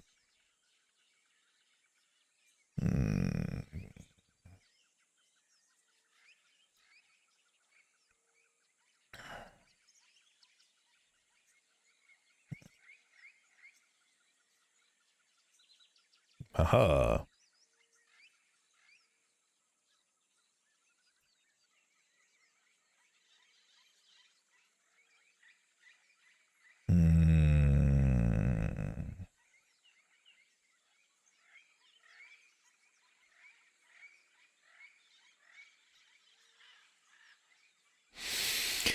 We must figure this out.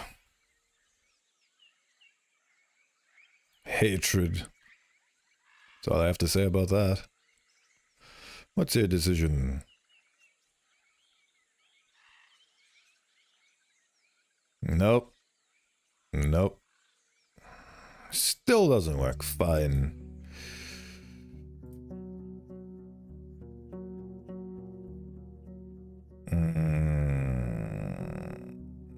Already did my part. It's likely that they'll forgive all of Theus' wrongdoings if it helps them put their hands on the peninsula. I have second thought.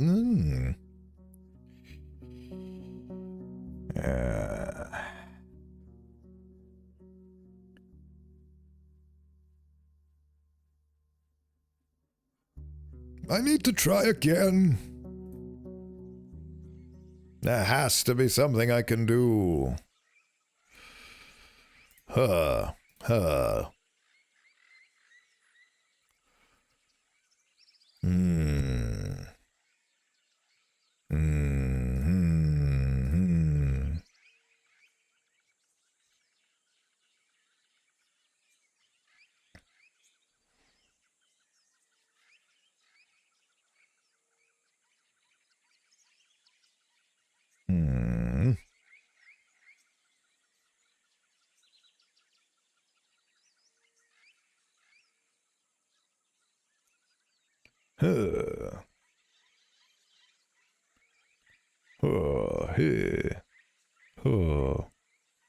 Nope, I cannot do it. I will live to fail another day. Alright, I need to get to the fishing hamlet and get the boat.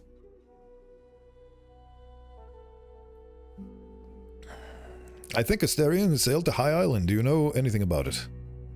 She opens her mouth, but needs a few breaths to speak.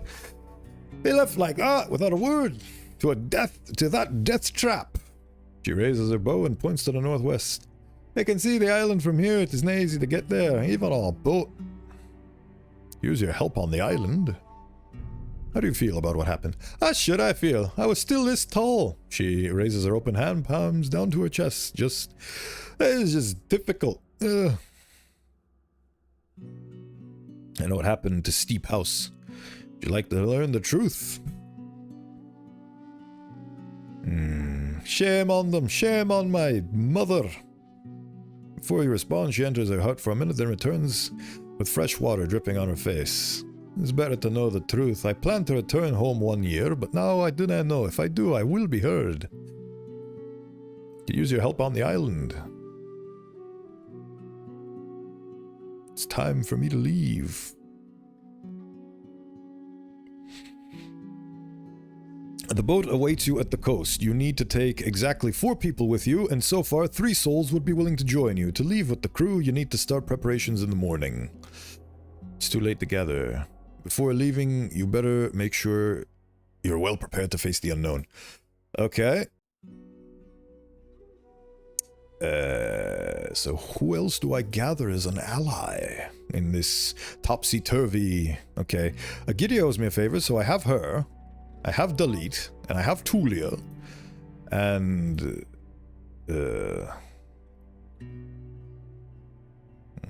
quick load. Not ready to choose. Druidess. Could ask her to heal my wounds before I leave to find Asterion. Oh. What if I sleep?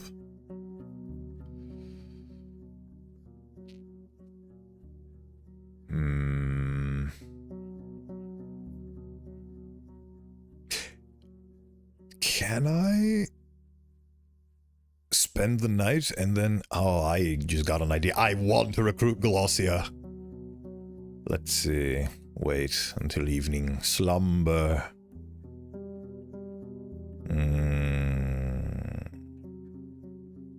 Slumber like a king for one last time. And fill it with Numa. Fill me with the spiritual energies. Right. To the map. Let's see. Leave. Travel.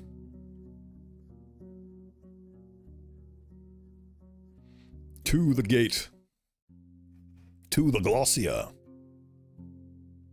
Oh yes, I can also ask this guy, but... plague is no more. Ever heard about High Island? Open the gate.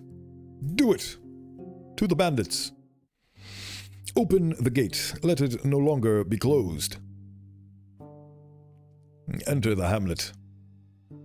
I think this belongs to you, by the way. She turns towards you, observing her hands with curiosity, but once she sees the trinket, she stands still with an open mouth. After a few heartbeats, she smiles awkwardly and reaches towards you with an open four-fingered palm. So it is, stranger, but I ain't want to keep around sentimental rubbish. Cheers, I guess.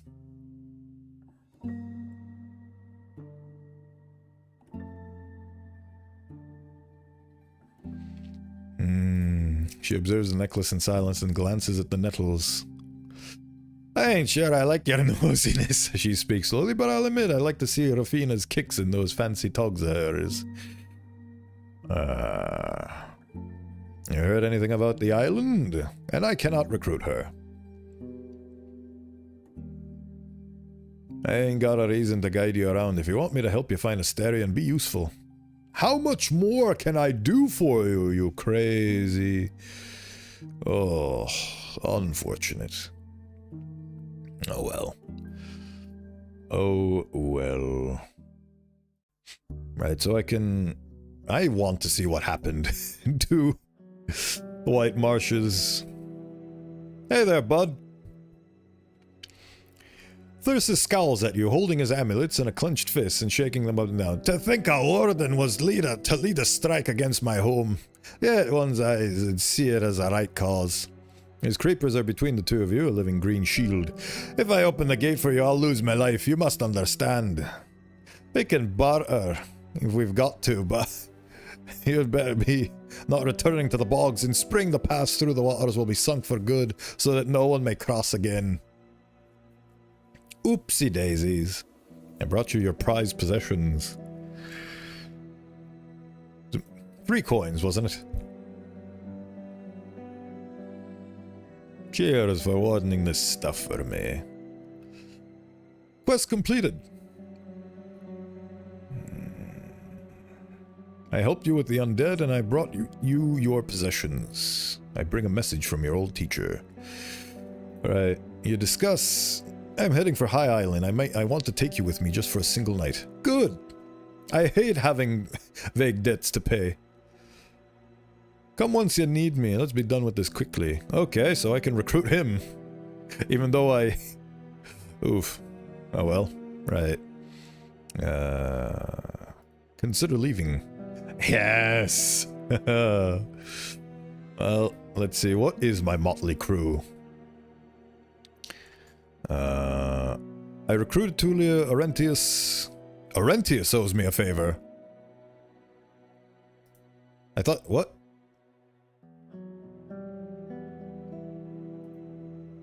Okay.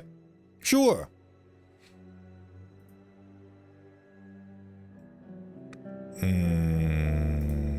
Where I do that quick save again. Alright.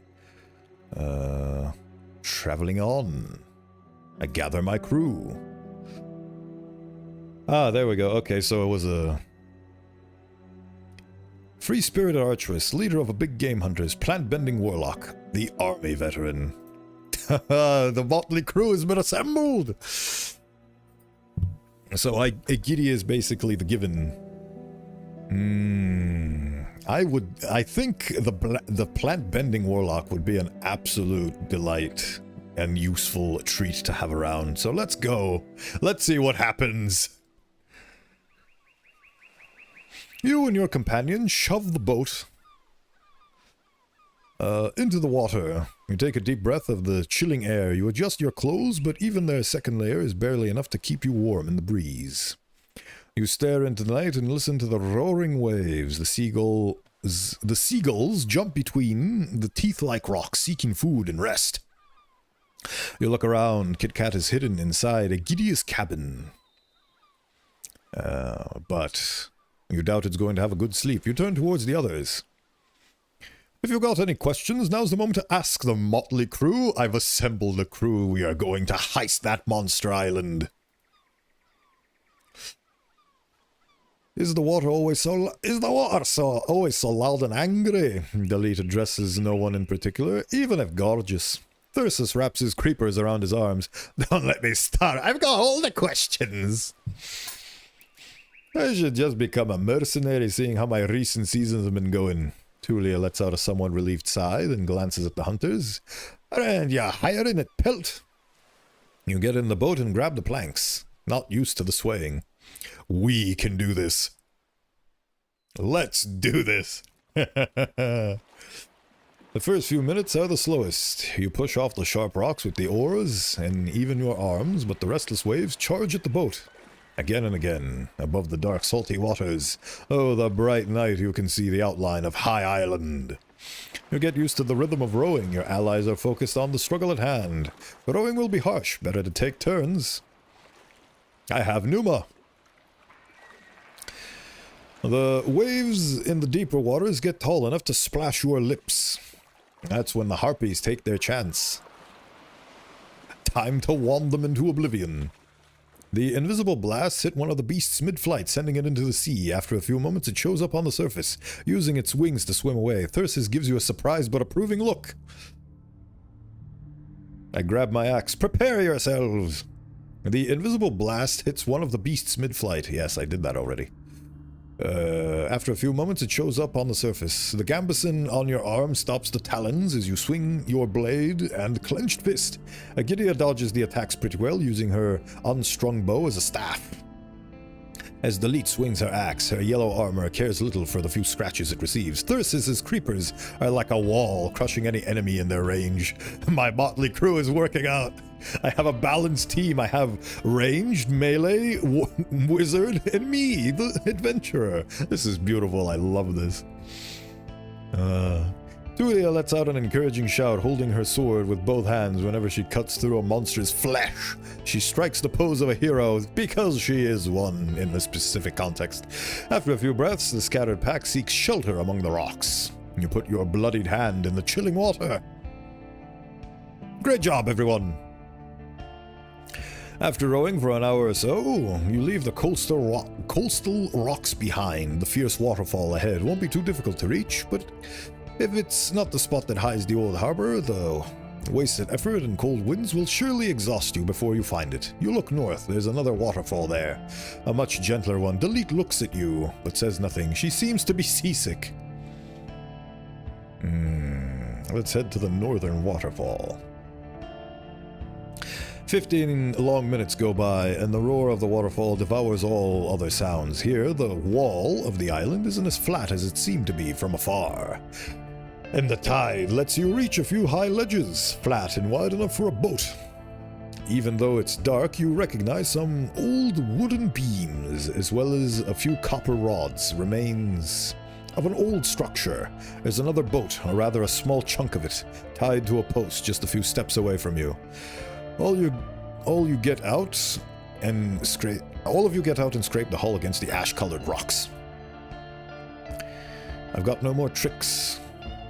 Thyrsus, put these creepers to use. The bone hook will make it much easier. I have a bone hook.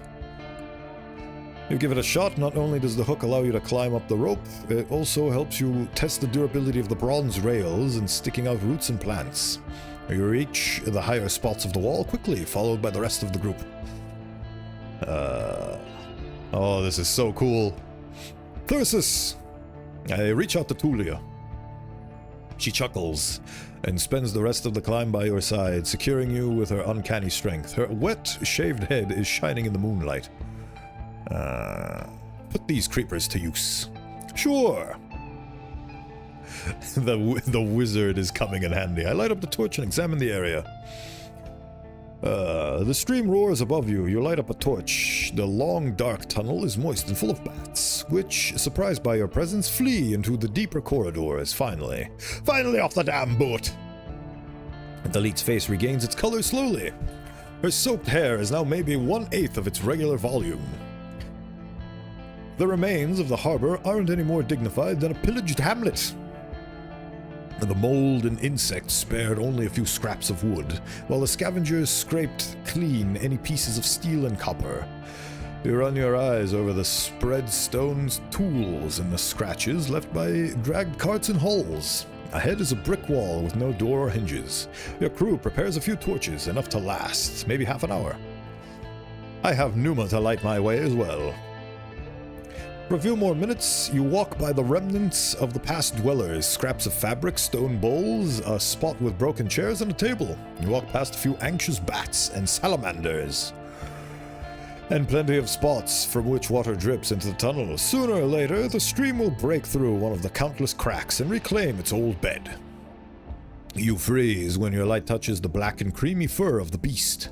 Not sure if you should run. You give the monster a chance to turn its boulder-like head, capped with a single horn. That's the size of an adult human. The creature may be as large and heavy as a horse, but its eyes open one at a time, slowly, as if they haven't decided yet if you're really here. The creature almost fills up the width of the tunnel. Your crew looks paralyzed with eyes wide open. You lower your voice to a whisper. I mean, Dalit is my beast expert, so...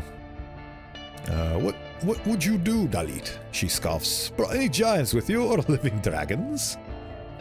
Tulia, what do you recommend? She frowns and shakes her head. Thoughts? Don't touch it. Suggestions? The few amulets he has with him rattle as he leans towards you. I've no poisons for unicorns. I forgot the fact that in this world, unicorns are monstrous. These massive beasts covered with thick brown fur are named after the horns sticking out of their skulls. Often larger than a human shell, they move on four legs. In dense forests and open meadows, unicorns are among the most feared creatures of the Dragonwoods, infamous for holding a crucial role in the wrath of the herds.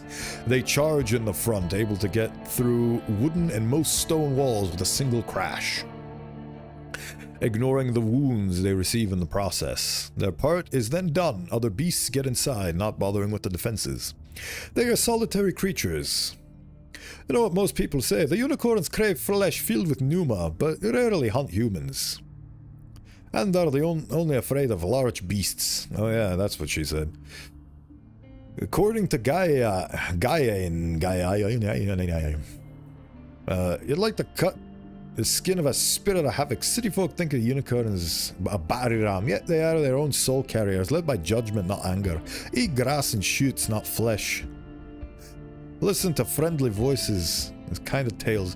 Oh yeah, that's why I actually went to the Greek. Well, I got information about the unicorn from there. You like to cut the skin of a spirit of havoc. City folk think unicorns are a battery ram, yet they are their own soul carriers, led by judgment, not anger. Okay, I'll handle it. It blinks, observing your torch. I raise my open palms. Nice cave you've got here. I'll just walk by you, alright? I reach towards its horn. No. Who's a sleepy nightmare monster? Listen, why would what? I reach towards its horn. Listen, I really need to get to the other side. I love how vulnerable and playful are the same thing. Observing your torch. I raise my open palms. I'm going to actually... Who's a sleepy nightmare monster? I need to click this. I can't not click this. Before you touch it, it shakes its head angrily, hitting your side with its horn. You smash into the wall, then fall to the ground, waiting for your doom to crush you. But the beast turns on its side and curls its legs under its stomach. Someone helps you get up. You move the torch away from the beast's side, listening to its snorts. You look ahead, but there's now plenty of space to walk forward. You know what? That's fine.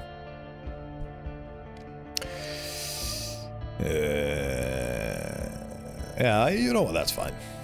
Only a few boulders separate you from the deep woods. The song of the sea and the hum of the stream are overshadowed by the screeches of beasts and their prey. Well, there are some rusty remains of an old cart, and the gentle slope was carved by tools. It leads you towards a wall of shrubs and creepers. You get on top of a large rock. There are no roads in sight, but you spot a humble trail made by hooves and paws. The worried looks of your crew are as lost as you are. Thyrsis, You're up. He doesn't even notice your question, just observes a small cat. Okay. What do you recommend? She nods. Let's start with the easier option and turn back if it leads us nowhere. Thoughts? I'm right behind you. Oh, you don't know the way. She pushes her wet hair behind her ear. If you want, we can try through the thicket, but usually I'm left pathfinding to other hunters. Right. Game trail. Oh yeah, the game trail. It may be narrow, but proves to be firm and straight, and the plants that surround it grow from the remains of an old road hardened with rocks. An owl gives you a group a curious glance from a branch above your heads. After a few minutes, you reach what seems to be a proper trail, beaten wider than a wagon, and leading both towards the volcano. And away from it, among the thicket you spot the remains of the stone wall, long since collapsed. For now, let's stick to this route. I have enough. The further trail is canopied by overhanging trees blocking the moonlight. You hear panicked hooves and flapping wings, but you can hardly see anything. Agidia steps ahead and looks around. Brought any light? Fill my axe with a light spell. Do it. You put your pendant in your teeth. The purple uneasy glow pulsates, dancing among the leaves with varying strength. You move on, free of the limits of the night sky, trying to ignore the rotten aftertaste on your lips. I ignore the curious looks of my crew. Just pay attention to the sounds.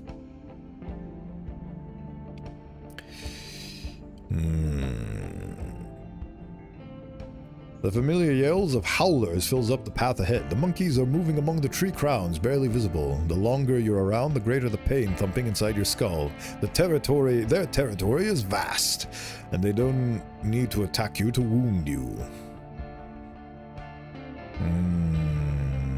Howlers. I am actually very happy that I paid for this bestiary. The shouts are like spells that will make you sick. Maybe a single one won't be a threat, but they're never alone. You see packs of them. Stay away from them to keep them scared of you as you can. Okay. I can't ignore them. If you can, shoot them. Shooting them would work, I think. Shoot them! Agidia is fast, but just barely scratches one of the jumping monkeys, though it's enough to throw it into a panic. Dalit lands a precise shot onto the beast's head, bursting it open and splattering its contents.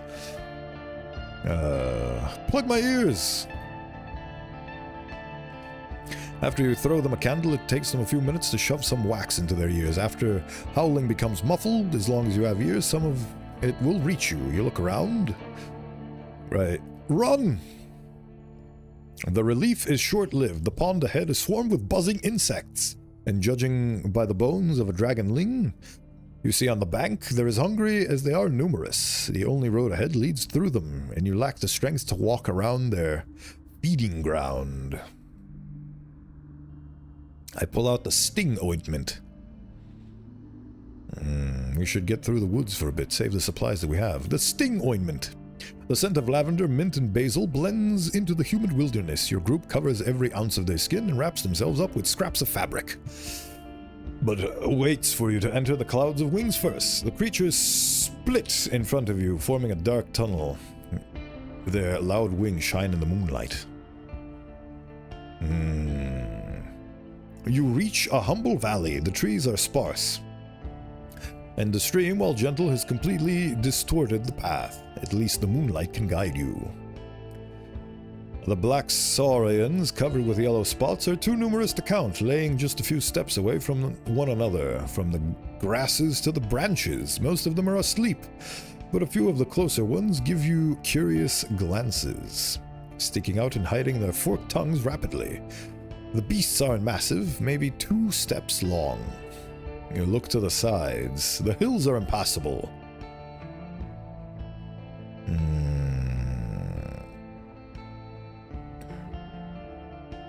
I could learn something about them if I were to feed them. What do you think, Beastmaster? He looks around with care and speaks thoughtfully. Animals use this path all the time. Aye, so I doubt these saurians are dangerous. They mostly eat fruits. Examine the surroundings. You crouch down, the road is marked with fresh prints left by various creatures. What do you think, Thyrsis? Is that a land? I can fight, I can run. Okay. Better for us to stay on the main path and run by them quickly. Let's not draw their attentions. We've got to move by them slowly. Yes. I think this is the best idea. Your careful steps are greeted with hisses, but the beasts either stay in their spots, not bothering you as you walk around them, or move out of the way, crossing the stream. A few of them don't even wake up. The valley once again turns into a lush forest. The path here is even narrower than it was before. We're halfway there. We're only halfway there. Oh boy. The path ahead is overtaken by the thicket, but the fatigue is catching up with you. This is truly a D&D adventure of the ages. The remains of a hamlet have no dwellers other than rats and snakes. We should rest here, you say to your companions. You find a flat rock, cover it with your cloak, and let yourself sit idly for a bit before you open your bags. You may not find another time to have a few bites of food. Gydia sits by the ruined tower by herself, wipes her forehead with a cloth, and takes off her boots. I feel fantastic. Dalit sits down on another rock and grabs a bone comb. What a mess, she giggles.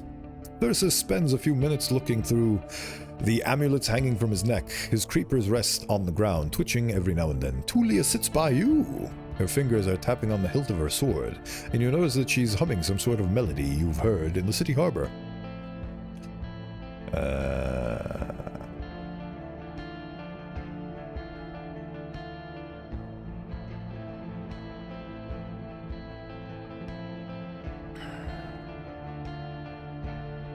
Dun, dun, dun.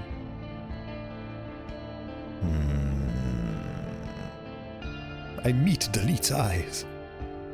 She gives me a playful smile but says nothing. Her new ponytail reveals her small ears. Aw. How you doing, Tulia? You feel the warmth of her shoulder. Pretty well. If anyone here needs someone to look at their wounds, just let me know. I've got enough bombs and bandages for one person. She turns your gaze and gives you a kind smile. She's ready for the next challenge. Try to figure out what these ruins are. Right. You climb to the top of the wall and get a look ahead. The trail must have overgrown only recently, but the thorny bushes won't be crossed easily. Reaching the beaten track that leads to the proper woods will take some effort. Thyrsis! He puts on a confident smile and reaches forward with his creepers. At first you think he's going to tear through the plants, but he then starts to mutter, and the bushes bend to the side. See, this is... Oh, I love my crew. We've got the archer, we've got the battle-experienced one, we've got the beastmaster whose knowledge is invaluable to all of this, and we basically have the monster guy, the person who takes care of the monsters, and the person who takes care of the plants. And then the rest of us are support classes to fight. It's beautiful. Oh, I love this. We carry on.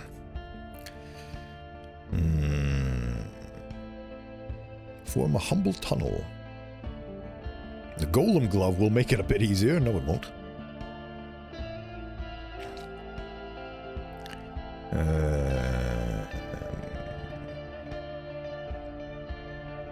What would you do? Tulia. Make sure there are no thorns stuck in your pants. Thyrsis. The road goes straight forward, suddenly getting much wider. The ground is surrounded with collapsed branches, trampled seedlings, and dead roe deer. But judging by the beaten path and the pebbles under the surface, this trail is as old as the previous ones. I head in the direction of the volcano.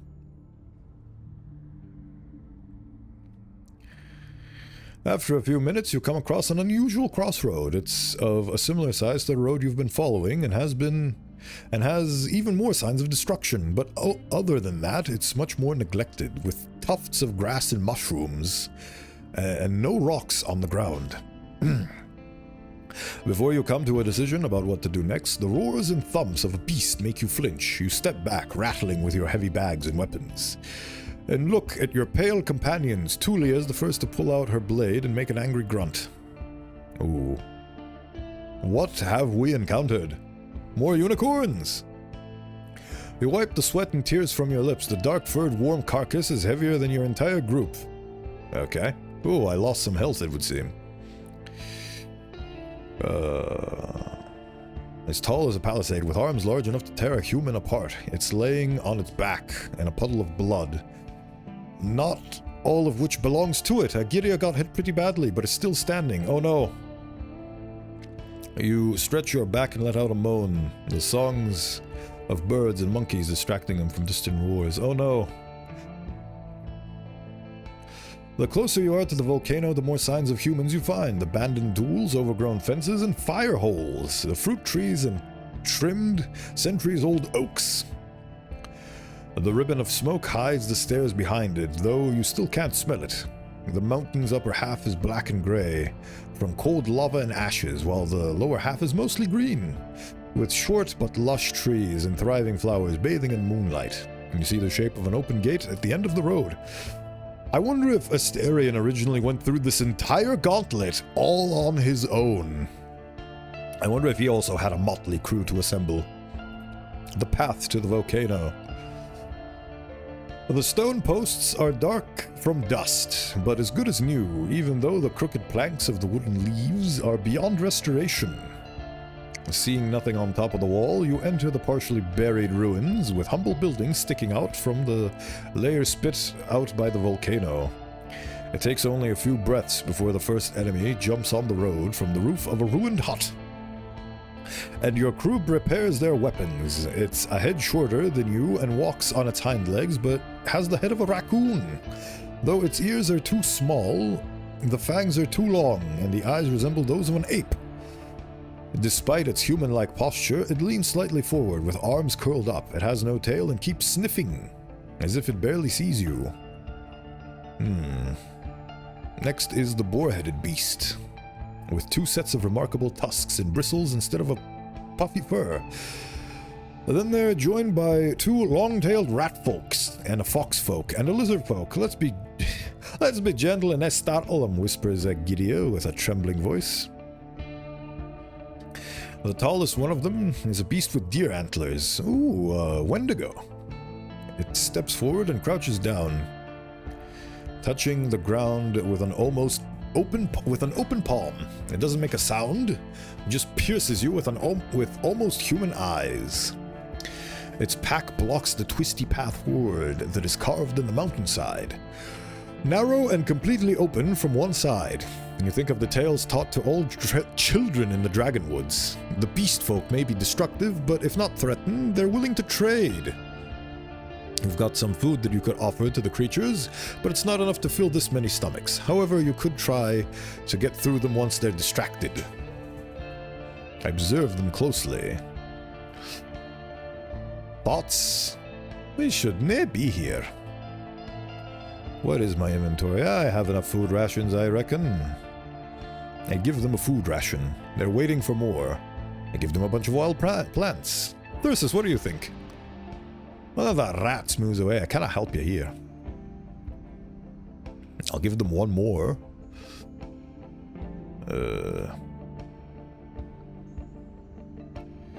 The deer steps closer and eagerly picks up your offering with its hands, then turns around as if you're not a threat. Then it sits down to the threshold in one of the ruined buildings and starts to chew your gifts. How much more food do I need to give them? The rats leap forward, grab the food with their teeth and run as if they're in a panic. They disappear behind a rock, chased by the lizard.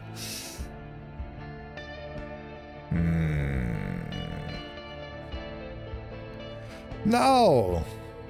You wait for the others to follow you and put every breath into your legs, heading to the path. The beasts, more surprised than anything, step away, and while the boar tries to chase after you, the others stay idle. Soon, your crew leaves the ruins behind. Okay, we survived the beastmen by giving them all of our food. Delightful. The howling wind pushes your crew up the short path, between the tufts of grass, sparse yellow flowers, dormant ashes, trails of cold lava. Your legs, unused to such long wayfaring, ache. The Roadwarden's eggs are laking. Legs are aching, eggs are leaking. My eggs, they are leaking. No. Strike that from the records. Dalit kneels down on the poorly lit ground. Hello, Gamer1109. Thank you for stopping by. Dalit kneels down on the poorly lit ground. Someone was here long ago, she says. We only went in one direction. I follow them slowly, looking for animules. Ooh, there are many signs of the past dwellers, the burnt cart, the collapsed shed, the digging tools made of antler or rusty steel. And the trail ends at the cave mouth, and the leaves of the gate are made of stone, now ajar. You push aside the battering ram. I drop my heavy bags to the ground, be ready for a fight in narrow corridors. Ah, yes. The light you're carrying guides your group through the complete darkness. The polished walls of the tunnel, free of pointy rocks, were no doubt carved by human hands. Your steps are loud, unlike the gentle draft of the deep stream. You pass by another corridor, buried by the mountain. You gesture for the others to stop. Something behind the corner kicked the rock that is now rolling on the floor. Yes, everything is Asterion. I sneak forward. Let's call out Asterion. Ooh, what am I? The ghastly scream of a human-like throat makes you take a defensive stance, but despite the passing breaths, no attack follows.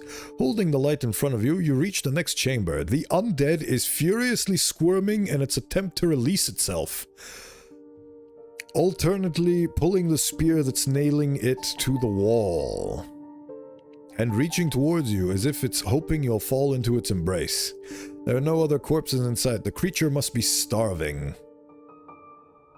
Aegidia covers her mouth, stopping herself from screaming. Well, Tulia lets out a sigh. I guess we found him. We finally found Asterion.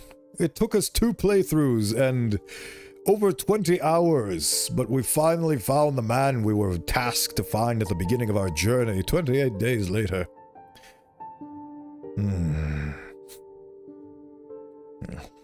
Thyrsis narrows his eyes. Yeah, we did. Dalit gives you a worried glance. I'm sorry.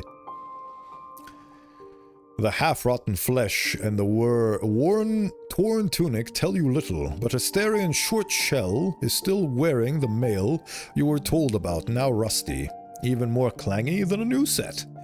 Some of the red hair and beard remain on the monstrous pale face, but most of their strands are all over the floor.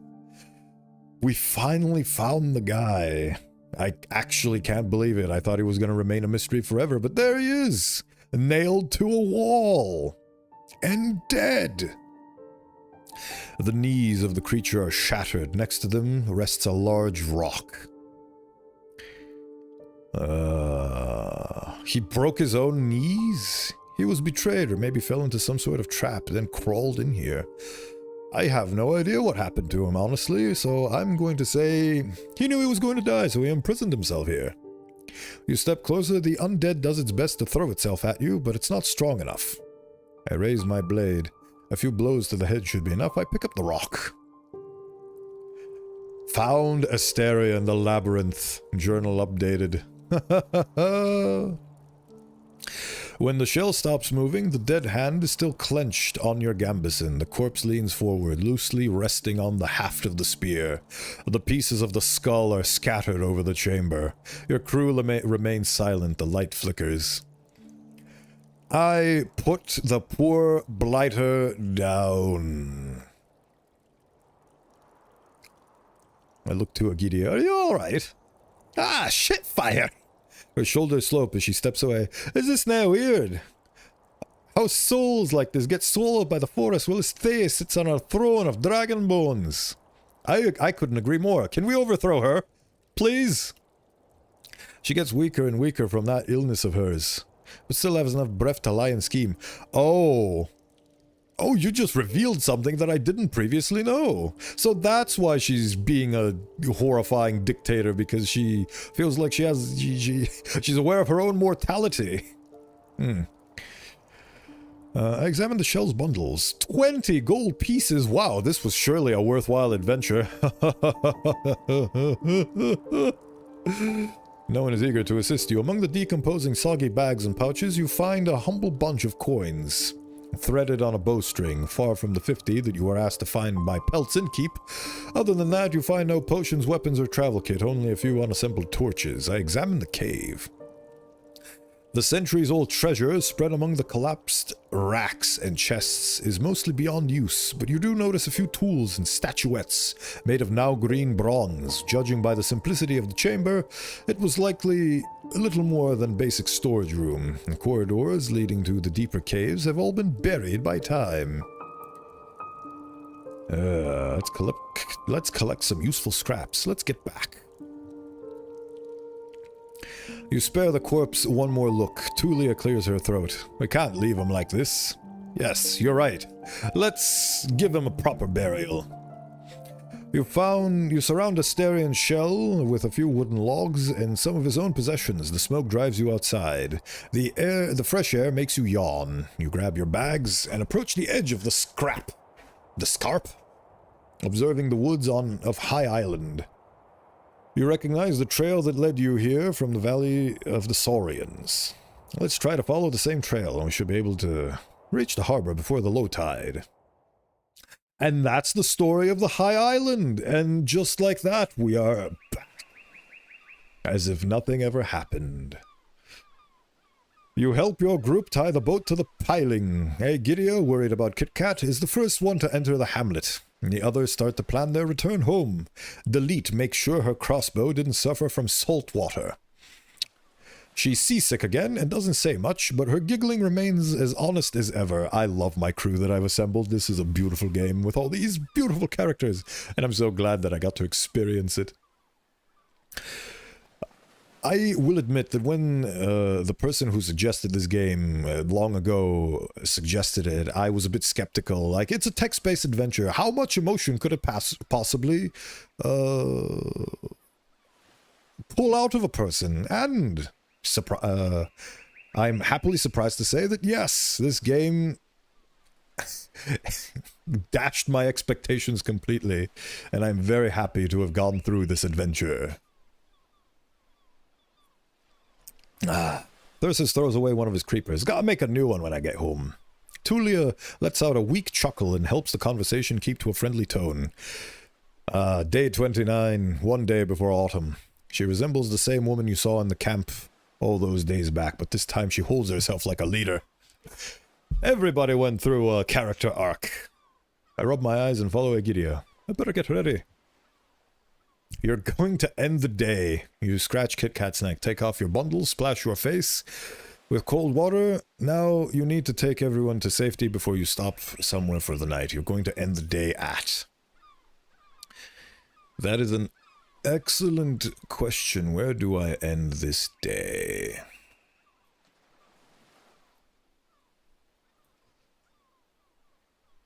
I never thought I would actually live to see it. Where is it? Healing the plague at the merchants. Recruit a hunter, yada yada. Help others, gather a group. Wait. Find the road. I discovered a Styrian died during his lonely journey to an isolated island. I found him. Why is this quest not completed?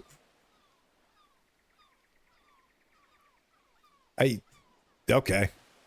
Sure.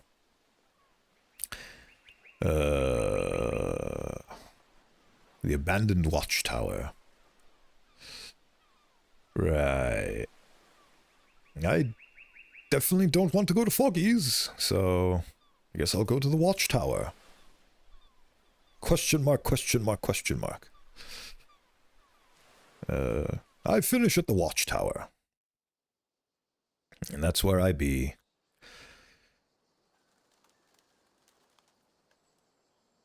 And the entire day has been spent.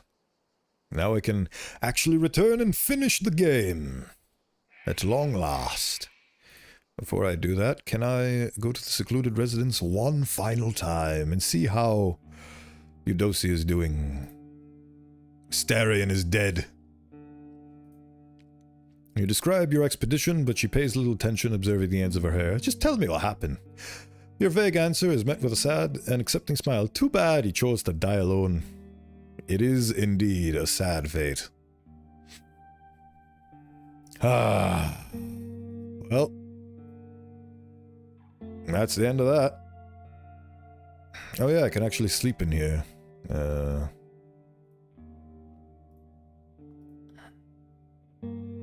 And I will actually... Oh yeah, I don't have any food. Ooh. Oh well. It is what it is. The days are getting shorter. You wake up later than usual. The head of Kit Kat slowly. It's skinnier than on the day you crossed Hag Hills. A fine Tulian pelt. I will. Oh, they automatically force you. Okay. About Asterion. She ponders for a bit, looking at the oven. So, what do you make of it? Not the brightest death I could wish for someone. I don't know what to think. I'd like to know his perspective. He bit off more than he could chew, now his kids will face the consequences. Don't know what to think. Can't read his soul, let it go. His death seems so pointless now. Her sad eyes betray her nonchalant voice. The right and nature take us without reason.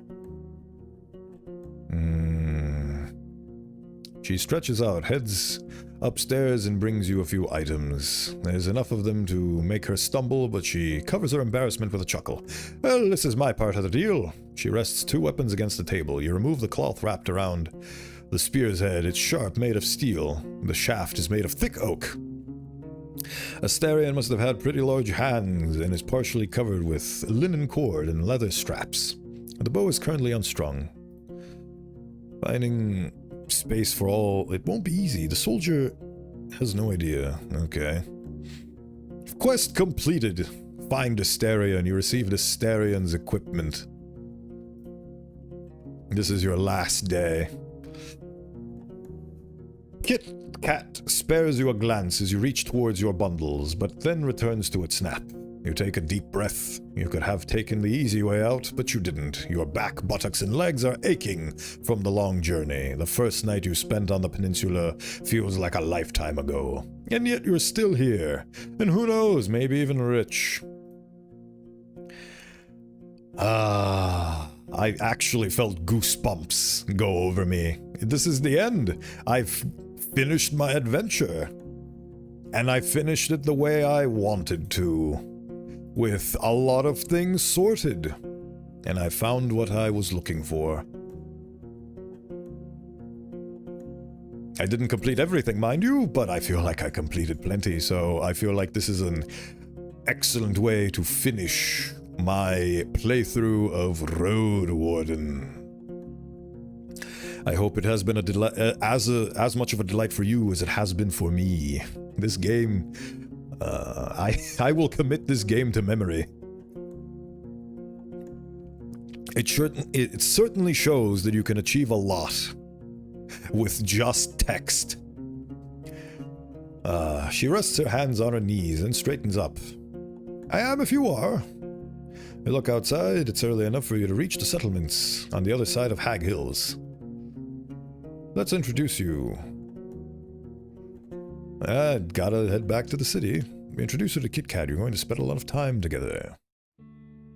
I have no other choice. I didn't progress enough for other tribes to let me in, and Eudocia doesn't want me to stay with her, so...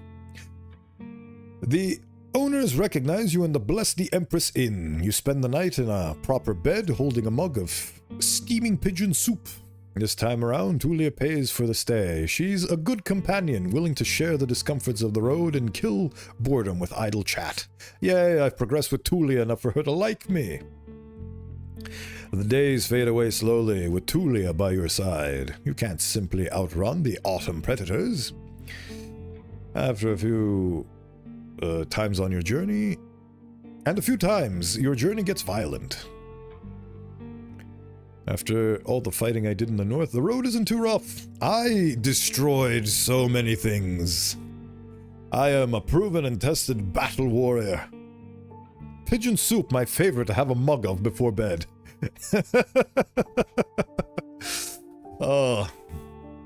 Fill in an ale glass full of pigeon soup and just drink it down. Oh boy. Oh, but look at all these things. My name is Bodingus. The first village was Howler's Dell. I managed to reach the sea. I travel everywhere. After 2 days, the roads get wider and harder. You join forces with encountered caravan, and their leader, a wealthy merchant, mentions that one of the statues you ride by portrays her mother. "We're here," says the lieutenant, in the last village you visit before reaching the city walls. Without explaining, she approaches a few red-haired farmers. Ah, there we go. We found Asterian's family. After exchanging a few words with them, Tulia gestures towards you. "The Roadwarden is who should be thanked for finding him." The strangers keenly listen to your tale, then, with smiles clouded by grief, thank you for your bravery. A man who looks younger than the rest can't stop his tears once he hears his pa has been spared the cursed fate and found his end in the flames. See, I knew that was a good idea to do.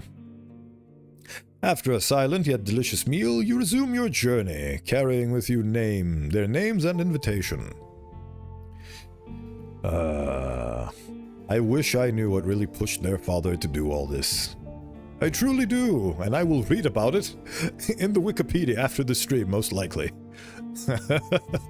That's usually what happens when I go through one of these story-based games. I sort of pick up everything I didn't find during the game in the wiki, because it feels like I didn't miss enough for it to garner a third playthrough. But this has been a wonderful story. After taking care of some chores and meeting a few friendly faces, you leave your mount in the stables, which, as it often happens, are almost empty. Your eyes are used to the usual conglomerate of ruins, the makeshift huts and sheds, the restored whitewashed houses, and a few well-kept residences that manage to outlast the invasion. You nod towards a few passers-by, but aside from the marketplace, Havlhaven is quiet. You take your equipment to the Blackwood Corner. It's a bit pricey, but your friends at the Apple and the Boar will be happy to offer you a short stay. You listen to the rumors, but as the minutes go by, no one approaches you or asks for your help. The trade goes fine, you hear. The city chief has a daughter now. The new ship is ready to sail, the taxes are coming, the corpse of the tentacled monster that recently entered the streets has been claimed by a vendor, and they're selling it skewered. I join a group of patrons. Let's party because we succeeded. The noises of the drunken crowd hinder your sleep. You head downstairs and fully wake up after you get served the remains of the last day supper. A bowl of now mixed fried crickets in various spices. Oh, so the cricket thing was actually true. As well as a mug of hemp tisane. You listen to the Emperor's Mask, the hymn of the old times, coming from the window. Havlhaven is returning to work. When the messenger shows up, you let out a sigh. The merchants want to see you in an hour. You pay for some time in a small bathhouse and prepare the outfit you bought at Howler's. It will let you blend in with the elite crowd. On your way, the familiar faces spare you a few nods, but as always the city folk are too busy trying to outcompete one another, seeking dignity in the realm that belongs to the rich and the priests. I gather my thoughts. I spend some time wandering the marketplace. I head to the guild quickly. I want to be done with this. I'll buy Kit Kat a few apples on my way back. Think of the horse! The horse that carried me through this entire journey. Or 75% of it to be approximate. After a few hours of exhausting examination, you lean against a wall, observing the arguing leaders. Their jewelry and colorful fabrics could provide for many northern families. Maybe even pay for the new stronghold. Aside from the chief and his most trusted advisors, the room is filled with members of the guild. Though some of the more significant individuals did not deign to show up. At least you had more luck than that poor wretch, mentions one of the traders. No one here remembers Asterian's name. The news you brought from the island is of great value. You ask for something to clear your throat. Your detailed description of the peninsula made quite an impression. And you may be asked to speak with a cartographer later. And getting in touch with so many northerners help you describe the complex web of connections. You fill the gaps in your report. You discuss the recent disappearance of a trading caravan. Eudocia's golem glove. A few times you cross the heart of the woods, the way you reached High Island, the shelter by the northern road, the now flooded mine in the south. Still, it's your dealings with the tribe that will have the greatest impact on your decisions. I relax. The oldest soul at the table, who started her life in the guild as a simple innkeep, smiles at you. Where do ye think we should start, Bodingus? Bodingus will reply in kind. One of the artisans chimes in. We need to discuss this in detail, of course, but we can't bring guards and builders to all the villagers at once, so... You know the peninsula better than anyone. Where do you think would be the best starting point? Howler's Dell. Unfortunately, this... I wanted to overthrow... Thais, but I will end up strengthening her instead. Which is, well... Live and learn. Completed their mission. After 5 days, you take part in a brief meeting in the guild's chambers. You're welcomed by a few clerks. The discussed investment will proceed further, though with great caution. You finally hear, your services are much appreciated. And you hear the street with a wooden casket heavy with dragon bones. It will provide you and Kit Kat until summer. A barrel full of money? For me? With the city sending its people north, my efforts to keep the tribe safe won't go to waste. I deserve my rest. I helped many people. Yes, I did deserve my rest. I achieved. The flow of merchants and supplies was slow but steady. The decades went by, but the tribes kept their distance from the city folk, seeing in them only trading partners, but benefiting from the safer roads, restored shelters, and new inventions. Roadwarden by Aureus. I don't know if the claps were audible, but they are there. This has been a beautiful experience. The trade route following the Western Trail greatly benefited from the dwellers of Pelt of the North. After a few more years, they moved to Hovleven. Living off their savings? Oh, the epilogue is here. We get to see, where are they now? Oh, I love this. Living off their savings and occasional mercenary work, forming an experienced squad, the inn was sold to the city officials and remained one of the few shelters in the dangerous north. Of course it was. One of the new guards was Tulia, who arrived to Pelt soon after losing her squad, seeking stable work among the hunters. Unlike her new crew, she didn't cross Hag Hills ever again. Instead, she found work as a woodcutter in Gale Rocks. I would never have expected that to happen, but there it is. Lisa Olsen, editing. Good job, Lisa. This game is a delight, and I'm sure you played no small part in it. Not all people in Howler's Dell were eager to accommodate the city folk, but no one could oppose Thais and her guards, who received a juicy cut of the inflowing wealth. However, lacking in resources, the village could never be fully free of its dependence on other tribes. More and more words of the city folk sunk into the speech of the locals, and as time went on, their customs changed. After the priests of the rite arrived, the mayor was among the first souls to convert. The influence of the druids began to dwindle, but they haven't spoken their last words yet. Aegidia spent a few more seasons alone, practicing magic and archery, until she felt ready to return home. Thais was furious at first, but the druid's protection allowed her daughter to reclaim her position of huntress. While her life wasn't free of conflict, she now truly belonged to her new family. Good for her! Very good for her. I'm glad that Aegidia at least got her ending the way she wanted to, without my meddling. Steep House stood in silence, avoided by the caravans that cut a new path through the haunting clearing. It provided for a few more scavengers and gave shelter to beasts, then slowly faded away, until there were but a few broken walls surrounding the paved square. I am sorry, Steep House. I tried and safe-scummed so much, but I could not, in the end, do right by you. My condolences. The tribe of Old Pagos lost many lives to the plague. and even more so to the harsh winter, but the village survived, as united as ever. The slowly awakening trade route allowed them to return to working with stone, but the rare coins and supplies always left them just on the verge of making ends meet. And the villagers faced many more lean years. With every generation, more families left their homes to seek luck on the other side of Hag Hills. Tertia, torn by the plague, started a long journey. She finished her duty in the distant south, buried by a sandstorm in the lands of her ancestors, where she protected those spreading Right's teachings. Quintus stayed on the wall for the first few nights of autumn, but then, lured by hunger, got caught by an unusually patient treant. Oh. Well, I couldn't save Quintus. Oh, the music was beautiful. Thank you, Nicholas. Thank you, Felix. Thank you, Finn. All of you have done a remarkable work on this beautiful experience of a game. Look at all the music. Oh, it's beautiful. Mwah-tsi. Hats off to this game.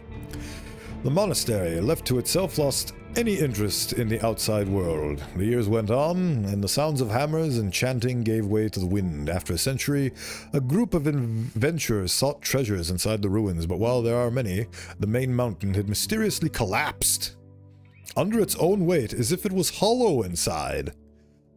Oh. Well. After the attack, white marshes buried the routes that connected it with the rest of the peninsula. It took decades before it was reached by a group of adventurers who were seeking the source of the growing number of monstrous, deformed animals rotting not only in the northern lands, but also the woods south of Hag Hills. They went too far.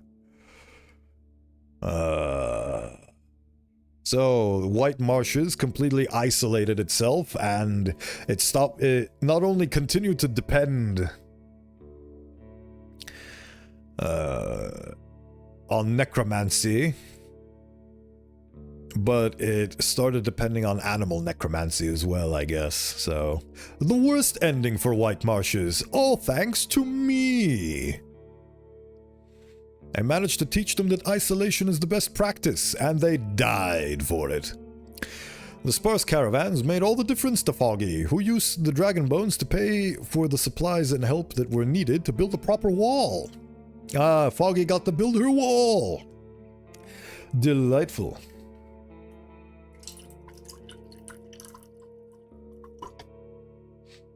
I don't know if that gets picked up by the microphone, but I will check. Actually, I can check right now. Where am I? Oh, I actually disabled the noise gate filter. I wonder if that has any negative consequences. Oh, well. The Foggy Lake Tavern, now seen as a safe shelter in the north, stands to this day, run by a newcomer from Hovlaven, Ilili Aliandru, and to a lesser extent Zvi, were welcomed among the hunters, and after learning a few things from them, worked as the inn's trappers till the end of their days. Beautiful. The children seen by the Roadwarden during their visit in the creeks turned out to be the village's last generation. You what?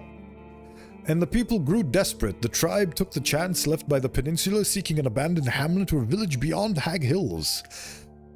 And while not all of them reached the new settlement alive, the family was able to start anew. Ella quickly realized that keeping the road safe was a much better way to earn dragon bones than selling his crooked chairs and tables. While he wasn't a fighter, he often joined the merchants traveling the peninsula, exchanging news and suggesting new investments. In the meantime, he was gladly engraving the shapes of animals on cups and plates. With the passage of time, Ephraim saw many more deaths among his friends. He grew quiet and detached, spending days talking to his hat until he left without a word. Well, unfortunate. I guess that's what happens when you don't complete certain quests.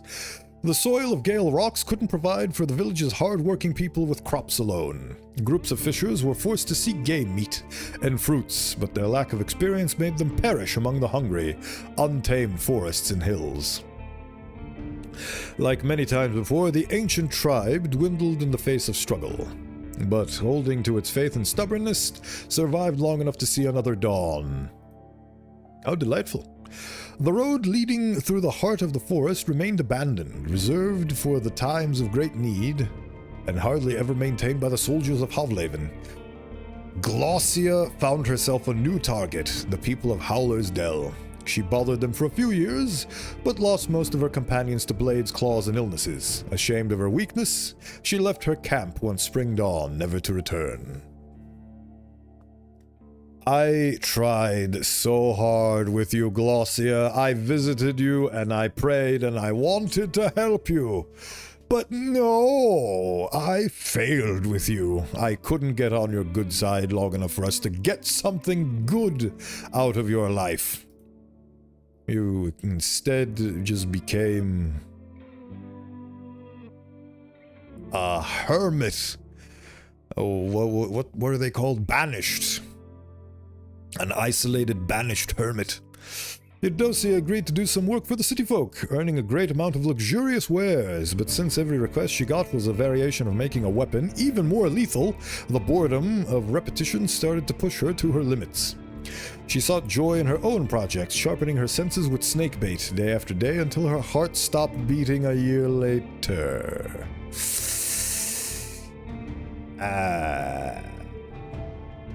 Exile, thank you, that's the word I was looking for, yes. That's the word I was looking for, exile, thank you. Exile, yes. Soon her residence became occupied by the soldiers of Havlaven, who made nothing of the motionless stone sentinels. Exiled was. Well, she's a self-appointed outcast. She outcasted herself. She picked up her stuff and just went away. Well, I feel terrible about this, but at the same time, it was ultimately not my fault because she is her own person and she was responsible for her snakebait addiction. So, ultimately, could I have done something to help? Absolutely. Is it my responsibility to do something to help? No. Do I still feel bad about it? Yes.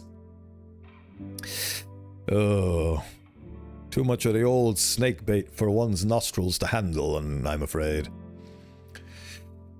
The tribe of the Green Mountain, worried about the growing presence of the city folk, ended up blocking the trail that connected it to the rest of the peninsula. Every once in a while, the rumors of pagans of weird tongue seen by the eastern trail spread among the merchants, but a keen listener would notice that such tales always differed when it comes to describing the tribe's clothing, weapons, and skin.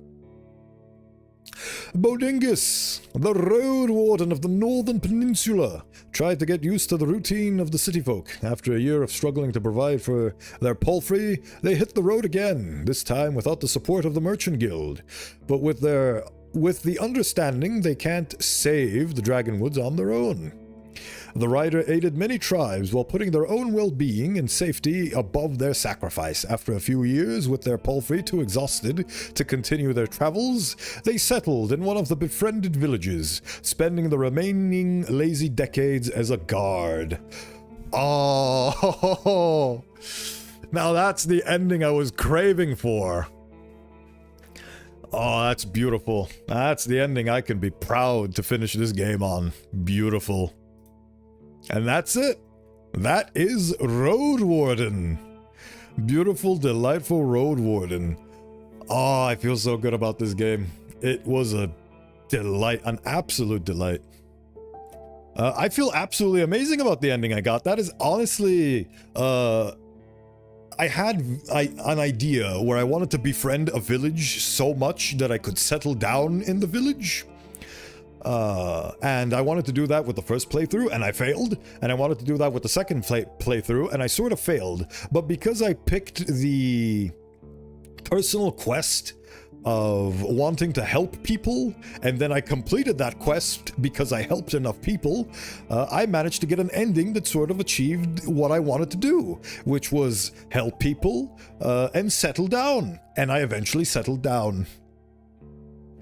Oh, that's a beautiful ending. Couldn't have hoped for something better.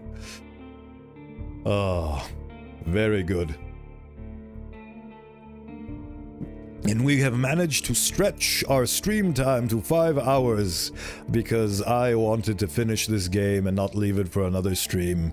I feel like this has been a wonderful conclusion to this game. So, I very much hope you enjoyed this adventure with me, because I most certainly did. I cannot believe I actually managed to get goosebumps and excitement from a text-based adventure, because it's text. I mean, I know the value of books and everything, but it felt like a text-based game wouldn't really have as much in the way of imagination, but I was very happy to be proven wrong with this beautiful experience. Right, and now we have to find somebody wonderful to raid. So let's go find them.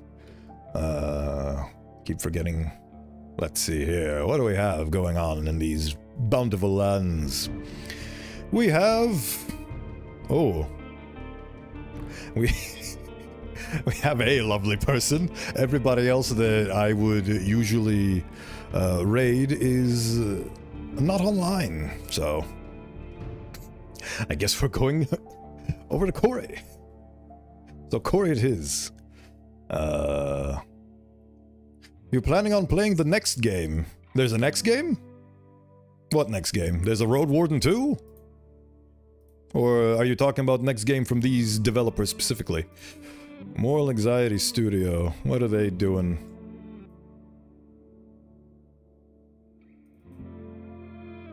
Connecting to chat. Is chat dying? Am I dying? What's happening?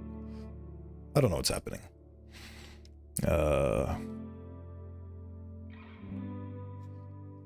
Is there a Roadwarden 2? Something's going on. It seems like chat is having issues. Windy Meadow, a Roadwarden tale. Is that what it is? Oh, yes it is.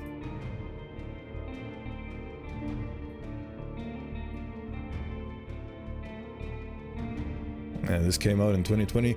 Windy Meadow, a Roadwarden tale. Fascinating. Is an interactive slice of life visual novel about choosing your own path. I had no idea this existed, but I am adding it to my wish list. And it is definitely something that I will look at in the future. Thank you very much for letting me know that this is a thing that exists, because I never would have known otherwise.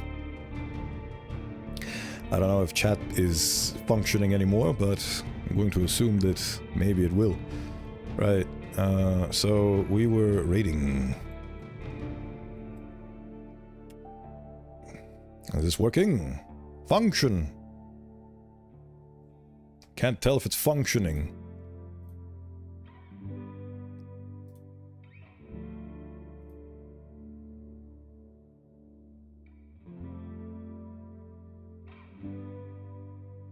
Ah, there we go. My OBS disconnected my chat, so same world, Windy Meadow, Roadwarden tale, no worries, thanks for stream. Yes, thank you very much for stopping by. Oh yes, the raid is starting. Now it is starting.